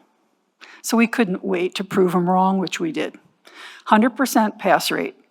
Doesn't matter where we are, doesn't matter who's in the program. We've got excellent faculty, we have standards, we have those indicators, we stick to them, they graduate and they get jobs. So it's not just about nursing, it's about all of our programs in the healthcare area. They're doing astonishing 100% pass rate on these exams. Then, of course, you know about the mining center. It's important to me because I think, again, we're providing an umbrella, a framework for all the good things that we've all done for a long time, but they've been piecemeal. And now we're saying we want an opportunity to have a unified approach to a big part of our workforce. That's why this is important. So, I almost ran out of slides, but I'm going to keep talking a little bit. So this is Mining Center of Excellence, and I do want to tell you that there's a difference between the Mining Center and the Mining Center of Excellence. Mining Center is the building under which we have placed all CTE, all kinds of things. The Mining Center of Excellence is really academic programs. So within the Mining Center, we have academic programs, and this is actually a flyer that went out to the high schools. So dual enrollment, we're going to have new associate's degree. We're having well-lit pathways so that they connect to baccalaureates across our system. So, you know, I still had slides, but I couldn't give them to you. But I'm going to send them to you all. But I want to talk about them, so you'll have to just pretend you can see them. We are the leader in online instruction within our NSHE system. And I have a great slide that shows right around the recession is when that full-time enrollment face-to-face went down, but the online enrollment went up. And I mean, it's like this. And so we stayed that way because, one, we survived through this recession time, but then we really thrived. And a lot of times you can have a student sitting in the residence hall taking an online program. It's also a working individual who, you know, puts the kids to bed after dinner and then sits down and goes for their, I mean, it's so many differences, but it's what people want. I also have another slide that I'll send you that shows 92% of what we do is for Nevada. It is students in Nevada, which is what we're supposed to do. But that 8% are really interesting. They're all over the world. In Elko graduation, we have a Nevada family who works in Egypt. And so from Egypt, she's a Nevada person, got a degree, flew in from Egypt to walk across the stage and then flew back. So we have interesting things like that happening, as well as people all over the world. I would say I remember the Canadian hockey team was a part of a cohort of ours because they said they could find that when they were on their buses going to different tournaments, they were able to still study on the bus. So, you know, that little bit of 8% is interesting. And I think it adds to our, it just adds to the programs. So I talked about capacity funding. You know, those things are so important, as I've mentioned. It enabled us to push nursing out to other rural areas successfully because it's not that we don't want to do more, I just don't have the resources to do more. I also wanted to mention our maintenance training cooperative, just because it's so unusual. It was started in the 90s. It's still not done anywhere else in the United States that I know of. It's like the NFL draft. So all the students who are in the CTE programs, you know, they get dressed up, they have their resume, and they go into this giant auditorium where you have industry sponsors standing there and they get interviewed. And after that day, the industry people sit down together and decide who do they want. And want means they will give you a $5,000 scholarship and they will pay you to work in their company as an intern. And at the end of a successful completion of the degree, they will hire you. So this is an exciting thing, and they gave out 80 scholarships this past year. Well, I won't go too much. I mentioned our healthcare. Actually, I do want to mention one thing. The paramedic program through capacity funding. I met one of the graduates coming across the stage in Elko, and she's in her 60s, and she told me that she had a career in corrections and retired. She lives in a very small town in Nevada, far from other towns in Nevada that are very small. And her son was in a horrific accident, and there was no health care. It was not a good outcome.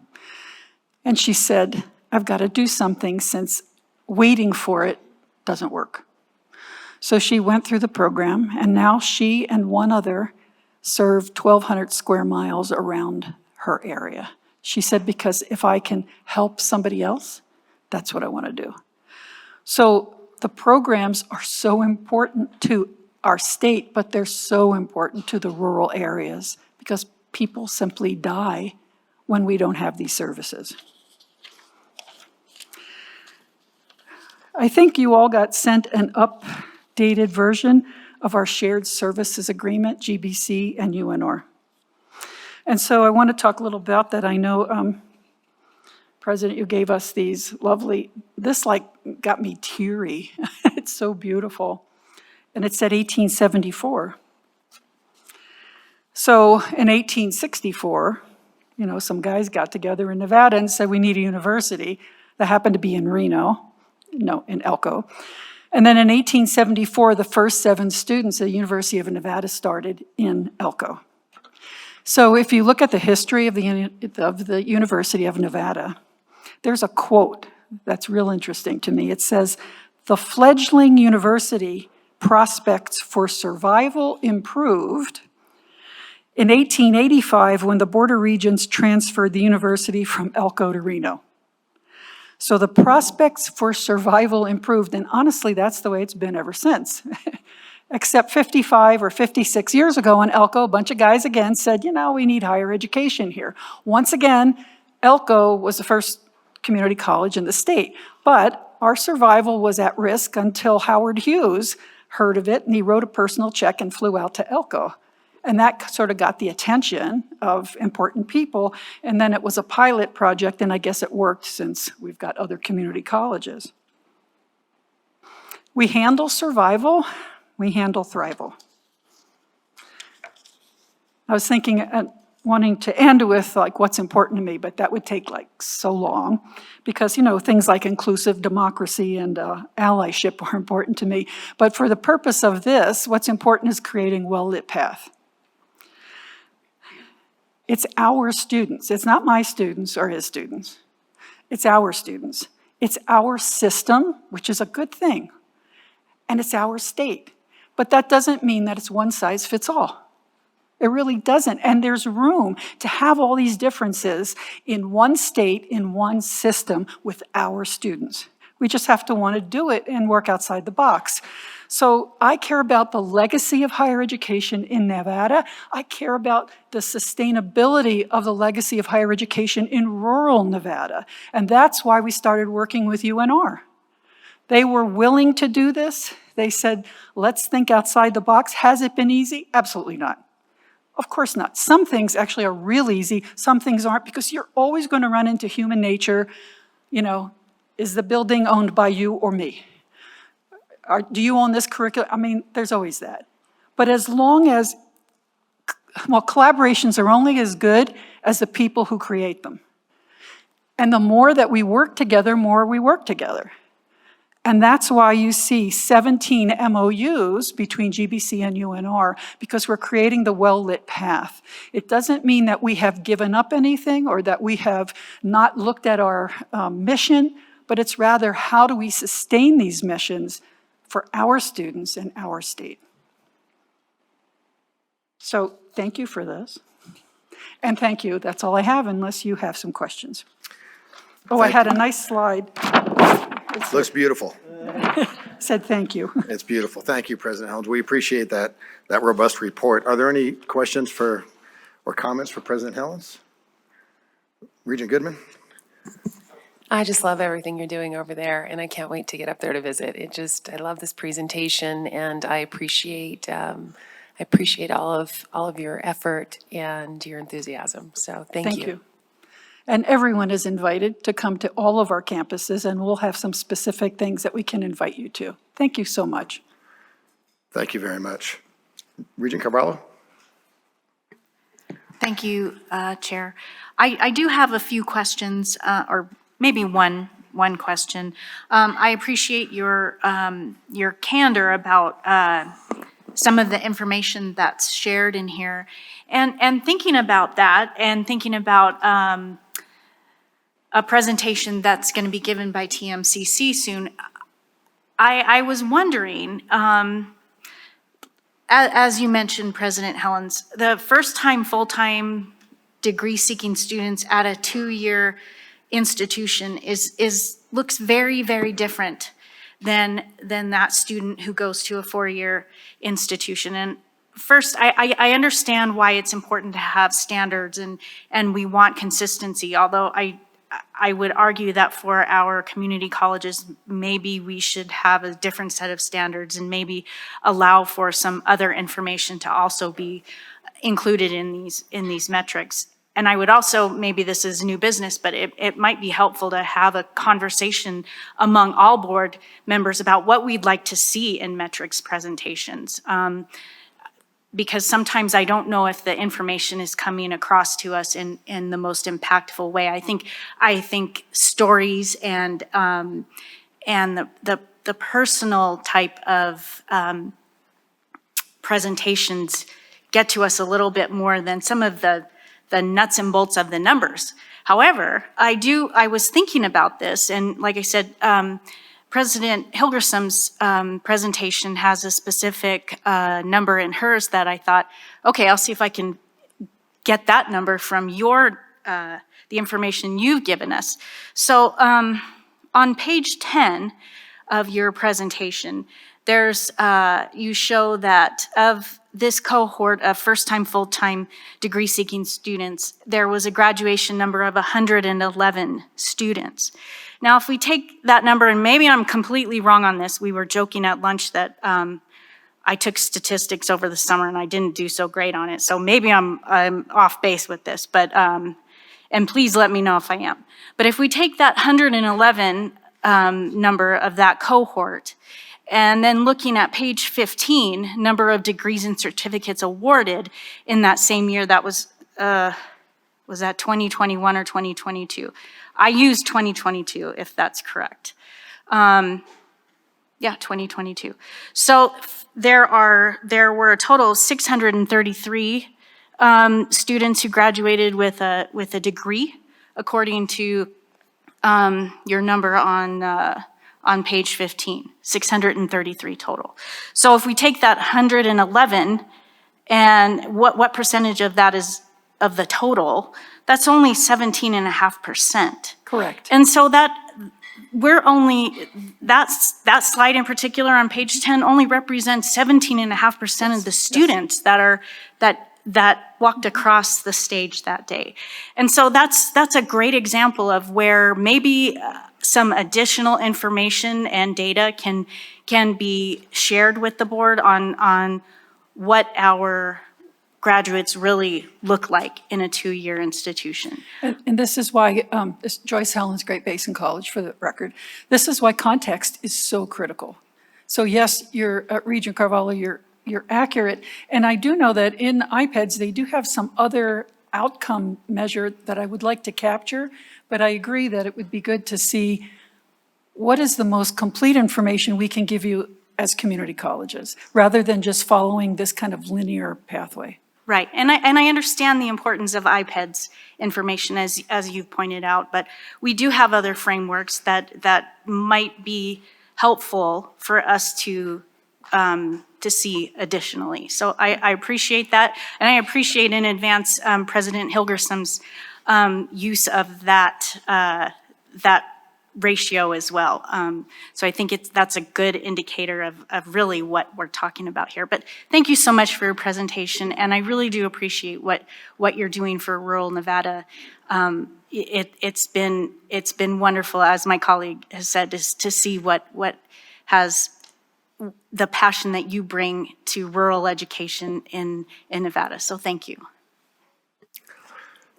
Regent Del Carlo? Thank you, Chair. And just to add further to Regent Carvalho's spot on, as always, comments, President Hilgersom, always a wonderful report, always great conversations. You are the heart and soul of what a rural community college is.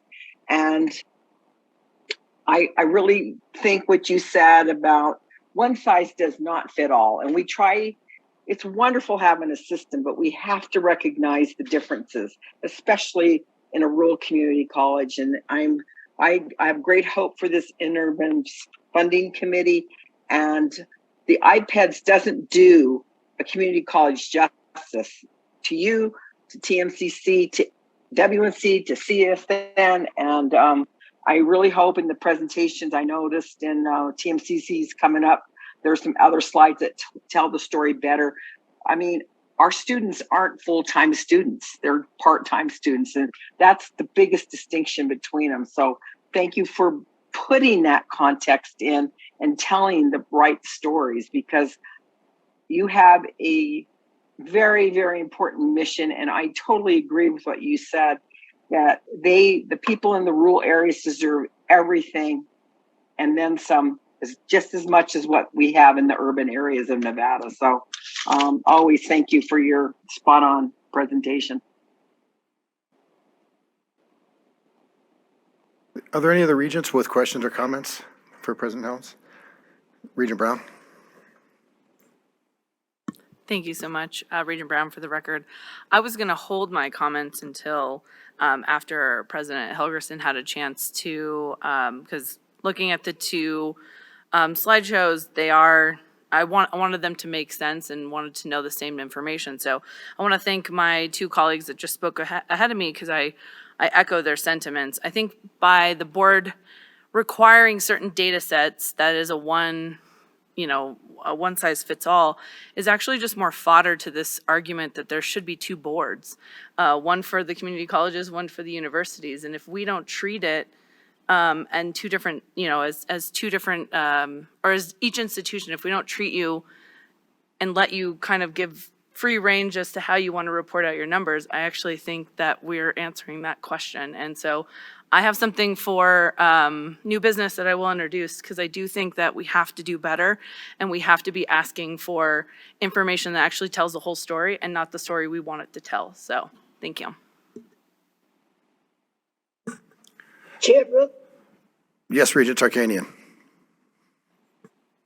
I always enjoy hearing President Helen's presentations. It makes me feel as if I'm 25 again, and you can do anything in the world. I just wanted to say that they say that the two key ingredients for success are passion and persistence. And it's certainly obvious from what she's telling us that that's what they have in the rural area under her direction. I think we're very fortunate in that respect. Thank you.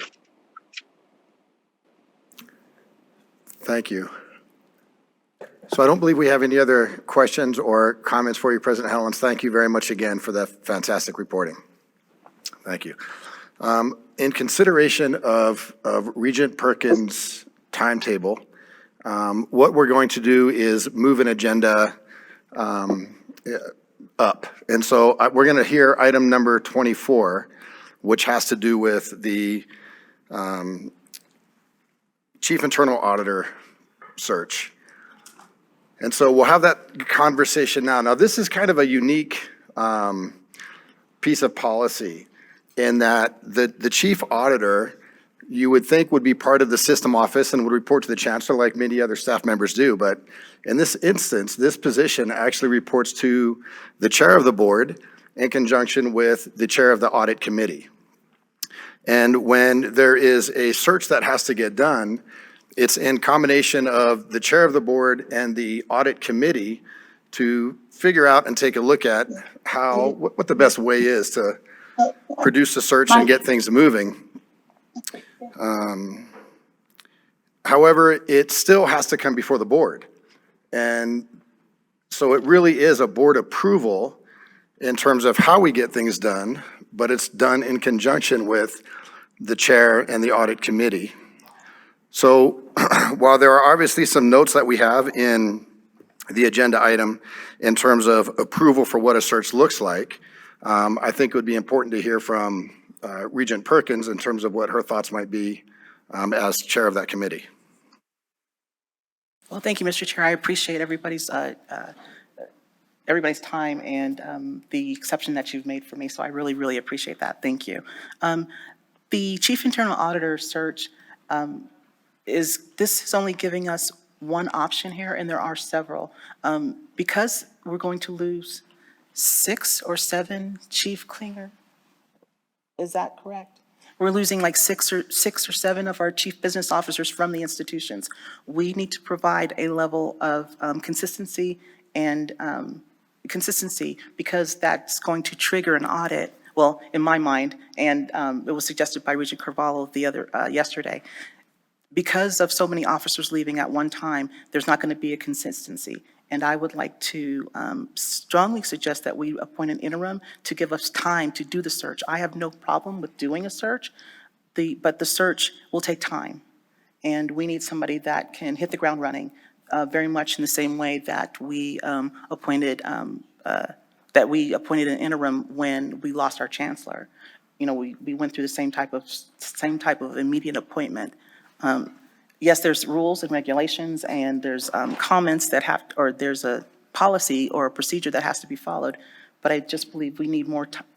You can't do a search overnight, and we're going to lose our officer in charge because he's retiring in August, and I believe this was his last board meeting.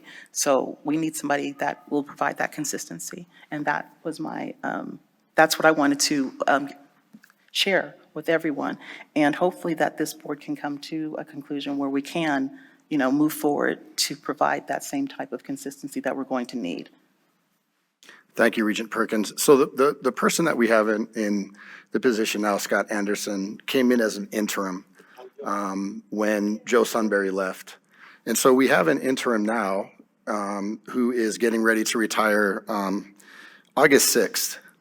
So we essentially have between now and August 6th to fill the position.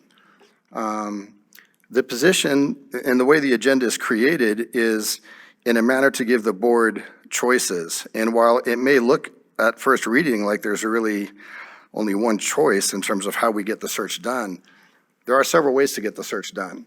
And it can be done either through an outside search firm. It could be done in an internal search. The board can decide that we would want to do a hiring much like we would for other staff positions and have human resources post and do the typical things that would take place. The greatest consideration I had in terms of what some of this looked like was the capabilities that we share in terms of the audit committee members who would be a focal point of what this actually looks like. And frankly, I'm not a CPA, and I think there's probably some folks who might be better qualified at hiring a chief auditor. And so I certainly wanted to be able to provide best practice measures in terms of what this hiring could look like by suggesting there are several ways that we can get it done.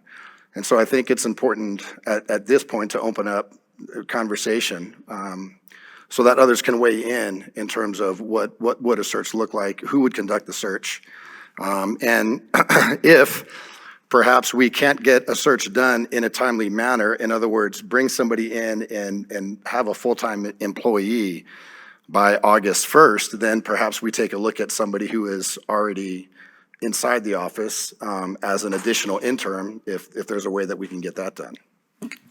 Mr. Chair, if I may, Mr. Anderson is an officer in charge, not an interim, because we didn't appoint him.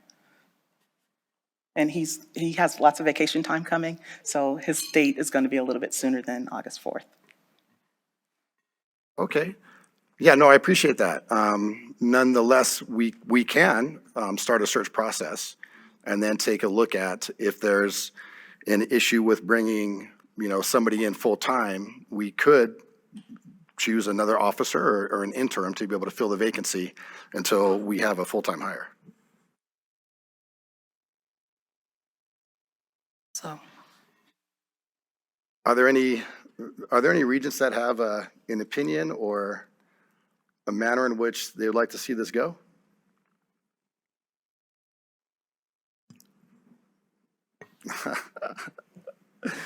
crickets. This is Regent Del Carlo. Okay. I have a question. Regent Carvalho? Thank you. I have a question, and I don't know if it's to the chair or to Mr. Anderson. I'm not sure, or the chancellor perhaps. I'm not sure. But when Mr. Anderson is out of the office, do we have a deep enough bench that there's somebody else that comes in his place? Or I don't know how secure we are in our succession planning in terms of the audit, our audit department. So I'd like to hear that first.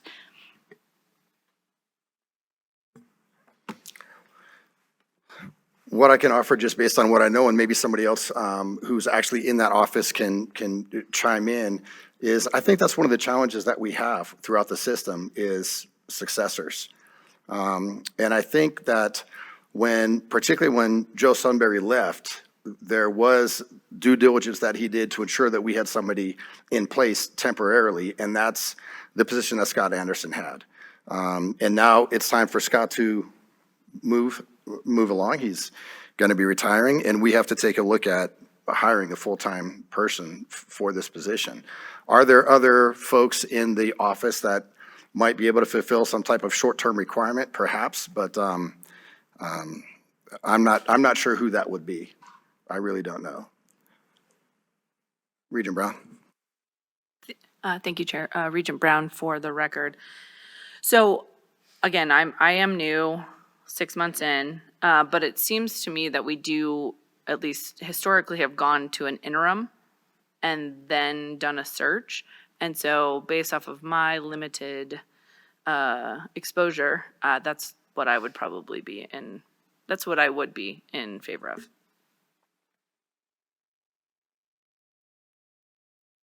Okay. Is there anyone else that has comment on this? Sorry, Regent Del Carlo?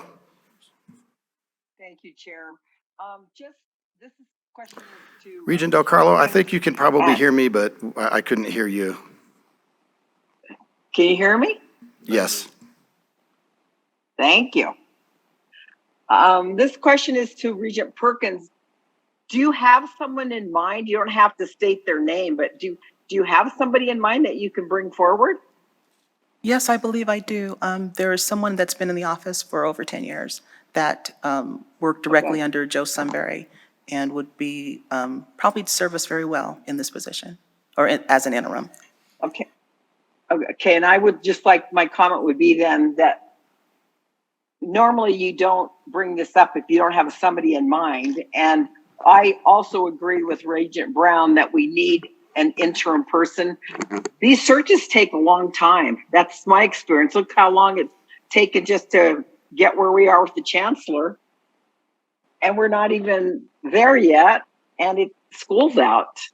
So I think it'd be really smart if we put an interim person in the position and then go through the process. Thank you. Thank you. Mr. Ott? Deputy Attorney General Greg Ott. So this conversation, again, germane to the way that this has been agendized, which is your approval of a search committee for the permanent position. There's no mention of an interim on here, so while the discussion is fine, you wouldn't be able to appoint an interim today. You'd have to bring that back to a future meeting. Thank you. I appreciate the clarification. Regent Breger? Thank you, Susan Breger, for the record. Do we not have a policy in place when this comes up? I mean, the institutions years and years old. Is there something to follow in procedures instead of making something up every time? I don't mean to say it that way, but that's how it came out.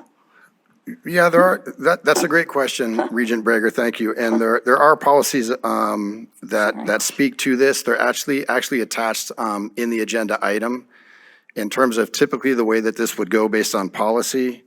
And the way that this has been agendized is specific to creating a search for to bring somebody in on a full-time basis. If we consider that Scott Anderson is in acting, then I think that's fantastic, and he's been acting as the chief internal auditor, but we certainly need to bring someone in. And whether we commence a search now or later, to me, almost seems a little irrelevant, because there's going to be a vacancy in this position. And so my thought is that we should probably start the process of a search now. And if for some reason the search doesn't yield the results that would benefit the board, then perhaps this comes back and we take a look at doing it a different way. Okay, so just to interject once more, when I read section 4 where it says independence, the internal audit, it is exactly what you said laid out. It seems like we're having a lot of conversation on something. Do you need a motion that we move forward on a search with it states the chair, the Board of Regents, and the members of the audit compliance? Is there feedback? There is. It sounds terrible. So again, thank you for bringing that up, Regent Breger. What I'm really looking for is a motion to approve a type of search. In other words, there is a request for approval to do a search, but then it becomes, how are we going to do that search? Are we bringing somebody in, an outside firm, to help with the search? Is it a search that's going to be done in the same way that HR would post a listing and we do it that way? Do we have a committee of internal system office folks support the hiring and employment of a chief internal auditor? And so those are really some of the questions that I have. Okay, and I'm going to finish my comments, if that's okay. I believe, maybe it'll be I guess, new business, that we don't even need to keep, every time something is happening within our system of someone that leaves, we should have a policy that just, it's laid out. We don't have to discuss it each time. We bring it forward, we make a motion, and we decide how we're going to do it. It sounds like it's a little ambiguous today. So I would make a motion that we get a search committee together, and if there's not a firm out there that we've used for something similar to this, that we find out who is doing this type of work. I don't want to see us spending a lot of money on it, or if chair, I just went blank, of that audit committee, I apologize, has someone in mind. I like when we hire from within, if the job is something they're able to do and they're the hierarchy feels like they can do that job, then maybe reach out to the person that has it and ask those questions. Sorry, I just feel like we have a lot of these discussions that there should be something in place that we don't have to do all this extra work each time, and I'd be happy to work on something if we need to do that. Thank you. Thank you. That makes, go ahead, Regent Tarkanian. I second that motion. I think that's very good that we don't use so much time every time we're going looking. We should have something set up. So I second her motion. And thank you, Regent Tarkanian. Regent Breger, just for clarification, is your motion to move forward with a search but use an outside search firm for the hiring? If it's economically sound, otherwise, I do believe in a system that has people within an office, and if it needs to be interim for right now and we hire that person, then that's great. But let's just put together something that we don't do this every time we need a position within the system. So yes, my motion would be that we have an interim person, we start a search determining if there's someone in our system that can do the search, or if we do have to hire and search for an outside firm that's economically sound. I don't like spending money if we have a qualified person within our system.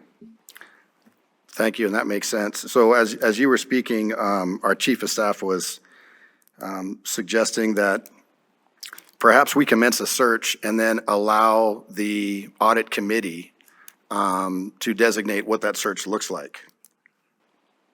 And so it would be, again, in joint collaboration between the audit committee and the chair, but that we would move to have the audit committee and the chair begin that search. And that's what I stated in the beginning. Okay, thank you, Regent Breger, for letting us know. Thank you. So then that was seconded by Regent Tarkanian. Regent Perkins? Thank you, Mr. Chair. We've already done this. We've set a precedent, actually. We've done this twice for Ms. Nikolajewski. We appointed her because we needed somebody in that position that could serve the board and serve Inchi. So I don't understand why, we've already set that precedent, not once but twice. So I was wondering if we could use that same precedent to appoint an interim until we could go to the full search. I mean, I'm not against the search. Please don't, get that misconstrued. I am not against the search. I just think that we need the interim almost immediately, which can be done fairly quickly, whereas the search is going to take Lord knows how long, 3 months, 90 days, 3 months, and we will lose. We won't have anybody in charge. I appreciate that. I couldn't answer some of those questions because I don't know what the significant differences would be from what we did with the chief of staff versus what we'd be doing with a chief auditor that reports to the board chair and the chair of the audit committee. But I also recognize that Mr. Ott was signaling me before I said anything, so I'm gonna defer to him once again. Deputy Attorney General Greg Ott, just wanted to, I heard the motion as approving something regarding an interim. Interim's not on the agenda. So again, the discussion here around an interim is relevant to the extent it informs whether or not you need to vote on the search today, but to the extent you want to do anything regarding process or appointment of an interim, you really need to agendize that at a future meeting to allow the public to come in to weigh in on whether they think that's a good idea or not. Thank you, Mr. Ott. So, Regent Breger, in terms of the motion that you made, I know that you had mentioned a couple of things. Are you amenable to either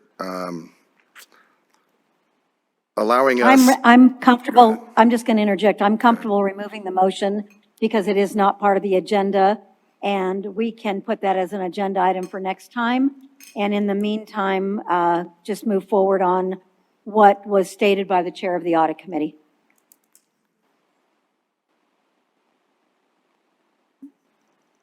I don't think that wasn't. So to move it to another agenda? Well, no, you said we can't discuss an interim. So what I'm saying is move that to another agenda, but continue on with the, what we have in section 4 of the internal audit department chair under number 24. So I'm removing I'm disregarding what I had stated because there's no ability to speak about an interim. And let's just follow what chair of the audit committee stated. I guess I would. If that's not clear, I don't know how else to say it. Regent Perkins? Thank you, Mr. Chair. I guess that seems kind of reversed to me.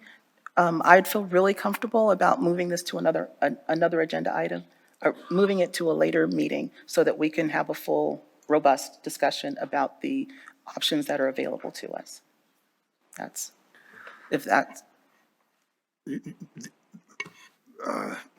The only concern I would have with that is our timeline.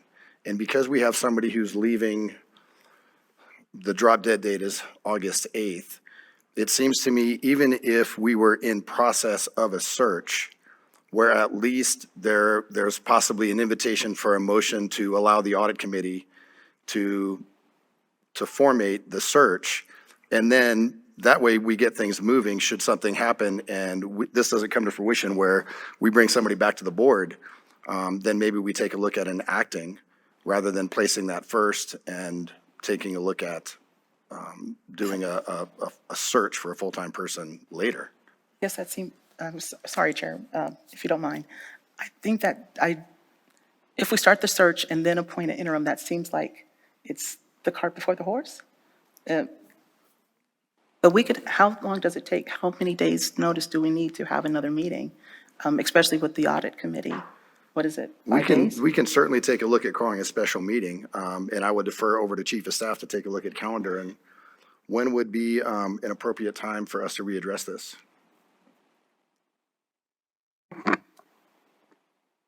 The earliest I would say would be next Friday, although it would not be a meeting of the audit committee because the board chair by policy is part of that decision-making process. So again, it would be a meeting of the full board.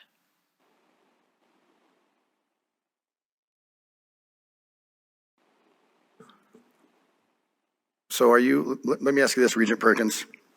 Based on timeline, are you amenable to at least entertaining a motion for the audit committee to begin a search? And that way the audit committee could get together and discuss how, we would get this done. And then if there's some, roadblocks, then we have another meeting with the full board to say, we couldn't get this forward. We're going to have to bring somebody in right now. And then if you have somebody in mind, that would be the time that we could address that. But at least we have something moving. I guess I would rather have the interim be a possibility as opposed to saying yes to the search. Rather than saying yes to the search at this time, maybe just give the audit committee the permission to examine it. And then we can meet the audit committee and then have everything pushed up to the full board.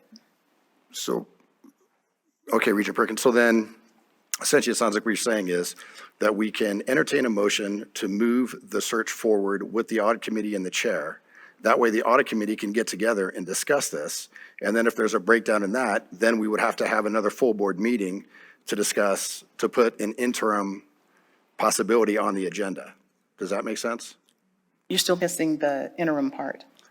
Right, because I am, because we're essentially, because we can't address an interim today, and because that the way that it was set up, this was designed for us to begin a search, get approval on a search today. All I'm trying to do is move forward with what we have, and if there are obstacles that we can't overcome, then we would bring the full board back to say, we're not able to move the process forward in terms of how we're designing a search, and perhaps at this time, let's entertain an interim until we can figure it out. Okay, well, let's just go to move this whole thing to the board meeting, like a full board meeting, like was mentioned by the Chief of Staff. Okay, so then June 16th, was that the date? Yes, you could do June 16th. We would need the exact parameters for that agenda item. However, I still think that there is an option to take action today to commence a search. We know what the formation of the search committee would be because that's written in policy. It would be the audit committee plus the board chair.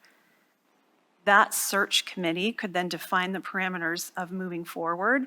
You could begin a search. If there's not a hire by the time Mr. Anderson is exiting, then you would consider an acting appointment, continue with the search process, and make that permanent hire.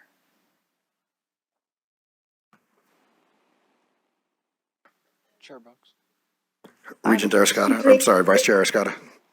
Thank you. I'd like to make another, I'm not quite sure about Regent Breger's motion, but I'd like to make a motion, so we can continue here. I'd like to make a motion to commence a search for the Chief Internal Auditor without the assistance of a search firm. Do it internally, to be conducted by a search committee comprised of the Chair of the Board of Regents and a member of the Audit, Compliance, and Title IX Committee, with the final appointment to be made by the full board at a future meeting. I'd like to make that as a motion so we can continue and focus on Regent Perkins' items also. This is important. We need to get this going. Let's get it going now. Chair Brooks, Regent could I ask a question? Where in this item on the agenda does it say that we cannot, or does it indicate that we cannot have an interim now? It says that you are going to request to implement the search with or without the assistance of a search firm and done by a search committee. I don't see where, and I know our attorney said we couldn't, but I don't understand why we can't.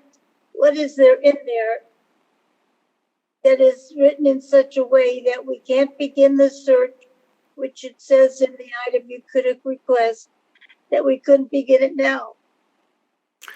Thank you, Regent Tarkanian, for the question. I'm going to refer this over to Mr. Ott. Thank you, Chair. So Regent Tarkanian, the open meeting law requires that the matters that are going to be discussed by the public body be fully and completely set forward so that members of the public can know what the public body is going to be speaking about and can come and address the public body on what their preferences may be. Because there is no mention of an interim appointment in here, the public has no notice that the board would be considering an interim appointment, and so they're unable to come in. There may be someone in the public who had really wanted to be heard on this, and they would have been prevented from addressing the public body and bringing their thoughts. So that's why you wouldn't be permitted to commence with an appointment or to authorize an interim. And I'd be remiss, Chair, if I didn't mention that there was a motion and there hasn't been a second yet. So before you start discussion, you should probably either get a motion or get a second or allow it to die without a second. Thank you. Thank you. Appreciate the guidance. Yes. Before we go on, I just want to say that, are you saying then that you have to have the word, that one word in there? Deputy Attorney General Greg Ott, you would have to have it agendized in a way so that the public would have known that you are going to be discussing the appointment of an interim. And that's just not the case from the whole text there under item 24. It doesn't reference an interim at all. So that's why the public would have no knowledge that that was going to be discussed. Okay, thank you. I don't know if I agree with that, but thank you very much. So Vice Chair Escada made a motion. There's a motion on the floor for to start a chief auditor search with the audit committee, but to do that internally. Really what I'm looking for right now is either a second to this motion or this simply will just die. Second by Susan Brager. Seconded by Susan Brager. Is there any other discussion regarding this matter? Regent Perkins? Thank you, Mr. Chair. I did put language forward that was rejected by the chair, so that would allow us to discuss the interim, which was rejected, so that's I'd like to just add that for the record.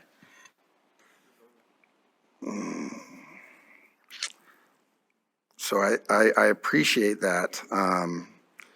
There was certainly some conversations that took place regarding the makeup of the agenda, the way it was presented. And I wouldn't necessarily say that it was rejected by the chair as much as there's the consideration that it wasn't brought forward correctly that would fall within our policy and guidelines. And so I appreciate that, but there are certainly other considerations regarding our agenda items. Getting back to is there any other discussion? No. So we have a motion by Vice Chair Arascata, seconded by Susan Brager. This is for the commencement of the audit committee and the chair to begin a search. That'll be an internal search to hire a chief internal auditor. I think we'll do a roll call vote. Carrie? Regent Brager. Yes. Chair Brooks. Yes. Regent Brown. No. Regent Carvalho. No. Regent Cruz Crawford. No. Regent Del Carlo. No. Regent Downs. Yes. Regent Goodman. Yes. Yes. Regent McMichael. No. Regent Perkins. No. Regent Tarkanian. No. Vice Chair Arascata. Yes. Regent Boylan. The motion fails. Thank you. We will just move right back into our agenda where we left off.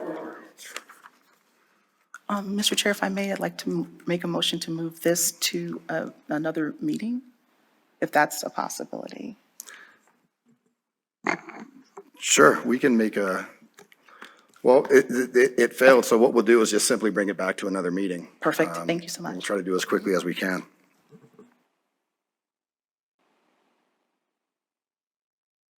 All right, give me 1 second here and we'll get back to where we were.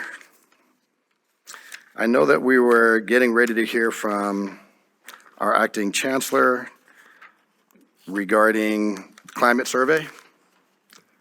So we can move forward with that. Thank you, Mr. Chair. For the record, Dale Urquiaga, Acting Chancellor. If you're thumbing through your agenda, it's item 16. For the board's background, in 2021, the Nevada legislature created a sexual misconduct task force about higher education. It's a large body. This board handles the appointments. You've seen some of those on consent. The task force has met over these 2 years in the midst of a number of chancellor changes. But they have moved forward with one of their primary tasks, which is the conduct of a survey of INCHE institutions. And so with us today is Dr. Elizabeth Gunn, who chairs that task force now, and she will bring you up to date on the work of the task force and this survey. The statute operates in such a way that the board must approve the survey and direct its institutions to conduct it. And as you see in the board agenda item, we have identified monies, because the legislature appropriated none.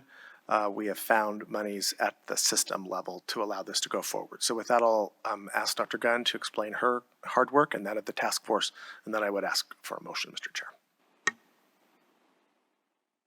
Thank you, Acting Chancellor. My name is Elizabeth Gunn, G-U-N-N. I am the Dean of the School of Liberal Arts, Sciences, and Business at Nevada State, but I'm here in my capacity as chair of the Sexual Misconduct Task Force that reports to the Board of Regents.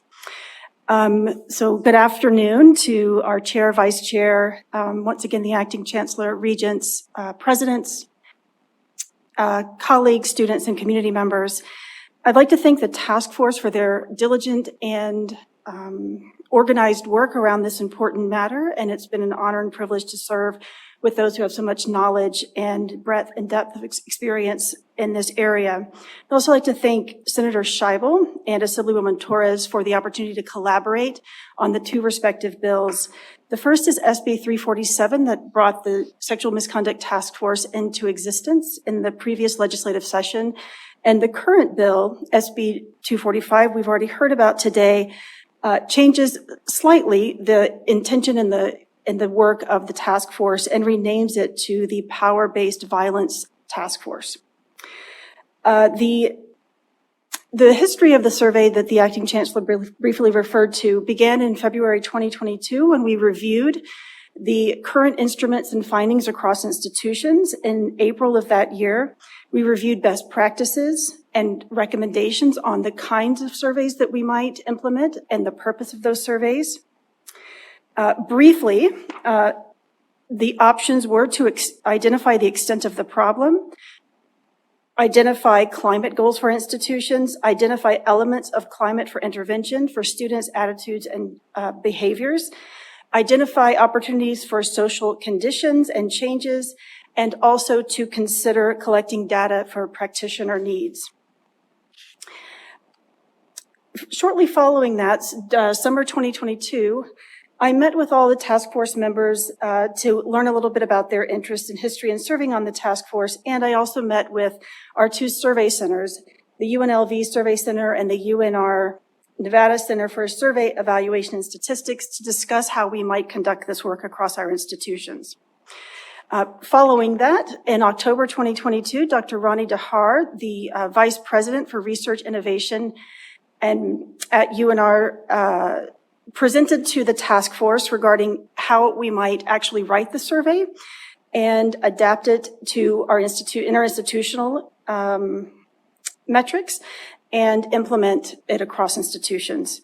So just reviewing those three major milestones, we reviewed the existing instruments, best practices, and design and metrics for a new survey.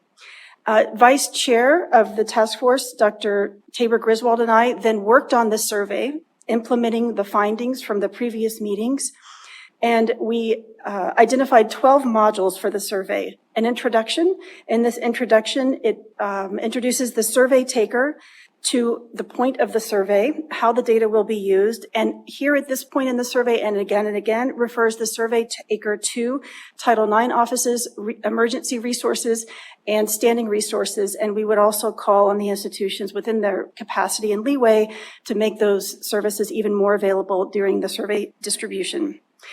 The second module is institutional perceptions that students have of how our institutions respond. Bystander readiness follows that, reporting observations, sexual harassment, interpersonal violence, data and perceptions on both survivors and victims and perpetrators, and finally demographics. And that is a brief overview of our 12 modules. Earlier this spring, the task force, after review and amendments and edits, voted to unanimously approve the survey at our level and recommend it to the Board of Regents, hopefully an attachment with some funding that the acting chancellor mentioned before. And then the benefits, should you adopt the survey today, would be to standardize reporting across our institutions. We would have aggregated, deaggregated data by institution. We would be able to use that data to make recommendations about programming across institutions or specific to institutions as needed. And it would also contribute to the body of knowledge within Nevada and perhaps even nationally about campus safety in this area. Finally, on behalf of the task force, we would also recommend adopting the survey today with the stipulation that AB 245, which changes the language of the task force from sexual misconduct to power-based violence, that we would have the leeway to update the survey to reflect that upon implementation fall 2023. Thank you. Thank you. We appreciate the reporting that you gave us. Are there any regents with questions or comments? Regent Carvalho? Thank you, Mr. Chair. I'd like to give a big thank you to Dr. Gunn for your leadership on this committee, your expertise, and really the diligent work of the task force in preparing this. I'd also like to say thank you to Acting Chancellor Urquiaga for sourcing the funds for this survey instrument. I know that was a hurdle, and I appreciate your offer for the funds for this. I would like to make a motion to approve the sexual misconduct climate survey instrument recommended by Dr. Gunn and the Task Force on Sexual Misconduct at Institutions of Higher Education and developed by researchers from NC institutions. Additionally, I would make a motion, add to my motion to require that each of the NC institutions administer the sexual misconduct climate survey during the 2023-2024 academic year with the changes that Dr. Gunn just outlined. Second as proposed. So it's moved. We have a second.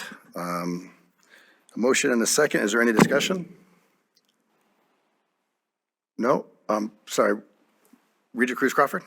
Regent Cruz Crawford for the record. Sorry if I missed this. When do students receive this test? When do they take the survey? Did I miss that? Elizabeth Gunn for the record. We discussed the ideal distribution date. There are best practices regarding that. If we capture students before the Thanksgiving holiday and the fall semester, that is when surveys in higher education usually get the most return, especially for beginning students, first, second year students, which is the population that that are most vulnerable and that we would hope to capture here. And we would hopefully have results then to present to the Board of Regents in 2024. Okay, thank you. I know as a student, I'm more likely to take my surveys if they're given in-person class. So however we can make space for that. I know a lot of us go remotely, but I think it's a great survey. I know it's a lot of questions, but I really like how you utilize drop down. You identify victim and aggressor behavior. I think it's wonderfully done. So thank you.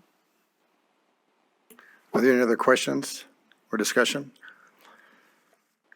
So the question is the adoption of the motion to approve the climate survey on sexual misconduct at institutions of higher education, as it has been laid out before us, and that the climate survey would, each institution would be required to administer the sexual misconduct climate survey during the 23-24 academic year. All those in favor say aye or yes. Aye. Aye. Those opposed say no or nay. Aye. Thank you. That motion passes. Now we move right into another metrics report. President Hilgerson, thank you.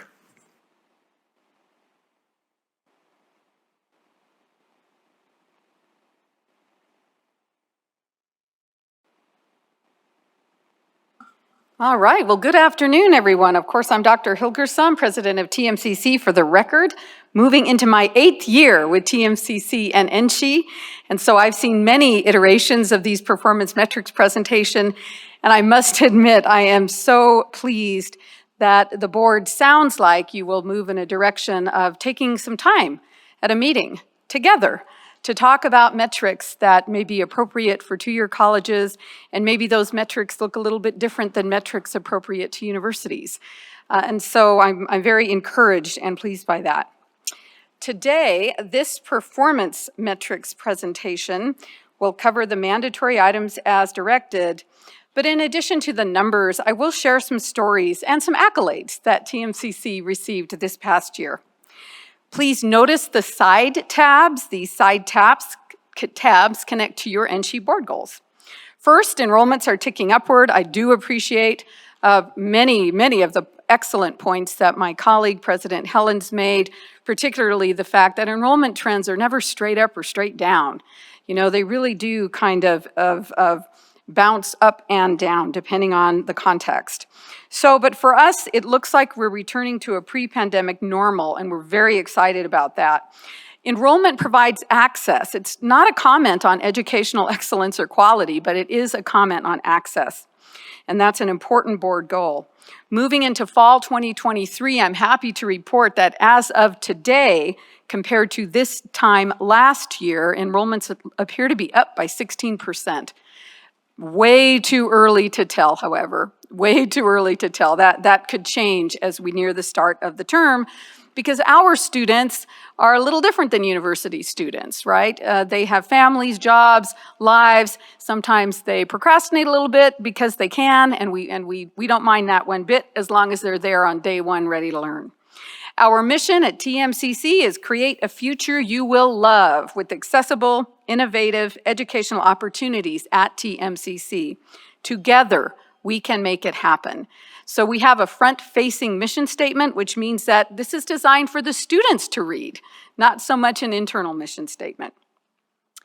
Enrollments to some extent are market-driven, often affected by factors outside of our control. Sometimes there's a correlation between low unemployment rate and flat or declining enrollment because our students are out there with jobs working. The pandemic enrollment dip was caused by different reasons, however, and I could talk at length here, but moving out of the pandemic, those points would be less relevant. Needless to say, we are all glad that our local folks appear to be finding their way back to college.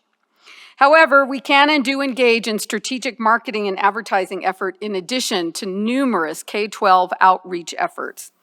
We take strategic marketing very seriously and employ old school and new school methods. TMCC is proud that this year the Marketing and Communications Office won a 2022 Gold National Paragon Award and 4 regional medallion awards, including Best Medallions.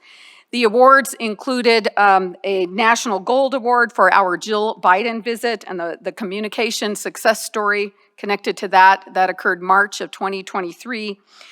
In October, November of 2022, we received 4 medallion awards, and including for the Jill Biden visit in the communication success category.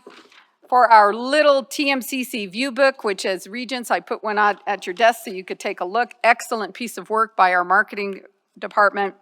A silver for the historical photo mosaic, which celebrated our 50th anniversary at TMCC. And also a bronze for the murder mystery at the disco event. I can't wait till we repeat that event. It's very fun. In the special event or fundraising category marketing campaign. So we were very pleased with that. Turning to fall enrollment by ethnicity, not much has changed. We hold steady at about 34% of Hispanic students and 48% Caucasian students, and slightly up in the other ethnic groups. Enrollments require recruiting, and we try to keep students engaged so that there's a sense of belonging. And at TMCC, we have a very active student government association and many student clubs. Of course, we have women's and men's soccer too, and this has enhanced our team spirit as a college. We also have ways for students to be recognized for their academic achievements as well. For example, each year we produce a literary magazine called The Meadow, and here it is. I left this by your station as well. And the students publish poems, essays, art, photographs.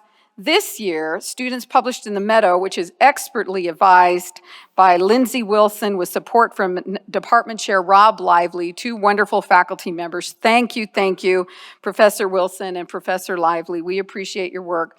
But we entered the book in a 2022 contest for the first time, I understand, and we won a few awards. That was pretty cool. 3 awards in the Community College Humanities Association Literary Magazine Competition in fall 2022. Meredith Kay won first place for Best Short Story in the Pacific Western region, and Jeremiah Zaninga won first and second place for Best Poem. 2 poems were submitted, so congratulations to those students, and I hope you have some time in the next couple of relaxing summer months, to maybe read those works in the magazine. In addition to this, TMCC theater students participated in the Kennedy Center American College Theater Festival. The cast received several meritorious awards for their spring play That Day in Tucson, and will enter additional shows in an upcoming regional Kennedy Center competition. Led by relatively new faculty, Shay King and Jared Sorensen, I'm super excited for the TMCC theater program, which is back on track following the pandemic. Okay, now let's turn to graduation rates. And as you know, one indicator of student success is, and probably the most important indicator of student success from a data perspective. But I totally agree with my colleague, President Helens. The first time full-time IPEDS data is a poor indicator. As I have repeatedly noted, TMCC students tend to be part-time and not first-time. Do you know what percentage of IPEDS captures our total student population? 6%, only 6%. And I understand that this is the data points that in the past, regents have wanted to see, but I'm compelled to point out again that although IPEDS data is helpful, it is not really indicative of who we are as a college. I believe the recently updated college scorecard created by the U.S. Department of Education is a better data set for TMCC. But back to this slide. The number of students captured this year began their academic journey in 2016, the same time I began at TMCC. And they include 717 students. Remember, our enrollment the last 5 years averages about 11,000, 10,500 to 11,000, excluding pandemic years. Our completion percentage in the IPEDS first-time, full-time cohort stayed the same as last year, and the number of grads is very similar, 187 compared to 197 in the IPEDS cohort, again, representing only 6% of our student population. Let's turn now to IPEDS peer comparison. We continue to aspire to improve upon our graduation rate compared with peers that are similar to TMCC. However, this graph pertains only to first-time, full-time cohort, 6%, but the peers are pretty good comparisons for TMCC. My team and I really strategically took a dive and tried to identify peers that made good sense, comparatively speaking, for TMCC. The institutions are similar in size and scope. They are somewhat similar in budgeting, not all of them, but many of them. And we aspire to achieve the same types of successes that Columbia Basin in Washington State and North Seattle, also in Washington State, have achieved. And we will connect with them and try to identify in the next year what is it that we're doing or that they are doing that we are not. And maybe we can adopt some of their practices and learn and grow and see an uptick in our achievement results as well. In terms of persistence, the percentage of full-time students graduating in the spring or returning in the fall was 79% and 67% of our part-time students doing the same. In short, the majority of TMCC students are completing or persisting to the next semester and ideally doing both. Back to iPads. So this is an iPads grad rate by ethnicity. Again, please notice the small n's that you see. This is a mandatory slide, but because the first-time full-time cohort is so small, I'm not sure how relevant this data really is, but in the iPads cohort, our largest N is the Caucasian and Hispanic cohorts. 88 Caucasian students and 69 Hispanic students are captured in this data set. Did I mention that we serve between 10,000 and 11,000 students? Yes, I did.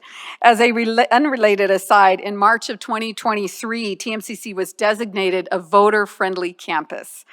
Considering the diversity on our campus, we are pleased that we are effectively encouraging voting in our college community. Okay, so when we look at overall completion, a data set with a much larger N, we see a trend line up because this data set looks at overall numbers that is not based on first-time, full-time. We see a small increase each year in the number of students earning degrees and certificates in alignment with the key performance targets that our planning council and our strategic planning committee groups on our campus have set for targets and goals. And so I'm really pleased with this.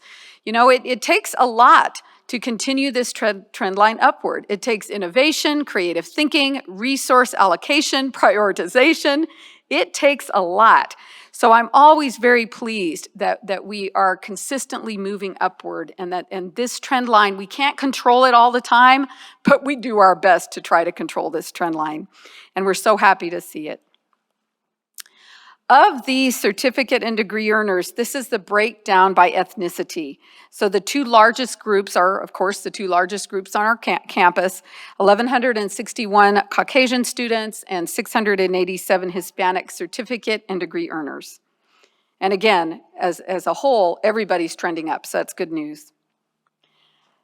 This is a slide that I'm most happy about because we honestly didn't plan it. When the team and I dove in and picked our aspirational comparison peers, that work was prior to the data submissions due to the iPads database, okay? So we were thrilled to note and to share with you today that we actually beat all of the peers, both aspirational and comparative peers, in terms of the numbers of certificates and degrees. So we're very happy about that. Okay, fall to fall retention rate. So retention is a word in higher ed used to identify the number of students who persisted from one term to the next. And sadly, we often lose students between spring term and fall term. Happily, the first-time full-time students trended up again in fall 2021, but down a bit in 22. The N dropped from 1108 to 922 for a gap of 86 students. And again, this is the first-time full-time cohort. Let's see, we did experience staffing shortages in a couple of gateway areas, meaning students couldn't always get into the math class that they needed to get into when they wanted to get into it. That may have affected enrollment for some students. This is difficult to pinpoint. But of course, we look at everything at our college through our college committees and particularly our planning council. We did see a dip in first-time part-time students, and it's a significant dip, 44% to 36%.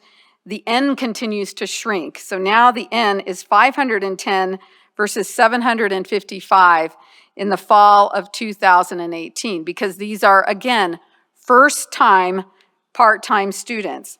This could be because if you were a part-time student and you took a break from TMCC during the pandemic, well, that meant that you stopped out or you worked or you just couldn't handle it all because the pandemic was stressful and maybe you didn't want to be around other people during the pandemic and you're a part-time student.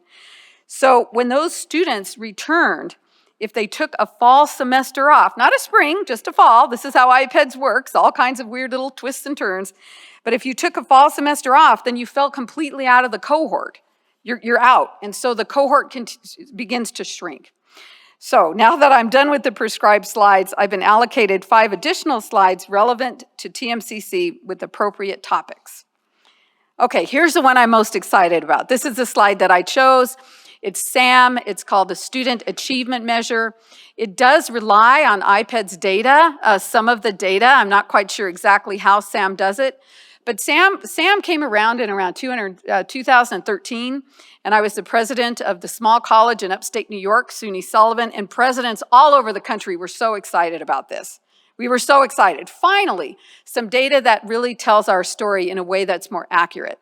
When you look at the fall 2016 cohort, bottom bar, this is a cohort that started the same time I did at TMCC, right? So we were in it together. 43% of these students graduated from TMCC. 10% are still enrolled, meaning they're persisting, okay? 19% transferred, and I believe most of those are successfully transferring or transferred to one of our universities, most likely the University of Nevada, Reno. I consider that a success.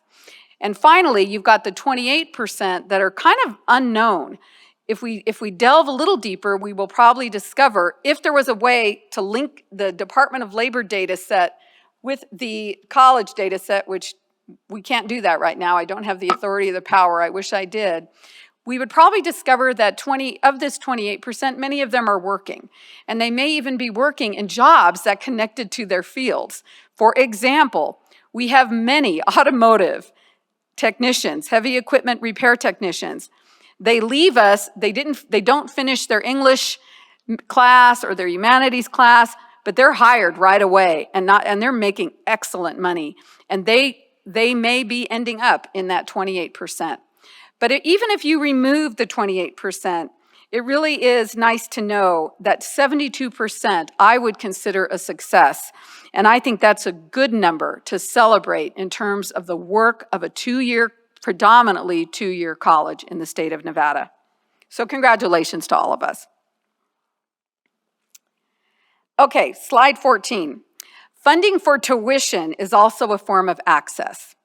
And scholarships help provide access and also demonstrates, this slide demonstrates Northern Nevada's compassion and community support for TMCC students. Often, a scholarship from the TMCC Foundation provides that little bit of extra help with student expenses. For example, childcare expenses, course materials, gasoline, so that the student can stay in school and succeed. Simply put, our community supports student success through their donations to TMCC scholarships. The foundation also seeks private donors for programs like the TMCC Summer Bridge program. We continue to provide robust scholarship support with continuous upward trend in donor funding. I am so grateful to all who contribute to the TMCC Foundation, many who are sitting right here in this room today. Thank you. And I'm also grateful to the outstanding foundation and grants team led by Gretchen Sawyer at TMCC. Thank you. The generosity of our community is not missed by our scholarship recipients. In the last 7 years, scholarship support has increased by 50%. Again, we set targets on this stuff. Total foundation and revenue-sponsored funding received this past year was $8,382,486. We are very pleased. Okay, registered apprentices. This is one initiative in which collaboration and communication yield good results. These programs are an economic engine in our community and our students. This Earn As You Learn model is amazing, and you can see some of the updated numbers there. There's kind of 3 buckets: TMCC registered and industry sponsored. The Tesla and Panasonic group falls into that. We've got hundreds of those. And then we have union-sponsored apprenticeships. We have great relationships with our union folk, and they do a marvelous job on this with us. And then there are other apprenticeship options funded through the Department of Labor. Our spring 2023 numbers are included on the slide, and our most popular program is the area of advanced manufacturing.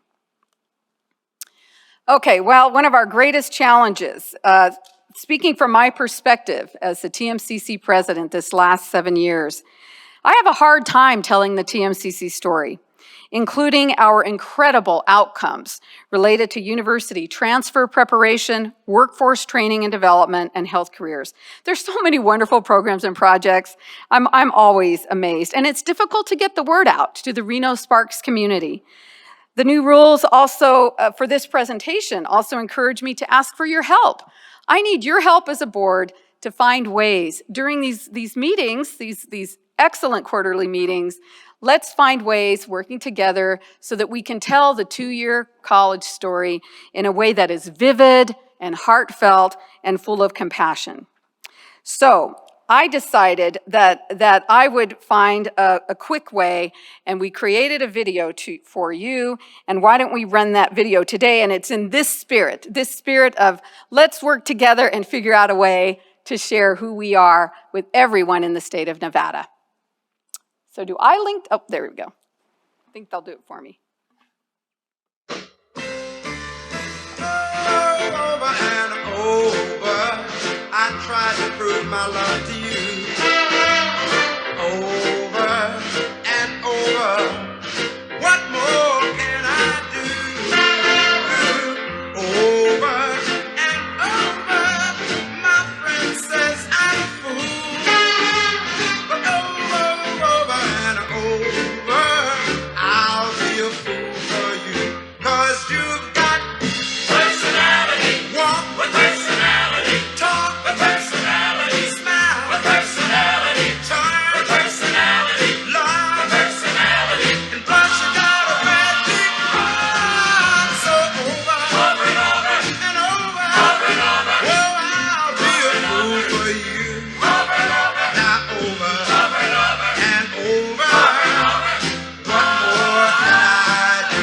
'Cause you've got personality, walk with personality, talk with personality, smile with personality, charm with personality, love with personality, and plus you got a red big heart. So over and over, well, I'll be a fool for you. Now over and over, what more can I do? Over and over, I said that I love you. Over and over, honey love, it's the truth. Over and over, they still says I'm a fool. But over and over, I'll be a fool for you. 'Cause you've got personality, walk with personality, talk with personality, smile with personality, charm with personality, love with personality, and plus you got a red big heart. So over and over, well, I'll be a fool for you. Now over and over, what more can I do? Now you know why I love TMCC, right? Okay, I love this college. It's so great. For my last slide, the new rules and, oh wait, is that right? Yes. Am I at the last slide? Anyway, the new rules encouraged me to share a programmatic success story. And because TMCC is a national leader for two-year colleges and sustainable campus operations and curriculum, I wanted to highlight our year of sustainability. It was a year-long effort, 22-23. The list of projects included in the work is impressive. On kickoff day, on August 8, 2022, there were numerous professional development workshops and speakers that inspired new actions related to energy conservation. Structured workshops help inspire projects and lessons for students. And at one point, there were over 100 projects designed to study sustainable practices. The year included some excellent speakers, too. Ruby Veridiano spoke to us about her work to promote environmental and social justice in the supply chain for clothing production. Juliana Urtubi, the National Teacher of the Year, and Miss Earth spoke with us about joyous and just education and the community garden tended by her students. Throughout the year, faculty projects and students were plentiful, or with students were plentiful. A small example was, let's redesign jeans in a way that could save 2,000 gallons of water per clothing pack. And let's move paper that we waste so much paper in higher education. Let's try to move as much of that as we can to digital formats. Another eco-blitz occurred at San Rafael Park, and I've talked with you in the past about that. And also, we've been using more sustainable decor at events and trying to be mindful of that. We try to green our TMCC Cafe, and we actually won the first Green Business Award from the Keep Truckee Meadows Beautiful organization for our cafe operations. And we try to win a few local awards every year and try to be recognized, and not because we love to be recognized, well I do, but because we want to share those practices so that other organizations adopt them as well. We're trying to get rid of plastic bottles on our campus, and it's hard, we're used to them. So when you come to TMCC in September, we'll give you one of these and we'll clean it, wash it, and fill it with water for you so that it'll be ready to go. With good planning and real dirty work, and I mean garden soil, TMCC also earned the designation this past year of Bee Campus USA. The TMCC found, by the way, bees are, we gotta love the bees, otherwise the earth is in big trouble. So it was really important for us to have a pollinator garden and become a Bee Campus USA. The TMCC Foundation also contributed to the Year of Sustainability with 2 rounds of small grants, including a grant for our garden at our Meadowwood location, which is an urban location. So that was pretty exciting. The students at Meadowwood who are in the English as Second Language Learner program read a book called Seed Folks, and that kind of aligned with the garden project. The foundation supported the purchase of native plants for the pollinator garden, BPA-free lunch containers that were distributed to our folks participating in a November 8th celebration of first-generation college students. With help from the foundation, TMCC education students in partnership with Washoe County School District and the Keep Truckee Meadows Beautiful organization participated in a local field trip promoting sustainability. Finally, the foundation helped support the reusable wheat utensil sets that were distributed on Earth Day. If you behave yourselves, you'll get some at the September board meeting. And speaking of Earth Day, which was held April 20th, we appeared to enjoy record attendance by students, faculty, and community members. There were poster sessions and information booths, the Bee Campus Pollinator Gardener grand opening, and weed-eating goats. Not weed-smoking goats, but weed-eating goats, and they are so cute. It was a super event, and there is much hope about a sustainable campus and a sustainable future for our world. So with that, I am now open to questions, and thank you very much. Thank you, President Hilgerson, for that fantastic presentation and great video. Those are some spectacular skills that you have in putting that together. Yeah. That's for sure. Are there any regents with Regent Goodman? I just have to get in here and say that as a regent, I feel a big part of my job is to advocate for our institutions, and it's those stories that really help me do that. And so I'm also an advertising person, so great job on the video, but I just really love hearing about things I can talk about when I'm out there advocating for all of these wonderful institutions that we have in our state. So I just want to say thank you for a great presentation. Yeah, thank you.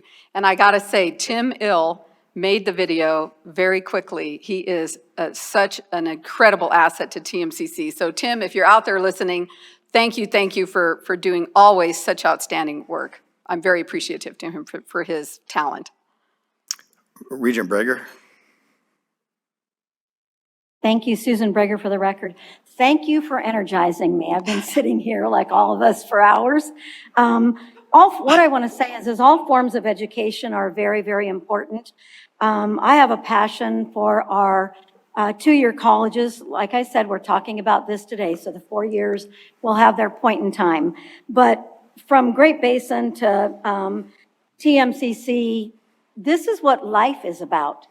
because there are segments of our population and people that have just gifts of skills, and they're able to flourish in the environment that our two-year colleges give. And what you showed today is what really so many people can start in your campuses. And then if they choose to go into a higher degree, we have those amazing four-year colleges and universities in our state. But this is a passion because I enjoyed creating the Career Technical Academies and working with the Community College High School program while I was a trustee, which is now many years ago. So Sing It Flourish, like you shared today in the video with great music for both you and the Great Basin. Thank you so much, and I think I can do another 2.5 hours now. Thank you. Regent Carvalho? President Hilgersum, thank you for that presentation. To use your words, our community colleges are vivid, heartfelt, and full of compassion, and I appreciate you highlighting that for us today. I did have a question. You mentioned on the first-time, part-time cohort that in IPEDS, if they stop out, they drop out of that cohort. And I was wondering, what do you do at TMCC to try to get them back? Or when they do come back, is there something that flags you so that your staff can help them and ensure that they get what they need and maybe not start that stop out process again?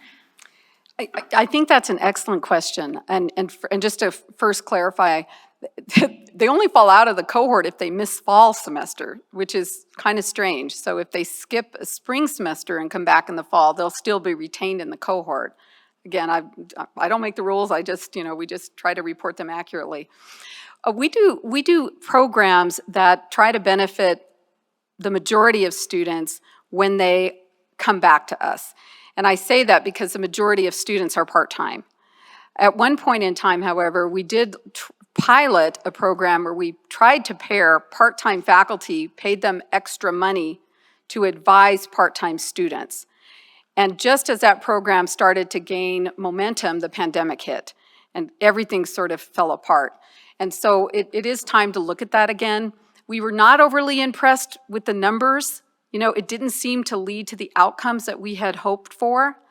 So I think it's a work in progress. To answer your question fairly, I believe it's a work in progress. We still haven't found what can really make significant improvements that match the investment for part-time students. It's a hard puzzle. It's a hard puzzle, but it's a great question. Thank you for that. Regent Del Carlo? Thank you, Chair. And President Hilgersum, always, you're so full of passion. You are our most passionate president. I love it. And I agree with Regent Breger. You're so energizing. Wow. Because it is Thank hard you. to sit through this on a Friday afternoon, but your video was great. What I love about what you're doing is not only what you do for the students, but the whole sustainability, love the earth. And I think that comes from your passion with the Nature Conservatory, who I had never even heard of till I met you. And you've brought that to your campus. We all should be carrying water jugs. I mean, it's ridiculous to have plastic bottles. And the pollinator garden, I wasn't able to come that day, but how great that you're doing that, and all the other things. And kudos to Gretchen for continuing to grow that scholarship fund, because we've got some tough decisions to make ahead of us at a future meeting. And the more those scholarship funds can be raised, the more impact it can have on students. So, and I really want to thank you for educating all of us. I will bring it up in new business, but we do have to come together as a board and figure out a way to rank our community colleges and tell the story in a much better way than some of the data that's afforded to us. And it's just a matter of how we make the agreement to do that. So thank you for your presentation. Yeah, thank you. Thank you again, President Hilgerson. I don't think we have any more additional comments. We'll move right into a hearing from Patricia Charlton, the Acting Vice Chancellor for Academic and Student Affairs, regarding a handbook revision for a Congressional Medal of Honor fee waiver. Okay, thank you so much, Chair Brooks, board members, presidents, and Chancellor Arriaga. Today I'm bringing forward to you a request for approval for the fee waiver for recipients of the Congressional Medal of Honor. And this is a action that we're bringing forward following the March 2023 Board of Regents meeting, in which Regent McMichael requested a waiver of tuition and fees provided for Medal of Honor recipients. The Congressional Medal of Honor is the highest award that a U.S. military service person can receive. And to date, there have been over 3,516 awards that have been issued since its inception in 1864. And today, there are 65 of those recipients remaining with us. The process for this would be that a student that is eligible to receive this fee waiver would basically complete the FAFSA and any documentation regarding their Veterans Administration educational benefits, and the fee waiver would then kick in to cover any outstanding balance of their registration fees, laboratory fees, or any other mandatory fees after those other resources are covered. We are uncertain of the exact fiscal amount depending on who would be come to Nevada for this honor to be bestowed. And so if there are any questions, be happy to answer. Are there any questions by the Regents? No, I don't think we have any questions. We certainly appreciate the presentation. This is for possible action, though. Is there a motion to approve? I motion to approve. Thank you, Regent Cruz Crawford. Is there a second? I'll second. I'm sorry, who was the second? Jeff Downs. Regent Downs, thank you. So we're basically the question is the adoption on the motion to approve the handbook revision for Congressional Medal of Honor fee waiver. All those in favor say yes or aye. Aye. Aye. Aye. Those who oppose say no or nay. Thank you very much. The motion passes. All right, thank you so much. Thank you for the presentation. We appreciate it. We will Chair, now. can I just say just one thing? This is Amy Carvalho. Sure. I just wanted to say thank you to Regent McMichael for bringing this forward and to board staff for bringing this to the board so quickly. Thank you. Thank you. And now we'll move to agenda number 19, a handbook revision regarding NSHE policy and security forces. Thank you. Mr. Adam Garcia. Thank you, Chair Brooks, Vice Chair Scotta, Regents, Chancellor, Presidents, and colleagues. Good afternoon. For the record, my name is Adam Garcia, Vice President for Public Safety Services and Director of University Police Southern Command. Joining me at the podium in Las Vegas, at the Las Vegas office, is Ashley Angel, Assistant Director of Finance Administration and Executive Support. And Ashley is also Southern Command's Clery Compliance Coordinator, and she's going to be available to answer any questions that y'all may have. I'm here today to request approval for revision of Board Policy Title IV, Chapter 1, Section 12, which requires each system police department to provide annual activity reports as well as the federally required annual security report with information regarding crime by each campus. I'm sorry, not by each campus, on each campus. By current policy, the departments provide statistical information under a very broad category of hate crimes in the annual security report. This revision will provide for a sense of clarity and a further sense of transparency, as it will require hate crimes to be broken down into subcategories of race, religion, age, disability, gender, sexual orientation, gender identity or expression, and national origin, and that information will be included in the annual security report. So in essence, we're just expanding what we will be reporting, breaking it down into subcategories. And that is the request. I'm available, or Ms. Angel, for any questions, and appreciate any comments. Thank you very much. Are there any questions or comments by regents? Regent McMichael, Regent McMichael, go ahead. motion to approve. Second. So there's a motion to approve the handbook revision by Regent McMichael. It's seconded by Regent Tarkanian. Is there any discussion? Seeing no discussion in regards to the adoption of the handbook revision, all those in favor say yes or aye. Aye. All those who oppose, Aye. those who oppose say no or nay. Thank you. Thank you very much for the presentation. We appreciate it. We are at this time going to take a 5-minute administrative break, and then we will get back in our seats and get moving again. Thank you. We'll now move into agenda item number 20. Acting Chancellor Dale Arqueaga will talk about the handbook revision in terms of definition of state college.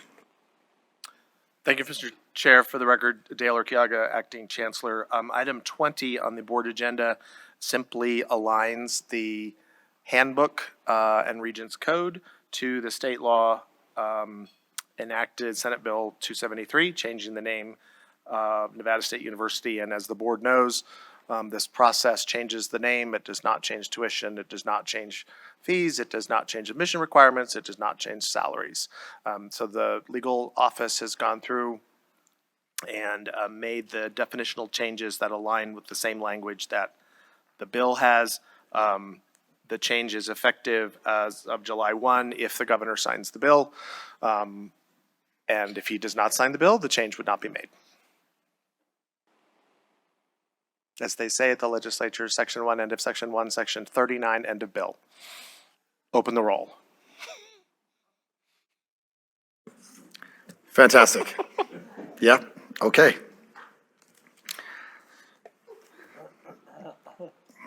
All right, so we will go back to Chief Financial Officer Andrew Klinger for a Mr. Chair, I was kidding. You actually need to call a vote. Like, you need a motion to do this. Oh, I'm sorry, it's information. It's information only. It's just because it's part of the reading. Oh, it's the first reading. Yeah. Sorry. Yeah, no, Never that's mind. okay. I wasted my joke. Nothing. Yeah, that's all right. It was a good joke. I thought you were joking. All right. Real quick, do you have any jokes for us? I do not. Okay, all right, no problem. We'd like to hear what you have to say anyhow. Chair, Regents, for the record, Andrew Klinger, Chief Financial Officer, here to present a change to the procedures and guidelines manual for student health insurance fees. So every June, the board approves the student health insurance rates for the upcoming academic year as shown in Chapter 7, Section 11 of the Procedures and Guidelines Manual. System representatives and institution representatives worked with the system's insurance broker, academic health plans to obtain the best insurance rates possible for the students at each institution. The rates proposed in the attached reference material represent the institution's recommendations for the best option for coverage for academic year 23-24. These final recommendations have been reviewed by insurance committees, which include student representatives at each institution. And with that, would be happy to defer questions to the institutions. Thank you. Are there any questions from Regents regarding this agenda item? Vice Chair Arcata? Just out of curiosity, do we have a percentage of students that do utilize their healthcare fee, registration fee? As in, do they utilize the student health? For the record, Chief Financial Officer Andrew Klinger, I do not have the answer to that question, and I don't know if anybody in the room does, but we can certainly get that information and get back to you. Thank you. Are there any other questions? So this is for possible action. Is there a? I move to. Motion. Who was moving? Regent McMichael? Regent McMichael. Okay, is there a second? I'll second. Regent Downs? Perfect. So we have a motion to approve by Regent McMichael, seconded by Regent Downs. Is there any discussion? Seeing no discussion, all those in favor say aye or yes. Aye. All those who, those who oppose say no or nay. Thank you. The motion passes. Is Linda King online with us? Yes, Chair Brooks, I'm here in Las Vegas. Okay, perfect. Thank you. So we'll move to Las Vegas then, hear Linda King in terms of a code revision for procedures for faculty accept DRI and degree revocations. Thank you, Chair Brooks, and good afternoon, everyone. Linda King, Associate General Counsel for System Administration, for the record. This agenda item presents proposed amendments to Chapter 6 of the Code, which sets forth the rules and disciplinary procedures for administrative and academic faculty. This essentially is a cleanup matter intended to align the Chapter 6 disciplinary procedures with existing NCHE policy governing the complaint and investigation procedure for Title IX sexual harassment complaints. Some time ago, that policy was updated to comply with changes to the Title IX regulatory scheme. And now we're bringing up to speed Chapter 6 to align with those changes. The proposed amendment will harmonize the procedures when dealing with Title IX sexual harassment complaints, which will ensure compliance with federal law and also provide clarity with respect to the current procedures that are being used and followed when there is a Title IX sexual harassment allegation that arises under Chapter 6 of the Code. To achieve this alignment and have our processes mirror each other, the proposed amendments add a new corollary procedure for Chapter 6 complaints, which encompass allegations of prohibited conduct under Title IX. Your briefing paper and reference material have set forth that new section. That'll be Section 6.20. And also the briefing paper highlights some of the examples of what those changes are that are mandated under Title IX, which we must be following under our Chapter 6 process. This is an action item. The code provides under Title II, Chapter 1, Section 1.3.3a, that with a 30-day notice to the institution presidents and faculty senates, we can take action, or you, the board, can take action on this item. Chancellor Urquiaga has circulated that 30-day notice. So at this time, Chair Brooks, in addition to any comments or questions, it would be appropriate for you to call from any opinions from your Senate representatives and system officers. Thank you very much. I appreciate that. Are there any questions or comments? Regent Downs?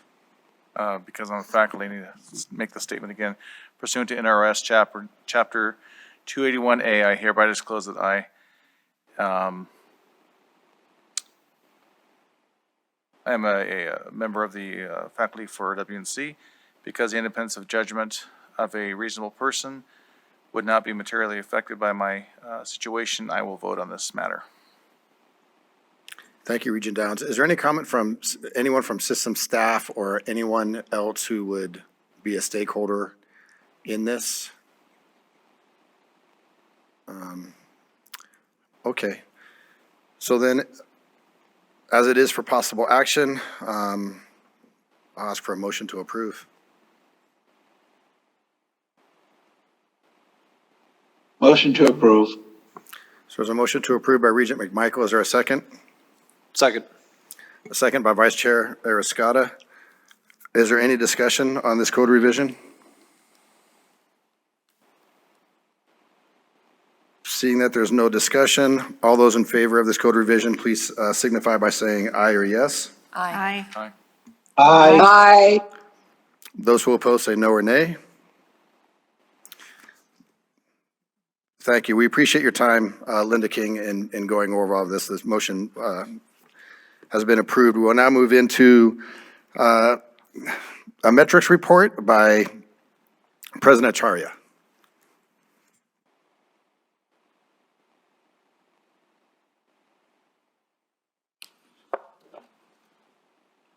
Thank you, Chair. Vice Chair, Regents, Chancellor, and colleagues. Thank you for the opportunity to present DRI's metrics. For more than 60 years, our scientists and the students who work alongside them have been working to address our planet's most pressing environmental challenges. In today's metrics presentation, I'll highlight some of the important and fascinating research projects being conducted by our exceptional faculty and students. First,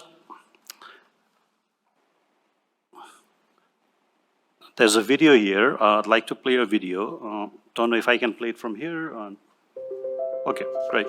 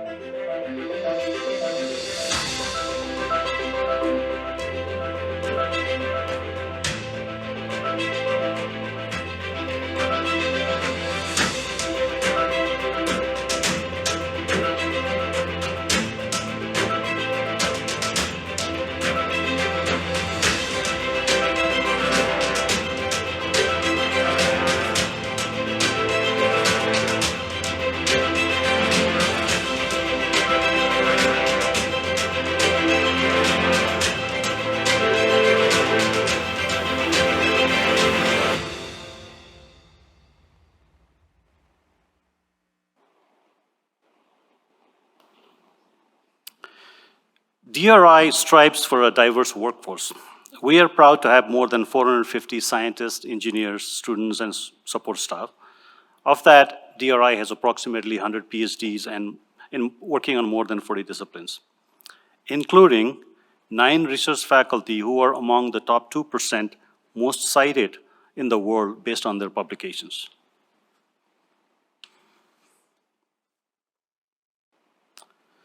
So DRI scientists are at the forefront in understanding the role of atmospheric rivers.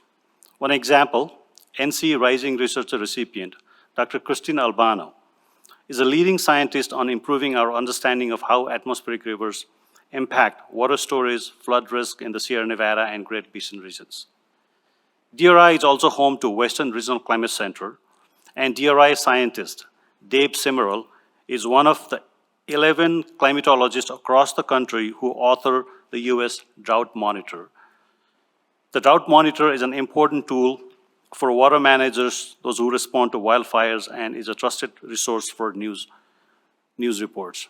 This is on the right-hand side, bottom corner. That's the map that shows the drought areas of the country that's published every week.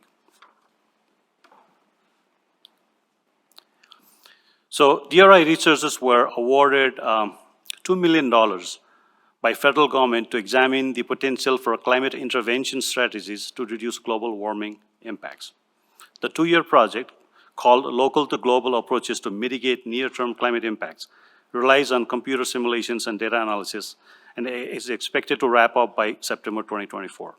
The research includes climate intervention strategies that operate at very different levels, different scales, from increasing the reflectivity of rooftops to cool urban communities, to the potential for thinning cirrus clouds in the polar regions to decrease temperatures globally.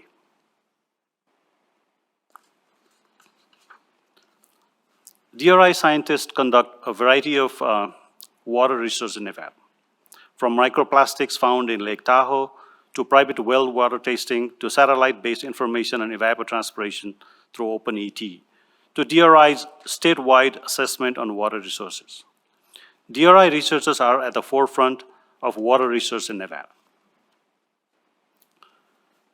In arid western states, managing water resources has often been made more difficult by the lack of available data on evapotranspiration, or ET, which is the amount of water that transpires or that returns to the atmosphere via transpiration from plants and evaporation from land or open water surfaces.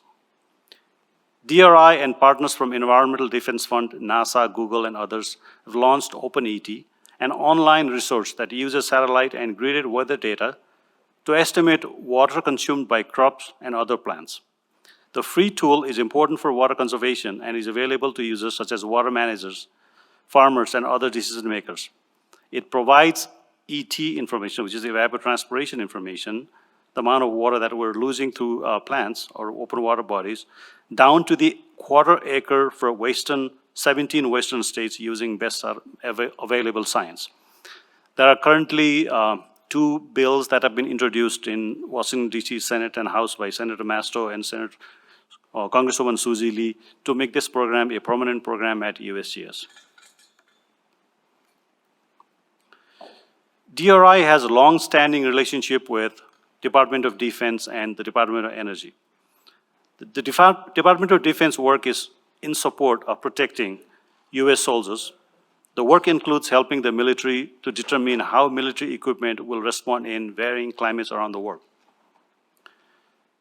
It also enhances military operations and planning through the characterization of terrain and soil conditions. DRI has a long-standing partnership with the Department of Energy at the Nevada National Security Site, what used to be called the Nevada Test Site. The work includes monitoring groundwater movement at the site, cultural resources preservation, and the Community Environmental Monitoring Program, or called CEMP. The CEMP is a network of monitoring stations surrounding the Nevada National Security Site that monitor the airborne and groundwater environments for man-made radioactivity that could result from NNSS activities. There are over 27 stations all over Nevada and part of Utah and California that monitor those radioactivity. These stations are managed by local citizens employed by DRI who are community environmental monitors. And this program, DRI's relationship with DOE at NNSS goes all the way 50 years. And they are also our largest sponsor.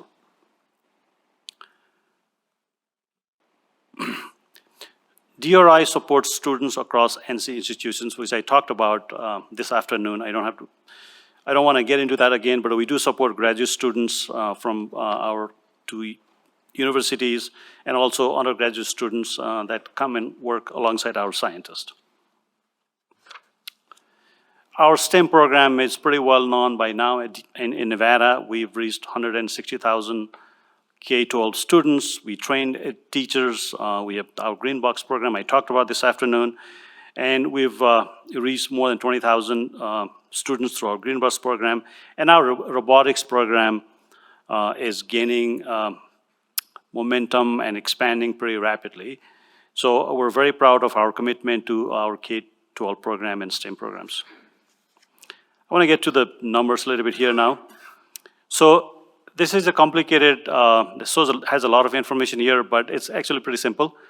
The DRI sits in the center there. There are 3 institutions on the left side of DRI.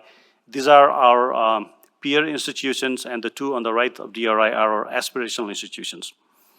So what this is an employee performance metric, often cited as a research revenue per employee. So DRI, we measure, whether we're doing well or not is how much revenue that is coming to DRI for research, right? So as you can see in this chart, DRI's estimated revenue per research faculty number exceeds our 2 peer institutions, Lamont, Doherty, Observatory, and Southern Research, and we are actually $10,000 more than last year. So right now, there's $257,000 per researcher comes to DRI. This is higher than 2 of our institutions, but if you look at our aspirational institutions, theirs is significantly higher, so that's where we aspire to go.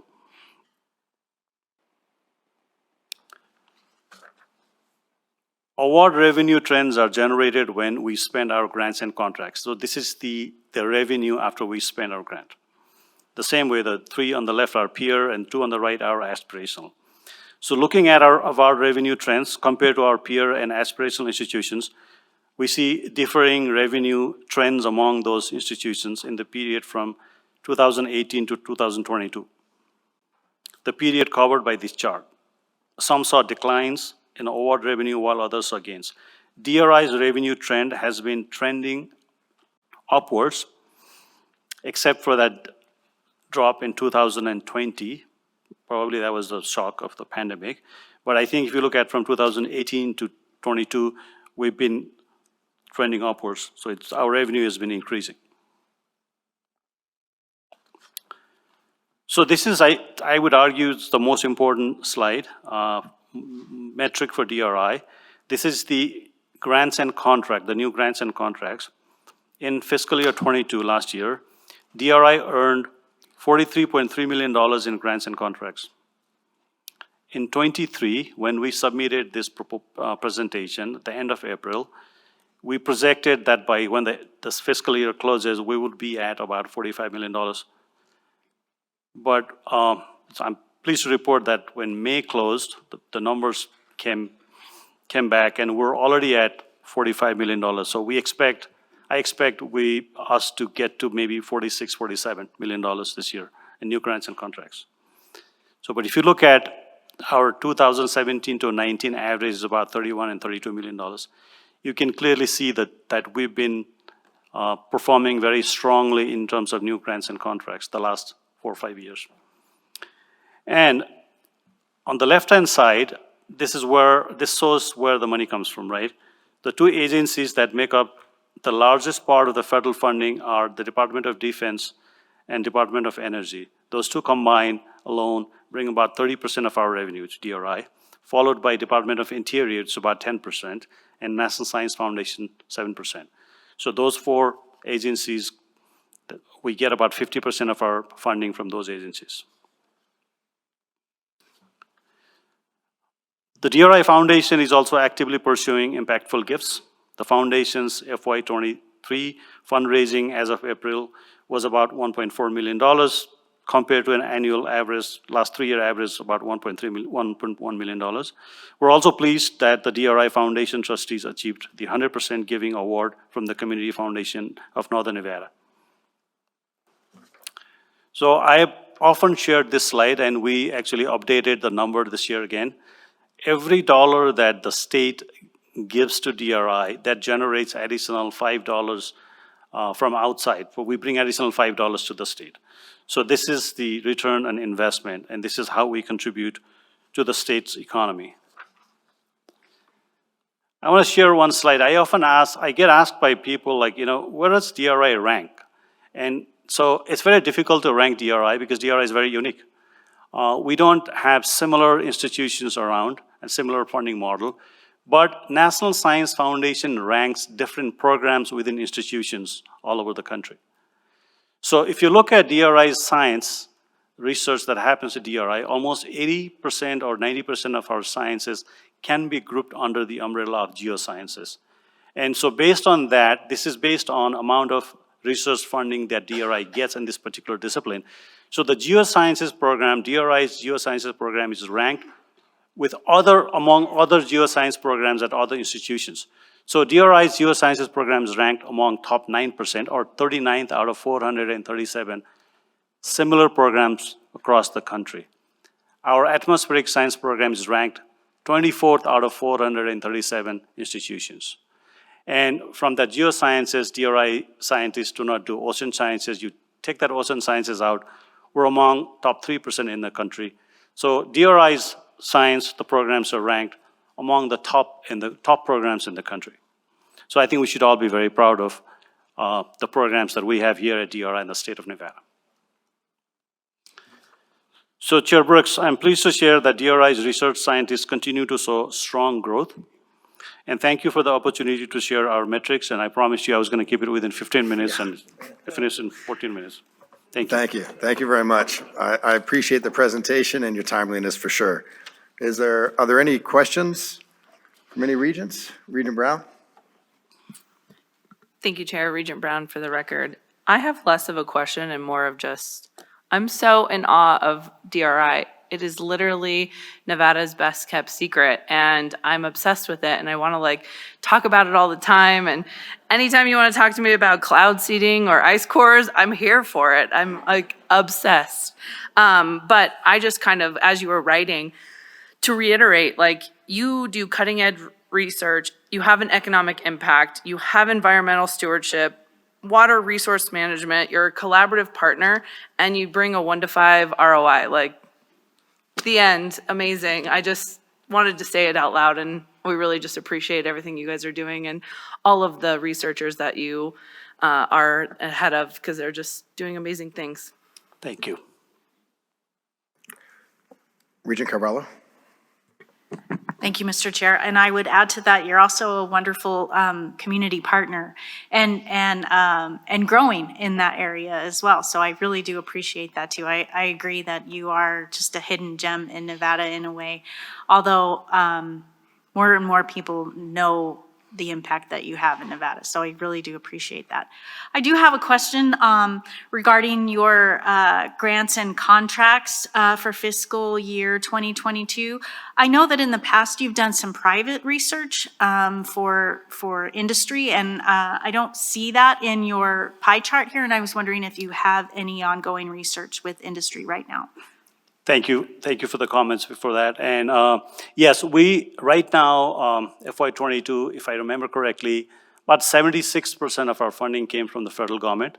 The remaining came from private and other state resources. And this funding is not including the state dollars we get for our operations. So that's completely separate. So about 24%. So we do have, name a few, we do have funding from, let's say, Tesla. We have funding from Google. We have funding from other agencies. Renown is another agency that funds DRI. So we do have other private funding sources as well. But the major one, the 76%, is all federal. Thank you. Regent Goodman? You know how much I love your institution. I think it's incredible, and what you do there is wonderful. And I would really like for you to send all of us, all of the regents, that video so that we can get it out there and share it with the world, because it's pretty spectacular. So thank you. Thank you for all you're doing there, and I could talk about it for hours as well. Regent Brown, thank you. Thank you. We'll be happy to do that. I'm looking forward to having you on our Reno campus in summer. Thank you very much. We appreciate it. Thank you. We'll move over to agenda item number 26, and we'll hear from President Pollard. Dear Ann Pollard for the record, and good afternoon again. Just to share with you, this is a request that is coming from our bond holders or partners as it relates to our housing development on the Nevada State campus. As the board authorized at your last meeting, those bonds were refinanced, and as a result of that, the bond lien holders would like to have a different manager. Nevada State does not object to it, looks forward to working with the new manager, and look forward to the board's positive reaction to this, please. Thank you. Thank you, President Pollard. So this is for possible action. Is there a motion to approve? So moved. I'm sorry, I didn't see who moved it. Regent Brown? Regent Brown moves. Is there a second? Second. Second, Susan Brager. Okay. Thank you, Regent Brager. So the motion to approve the new facilities operator for the village at Nevada State College Student Housing was made by Regent Brown, seconded by Regent Brager. Is there any discussion? Seeing no discussion, all those in favor say aye or yes. Aye. Aye. Those who oppose say no or nay. Thank you very much for the presentation, Dr. Pollard. That was approved. We'll now move into committee reports. What I'd like to do is take the committee reports in one swooping motion from 27 to 33. Having said that, though, I just want some clarification on 31, the Business, Finance, and Facilities Committee, specifically number 8 in terms of the reference, because I think yesterday there may have been a disclaimer of conflict with Regent Tarkanian. And so prior to taking this in one motion, I just want to revisit that to see if there is indeed a conflict. And if there is, I'm happy to remove that section of the report. And if there isn't, then we'll just move forward. Chair? Regent Brown, for the record, I would prefer to not lump 27 in with the rest. 27. Got it. Okay. So we'll pull 27. Is there anything else that a regent would like pulled?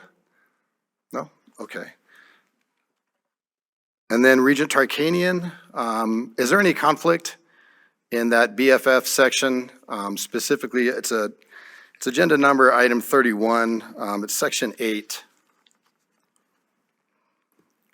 Just 1 second. Sure, take your time. 31. And what's the conflict? I think there was something that you had brought up yesterday in that committee. It's, gosh, yeah, it was the renaming of the They were vacation renaming, application. Yeah. were they expanding Tarkanian Way? Yes. That was it. I said I could not vote on that. Okay, perfect. So then what we'll do is we're removing 27. We'll take 28 to 33, except for section 8 in the Business, Finance, and Facilities Committee. Sorry, what's that? Okay, you know what, we'll pull 31. So I'm pulling 27 and 31, and we'll approve the committee reports except for 27 and 31. So all these are for possible action. Is there a motion to approve committee reports 28 through 33 minus 31? Motion to. Motion to approve, Regent Del Carlo. Okay, thank you, Regent Del Carlo. Is there a second? Second. Who was the second? McMichael. Regent McMichael, thank you very much for the second. So we have the motion to approve by Regent Del Carlo, seconded by Regent McMichael, and this is to accept all the committee reports except for committee report number 27 and 31. All those in favor say aye or yes. Aye. Aye. Aye. Aye. Those who oppose say no or nay. Thank you. What I'd like to do then is, just for sake of time, I'm looking for a motion to approve, and this is where Regent Tarkanian had a bit of a conflict, but agenda item number 31. Yes. For those, And I just recuse myself. thank you, Regent Tarkanian. So is there a motion to approve agenda item number 31? So moved. Was that Regent Carvalho? Second? Second. Second, Michael. Regent Del Carlo. Seconded by Regent Del Carlo. Mr. Chair, Yeah. excuse me, Carrie Nicola-Jewski, Interim Chief of Staff for the record. I just wanted to clarify if Regent Tarkanian is abstaining only on the vacation item or the entire report. Only on the item relating to the street, which I believe is a vacation. That is Regent Tarkanian's reference, number 8 on the agenda. That's on 31. The rest I can vote approval. Thank you. So we have the motions to approve. Number 31. All those in favor say aye or yes. Aye. Aye. Those who oppose say no or nay. And I recuse on that. Yes, thank you, Regent Tarkanian. Now we'll move to the committee report for the Chancellor Search, number 27, Regent Brown. Regent Brown, for the record, I would actually like to be given the report. I mean, I saw it in there, but I'd like to be able to talk about it. So if he could just summarize, if you wouldn't mind, Vice Chair Escada, summarize where we are. I know I've sent some emails asking for some data points. I know we're still pending things, but if we could just have that discussion, that'd be great.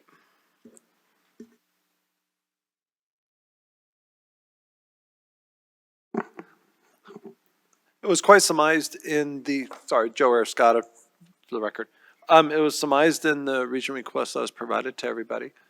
The Chancellor Search and the interviews have been completed.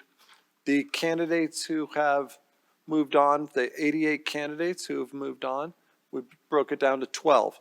From 12 candidates, we moved to 6. Out of the final 6, those interviews were conducted. The candidates that are moving on to the finals have been offered, they've been invited to the week of upcoming, in which they're going to have a meet and greet up in Reno, a meet and greet in Las Vegas, and then a special board meeting for the vote of the upcoming chancellor position. Due to the NDA and the confidentiality of the candidates, I cannot say who they are. But in addition to that, the candidates who were offered to come down for the meet and greet and have their name public, after they were offered, they have 48 hours to say yes or no if they do or do not want their names public, or if they do or do not want to carry on with this process. Thank you, Vice Chair Arcegada. I think, thank you for giving us that framework again. I think for me, I really wanted to know the 12 that we had, right? Just for mostly situational awareness, because I feel like we've all been kind of kept in the dark with not necessarily the process, but the internal process. And so I am curious to know if these 12 candidates, I was looking for high-level information of, do they come from in-state or out-of-state? What is their level of education and discipline? And what industry sector did they come from? Are they business, education, or communications? And then I asked for, I think, one or two other things. But are we going to be able to get that information? Yes, as you and I spoke about, I think it was on Wednesday night, as you and I spoke about on Wednesday, I said, yes, that was a very high-level request, and I agreed with it. However, the attorneys wanted to focus on it and wanted to discuss it amongst themselves. I have yet to receive the report back from the attorneys. Once I receive the report back from the attorneys, I will unquestionably provide it to the entire board. But unfortunately, that's out of my hands. And I understand that, but this is not, I guess my frustration is that, and I only know this because I wrote it in the email, but 12 days after the deadline for that initial survey, I outlined all these things about what I would want. And then when I followed up again, because nobody answered my email, now we're saying that we still have to wait. I mean, that's been months. And so I think that's my frustration. This is not the first time I've asked for it. And you're telling us that we're about to move into the next phase when we don't even have this data. And I find that to be frustrating. It was the first time and I agree, it was frustrating, but it was the first time it was put into a region request, and I wanted to respond to the region request, which we did accordingly. Mr. Chair, Yes, ma'am. Chief of Staff Nick Krajewski, please. if I might add, the applicant materials are confidential records of the search firm. So we do not have that information. I believe that Linda King may still be in Las Vegas, and she can sort of expand upon that a little bit. But there's provisions in the code that charge the chair of the committee with the vetting and the narrowing of the pool. It's not, and I know you asked for high level, but even at high level, those records are not in our possession. They're in the possession of the search firm. Linda King, are you in Las Vegas? She's not in the boardroom at this moment. Do you want me to have someone get her? Or is she, where, I don't know where she is. That's okay. Thank you, Regent Breaker. She is looking into it. Okay. I mean, I don't want to hold up this meeting for this, but I just don't. I did ask months ago, so. She's actually, I don't mean to interrupt, but Miss King is here right now. Down in a second.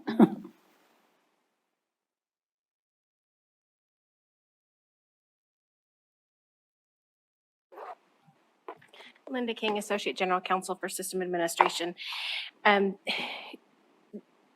Your interim chief of staff is correct. The documentation of the pre-finalists is confidential under the contract with the search consultant, and is also confidential under your code. And that would be Title II, Chapter 5, Section 5.6.2, sorry, that's a lot of feedback, subsection A. So I have prepared an analysis that I actually just hit the send button on to board staff that I would like to discuss with the chancellor. Anything further than that, I don't want to discuss any type of privileged analysis in the open meeting.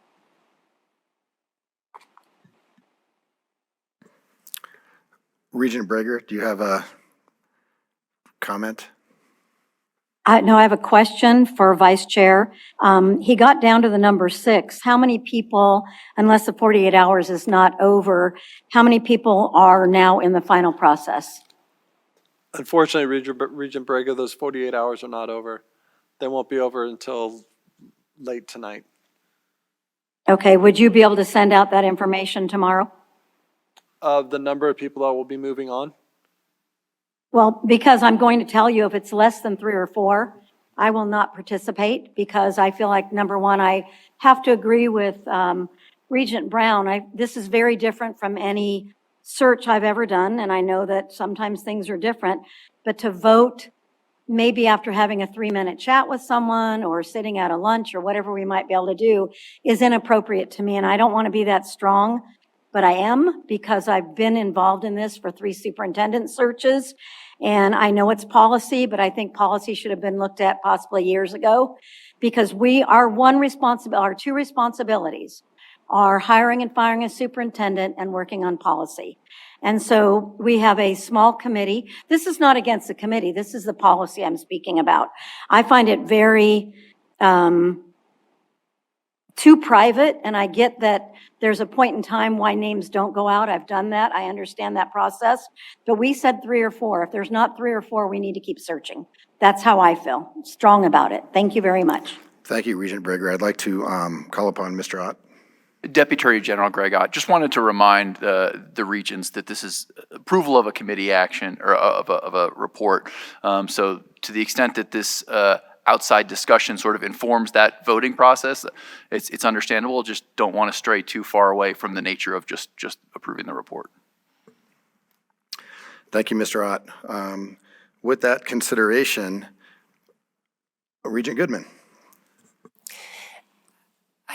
I guess my only concern, and it's no one's fault, but you know, I am on the committee and I have done nothing. So I feel as though we really need to look at that moving forward so that it can be more of a group effort. If you're on the committee, let's all vet it together. Again, this is no one's fault. You're following policy. We all are. But you know, as a committee member, I've had zero participation, and I think it's important that it's more of a group effort, especially if, you know, we had that many candidates and we're narrowing it down. So again, no one's fault. We're following policy, but I just wanted to express that concern.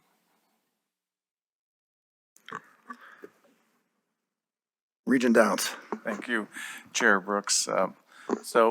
Regent Downs, for the record, is it possible, if we're not stepping too far outside of the scope, the big thing, we really haven't had a chance to talk about this at all, but for, I'm going to say her last name wrong, but Nikolajewski to just inform us of the process as in the code? Because I'm with you, I'm on the committee too, and aside from setting up those initial criteria, I've been sitting here waiting and waiting, and I've been on many search committees, never at this level, of course, that I've never been this removed from the process. Thank you, Regent Downs. Carrie Nikolajewski, Interim Chief of Staff, for the record. I do not have the code pulled up in front of me, but I have experienced many executive searches with NSHE. The tension is in the privacy and the confidentiality of the candidates. They need to feel that their information is confidential and they can explore that opportunity without putting their current positions at risk. Anytime information is shared with the board, it has to be shared with the public. So even when you're down to finalists, even you can have 3 or 4, people will get gun shy. And as soon as you say, here, you need to sign this open meeting law waiver, and your name's going to be out there, even your finalists will pull out. So put that out to semifinalists. when there's a pool of maybe 15 people that they're up against for the position and they're going out publicly, people are just not willing to do that. So that's why it's typically down to the finalists, then those come forward. But, so what role does the committee have in the process? The committee meets initially, gives input into the leadership profile, the advertising options. Then the recruitment period begins. That's where you all go dormant, except for the search committee chair. He's been working his tail off, doing the interviews and narrowing the pool. The committee will then interview the finalists. That's kind of a long meeting, and make a recommendation to the full board. And then the full board will consider an appointment. So the committee does play an important role at the start and the finish, just not in the middle.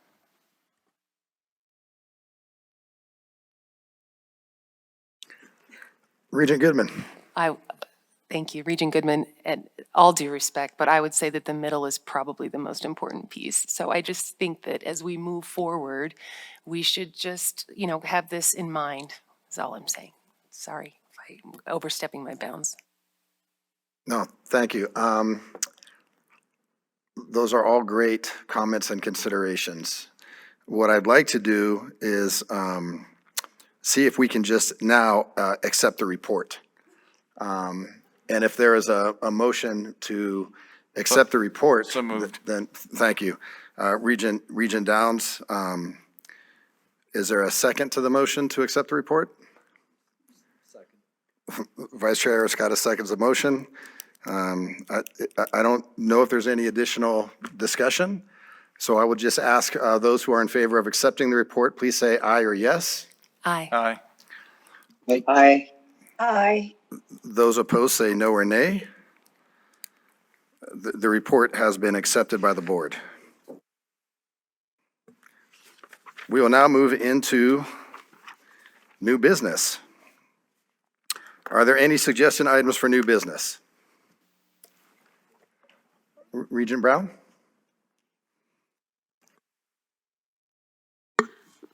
Regent Brown for the record. I have a few items. So the first one is public relations. I'd like the Chancellor's office to look into hiring a full-time communication PR person that would be in-house.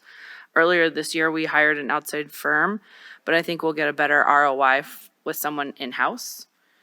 For the metrics presentations, I think NCHE needs to utilize better models for data sharing and reporting that work best for each institution.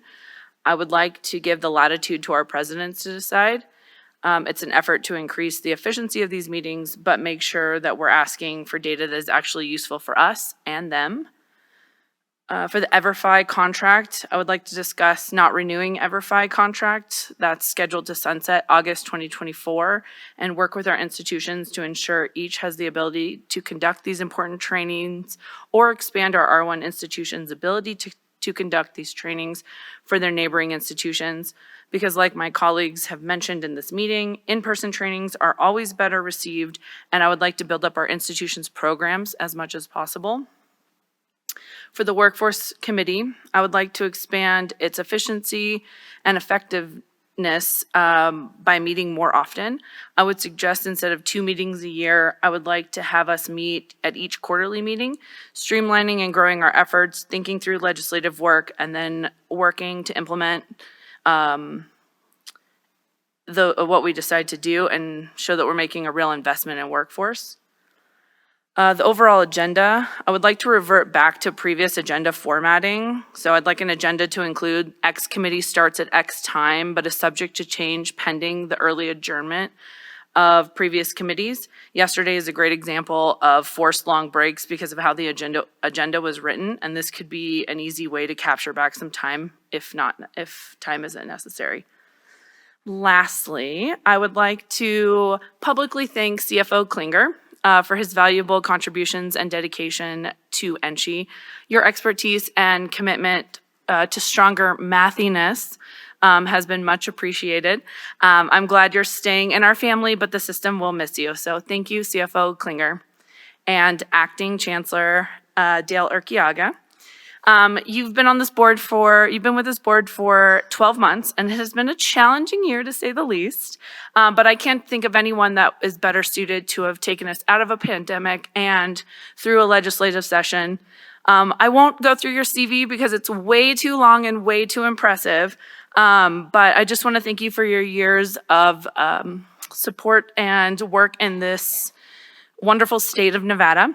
The Chancellery won't be the same without you, but please know that we will continue to build upon your legacy and embrace the spirit of systeminess that you've installed in us all. So thank you, Acting Chancellor Dale Urquiaga.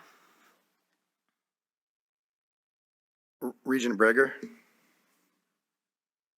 Thank you. I would like to give a shout out to actually Vic Redding, if that's okay. The conversations that I had in regards to their new project is probably the best project I've seen in my real estate career of 33 years, quite frankly, and what it's going to do for the campus up there at UNR. He is an admirable person. I'm sorry that he is able to retire at such an incredibly early time in his life, but I know that he will probably go on to do some amazing things. But that really is a project that's worthwhile to see what they did, how they did it, and how do we duplicate anything like that, maybe on a smaller scale throughout any of our campuses that we might need, because it's in the future, it's going to be very, very profitable for that campus. And I think that's exciting. And I just would like to ask in regards to, I've asked for an agenda item. I don't know how long it takes for it ever to come forward. So I can ask about that later. I can call the office next week, but it's been, I think, a number of months, and I'd like to be able to see where it is in the process. And other than that, Heather's kind of Regent Brown has asked for some things that once it comes forward and we have conversations on them, I have some ideas that are very similar. Thank you. Regent Goodman. Thank you so much, Chair.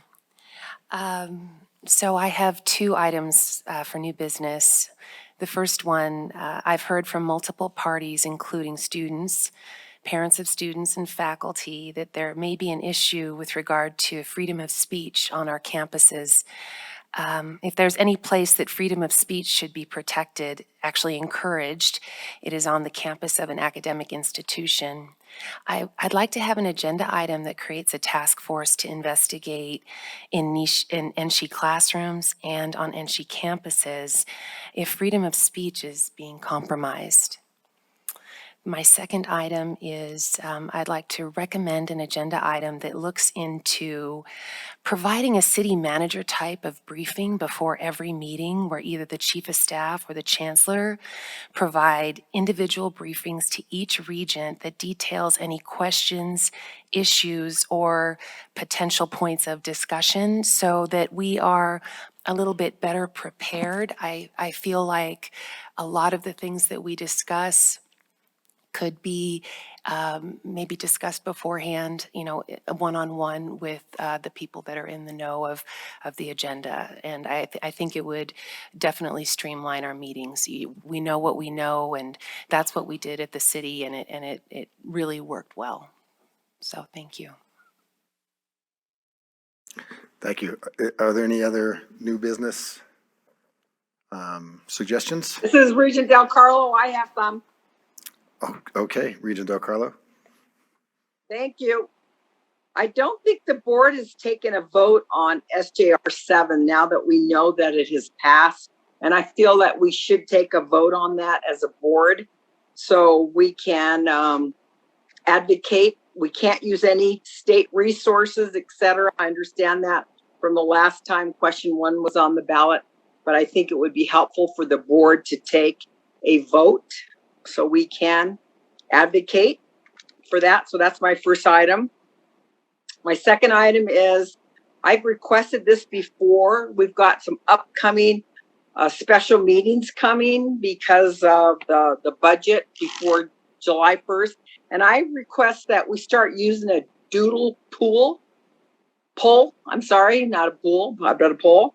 Once the chair and vice chair and say our interim chief of staff know when they're available, then to send it out to the other 11 of us to find the best times for these meetings. It would be truly appreciated. I do this on 2 other committees I sit on nationally, and it really helps. And then also my last one would be to form, I don't know if it would be an ad hoc committee or something, but to get together the stakeholders to where we can reconfigure the metrics for community colleges. And going forward, then we're being measured all the same way. So those are my 3.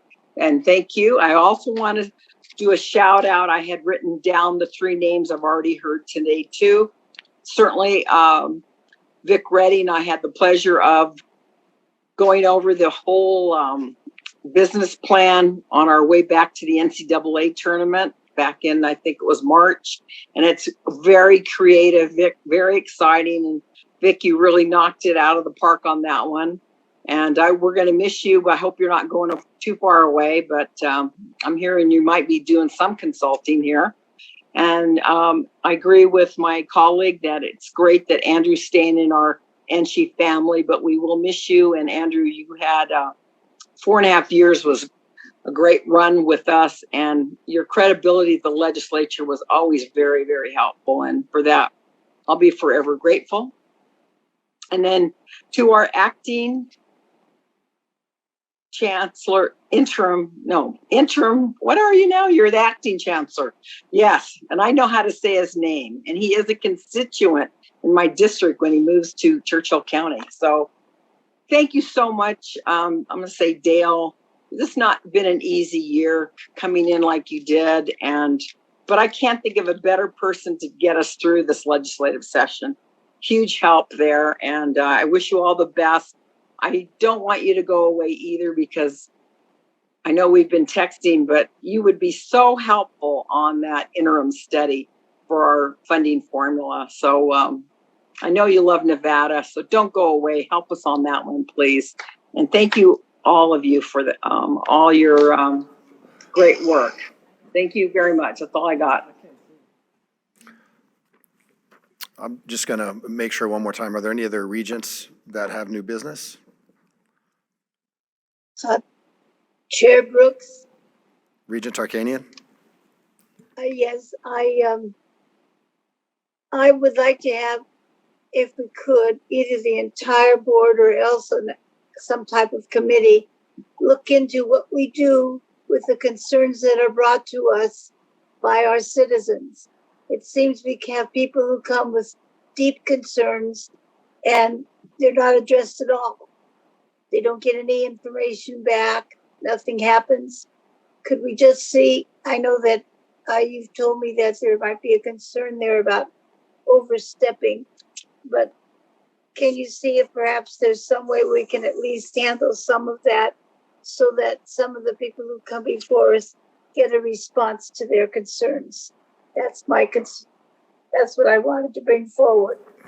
Thank you, Regent Tarkanian. And yes, we'll explore that because I understand the frustration as folks do come forward. Certainly, we want to be able to address concerns. We'll move now into public comment. Is there any public comment in Elko? No public comment in Elko. Thank you. Is there any public comment in Las Vegas? There is no public comment in Las Vegas. Thank you. Public comment in Reno?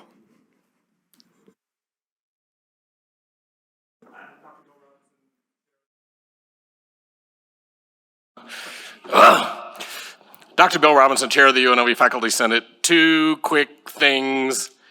One, I would love to talk to you all about that survey.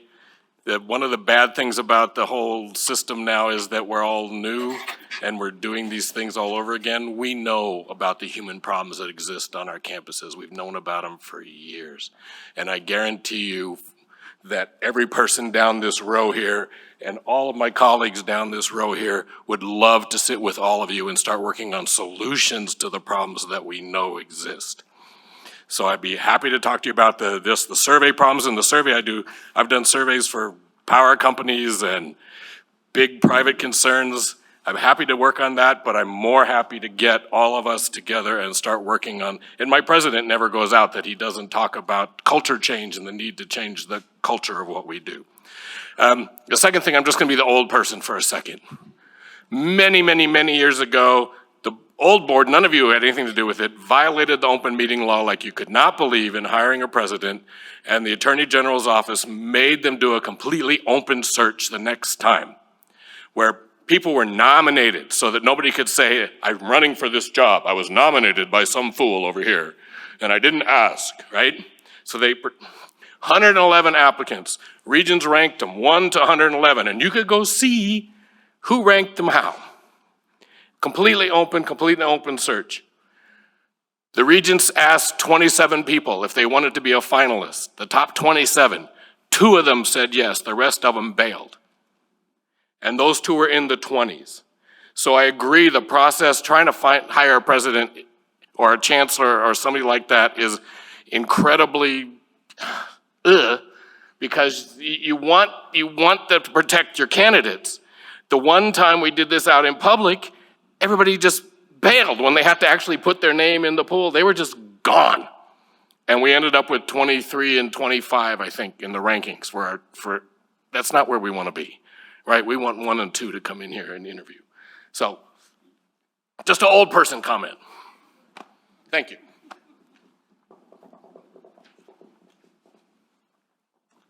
Thank you for a minute longer. Rochelle Basson, BASSEN. For the record, incoming faculty Senate Chair for WNC and former WNC NFA chapter president and collective bargaining team leader. I just wish to express my appreciation for the board for final approval of our next collective bargaining agreement. I also want to recognize WNC President Dalpy, our administrative and faculty bargaining team members, Nevada Faculty Alliance, and our chapter members for their hard work and collaboration in passing our next permanent contract. By approving this contract, you played a crucial role in helping WNC attract and retain high-quality faculty with our first ever negotiated base pay increase, as well as more transparent and equitable workload and compensation structures that support our faculty. By supporting faculty, we ultimately support greater student success. So thank you again for our commitment to faculty and students at WNC. Thank you. We certainly have a lot of folks to thank for the last couple of days. Vice Chair Ariscada has some notes of people to thank. First of all, this has been a wonderful venue, and over the past 2 days, we have accomplished greatly. And I want to first thank everybody for this opportunity to talk about some of the individuals that made this come to fruition. Start from the bottom, start from the top. Security, UNR Police Services. You can see them outside. There might be one in here right now undercover. Don't know why. But number 2, catering, huge it's been great meals, great desserts, fantastic coffee. That goes to Kathy Bowen, Mao Lowe, Carlos Torres, Gabe Lewis, Brano Druotinowicz, Chef Matt, Chef Sancha, and Sopraya Bendel. The CBA IAV, Alberto Jimenez, thank you. SCS, gentleman, where is he running around here? Gar Casale, don't know where he is, but Paul Gilbert de Ilka, awesome, great job. Over there to my left, everyone else is right. Against that wall, we have the audio and visual team. Rick Romero, Claudio Osanaga, Tim Anderson, Ben Labrador. Great job, guys. The Joe Crowley Student Union partners, we have Patricia Hand, Drew Johnson, Suzanne Turner, James Chow, Matt Miller back there by the door, Steve Tover, and all the student workers. Now here we go for the 2 big ones. Campus partners, Aubrey Flores, thank you. You made this happen. Wonderful. And without a doubt, our host, President Sandoval, always, we greatly appreciate it. Greatly appreciate your leadership on this campus. And thank you for this opportunity. President Sandoval, once again, thank you. And I'd like to ask if there's any closing comments that you have as we prepare to adjourn this meeting. Thank you, Chair Brooks, Vice Chair Scott, members of the Board of Regents. I appreciate this. I was going to come in as part of public comment, but I want to echo Vice Chair Scotta's thanks to the team here at the University of Nevada, Reno. They've done an extraordinary job, and we're proud and honored to have you all here and welcome you back at any time. But I may not get an opportunity to publicly thank and congratulate my friend and my boss, Chancellor Urquiaga. And I'll keep it brief because I know everyone has planes to catch. But I just wanted to say it publicly because I've said it privately that he is one of the finest Nevadans I have ever known and will ever know. And his service to the state is infinite. And the amount of people and lives that he has touched, everybody. I can honestly say there is not a person in this state of Nevada that in some way he has not influenced their life. So I have a couple things, and I want to acknowledge and thank Regent Brown. She worked with the governor's office, but there is a proclamation by the governor that I'd like to read, and I'll read fast. But this is a proclamation by the governor, whereas we honor Dale Urquiaga, who has dedicated over 3 decades of his life to serving Nevada, leaving an indelible mark on our community. And whereas Dale Urquiaga's journey began in Churchill County, Nevada, where he developed a strong foundation rooted in hard work, community, and guiding values, his rich Basque heritage shaped his identity, instilling in him a deep sense of community, cultural pride, and the importance of preserving traditions. And whereas Dale Urquiaga pursued political science at the University of Nevada, Reno, immersing himself in knowledge and broadening his perspectives as a student government senator, demonstrating his passion for learning and governance. And whereas Dale Urquiaga's distinguished track record of organizational leadership, fiscal management, policy research and development, and strategic planning includes notable positions such as Chief Deputy Secretary of State, Executive Director, Government Affairs, Public Policy and Strategic Planning for the Clark County School District, Senior Advisor to the Office of Nevada Governor Brian Sandoval, State Superintendent of Public Instruction at the Nevada Department of Education, President and CEO and Visiting Fellow at Communities and Schools, Executive Director at Kenny Gwynn Center for Policy Priorities, and as Acting Chancellor of the Nevada System of Higher Education. And whereas Dale Urquiaga's commitment to mentorship has made a lasting impact, fostering the next generation of leaders, and whereas Dale Urquiaga's unwavering commitment to the betterment of Nevada has resulted in remarkable achievements, expanding educational opportunities, advocating for policy reforms, and positively impacting the lives of students and families, most notably being recognized as a thought leader and trailblazer in education reform and advocacy. And whereas Dale Urquiaga retires from his distinguished career, we recognize his outstanding contributions, celebrate his legacy of service, and express our deepest gratitude for his tireless efforts in making Nevada a better place. And whereas the state of Nevada acknowledges and honors Dale Urquiaga for his remarkable contributions, celebrates his enduring legacy of service, and extends its deepest appreciation and gratitude for his exceptional leadership and unwavering dedication in making Nevada a better place, and further extends heartfelt wishes for a fulfilling retirement ahead. Now, therefore, I, Joe Lombardo, Governor of the State of Nevada, hereby proclaim June 9, 2023 as a day in the honor of Dale Urquiaga.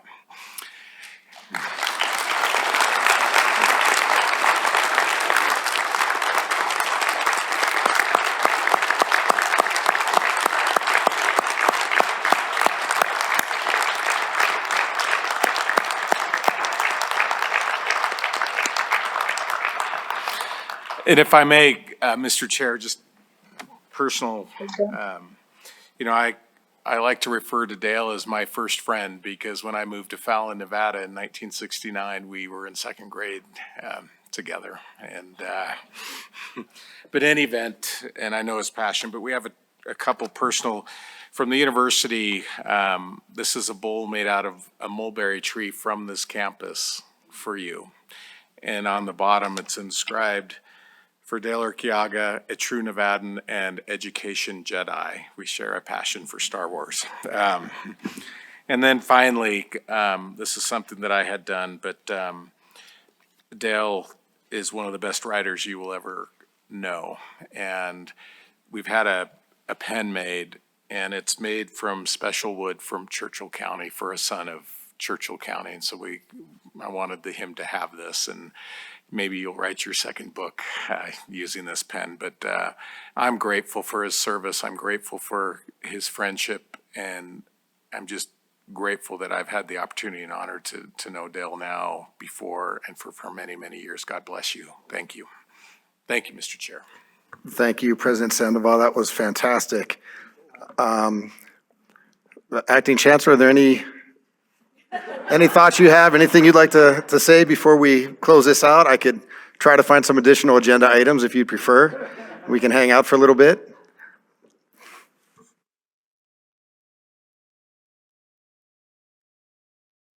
Thank you, Mr. Chair. For the record, Dale Urquiaga. I worked really hard to make sure this didn't happen today. Nonetheless, I appreciate Regent Brown and the folks that I know she spoke to, and Brian.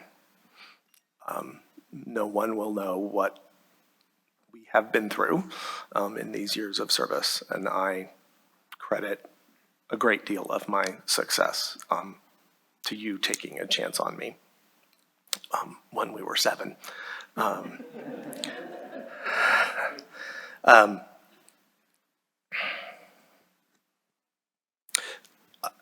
So I'm not dead yet. I have 56 days in this job, so I had not really thought about what to say here because I really tried to not have this happen. I will just say a little bit of what I said this morning. I am a product of public education and this system of education. Some of you have heard me talk about my family. My family has lived in this state for over a century, and they came from nothing, and I didn't have much as a kid. And so I believe that what I got in life is what everyone should have an opportunity to be able to achieve. And I know that's not true for many folks who don't look like me or don't come from a background of a family like I had. And it is why I have tried to make a difference for people so that they could get what I got. And I'm not going to win any awards for my time as acting chancellor. I have a terrible temper, and I have a fear of speaking in public. Thanks a lot. But I don't know what change I have made in my life. Brian is overly generous, but I know I have been changed by the hundreds of thousands of people who I have, I hope, served. And I will take that to my retirement years to try and share that with my 6 grandchildren. So thank you all. Thank you very much. We appreciate you. And with that, this meeting is adjourned.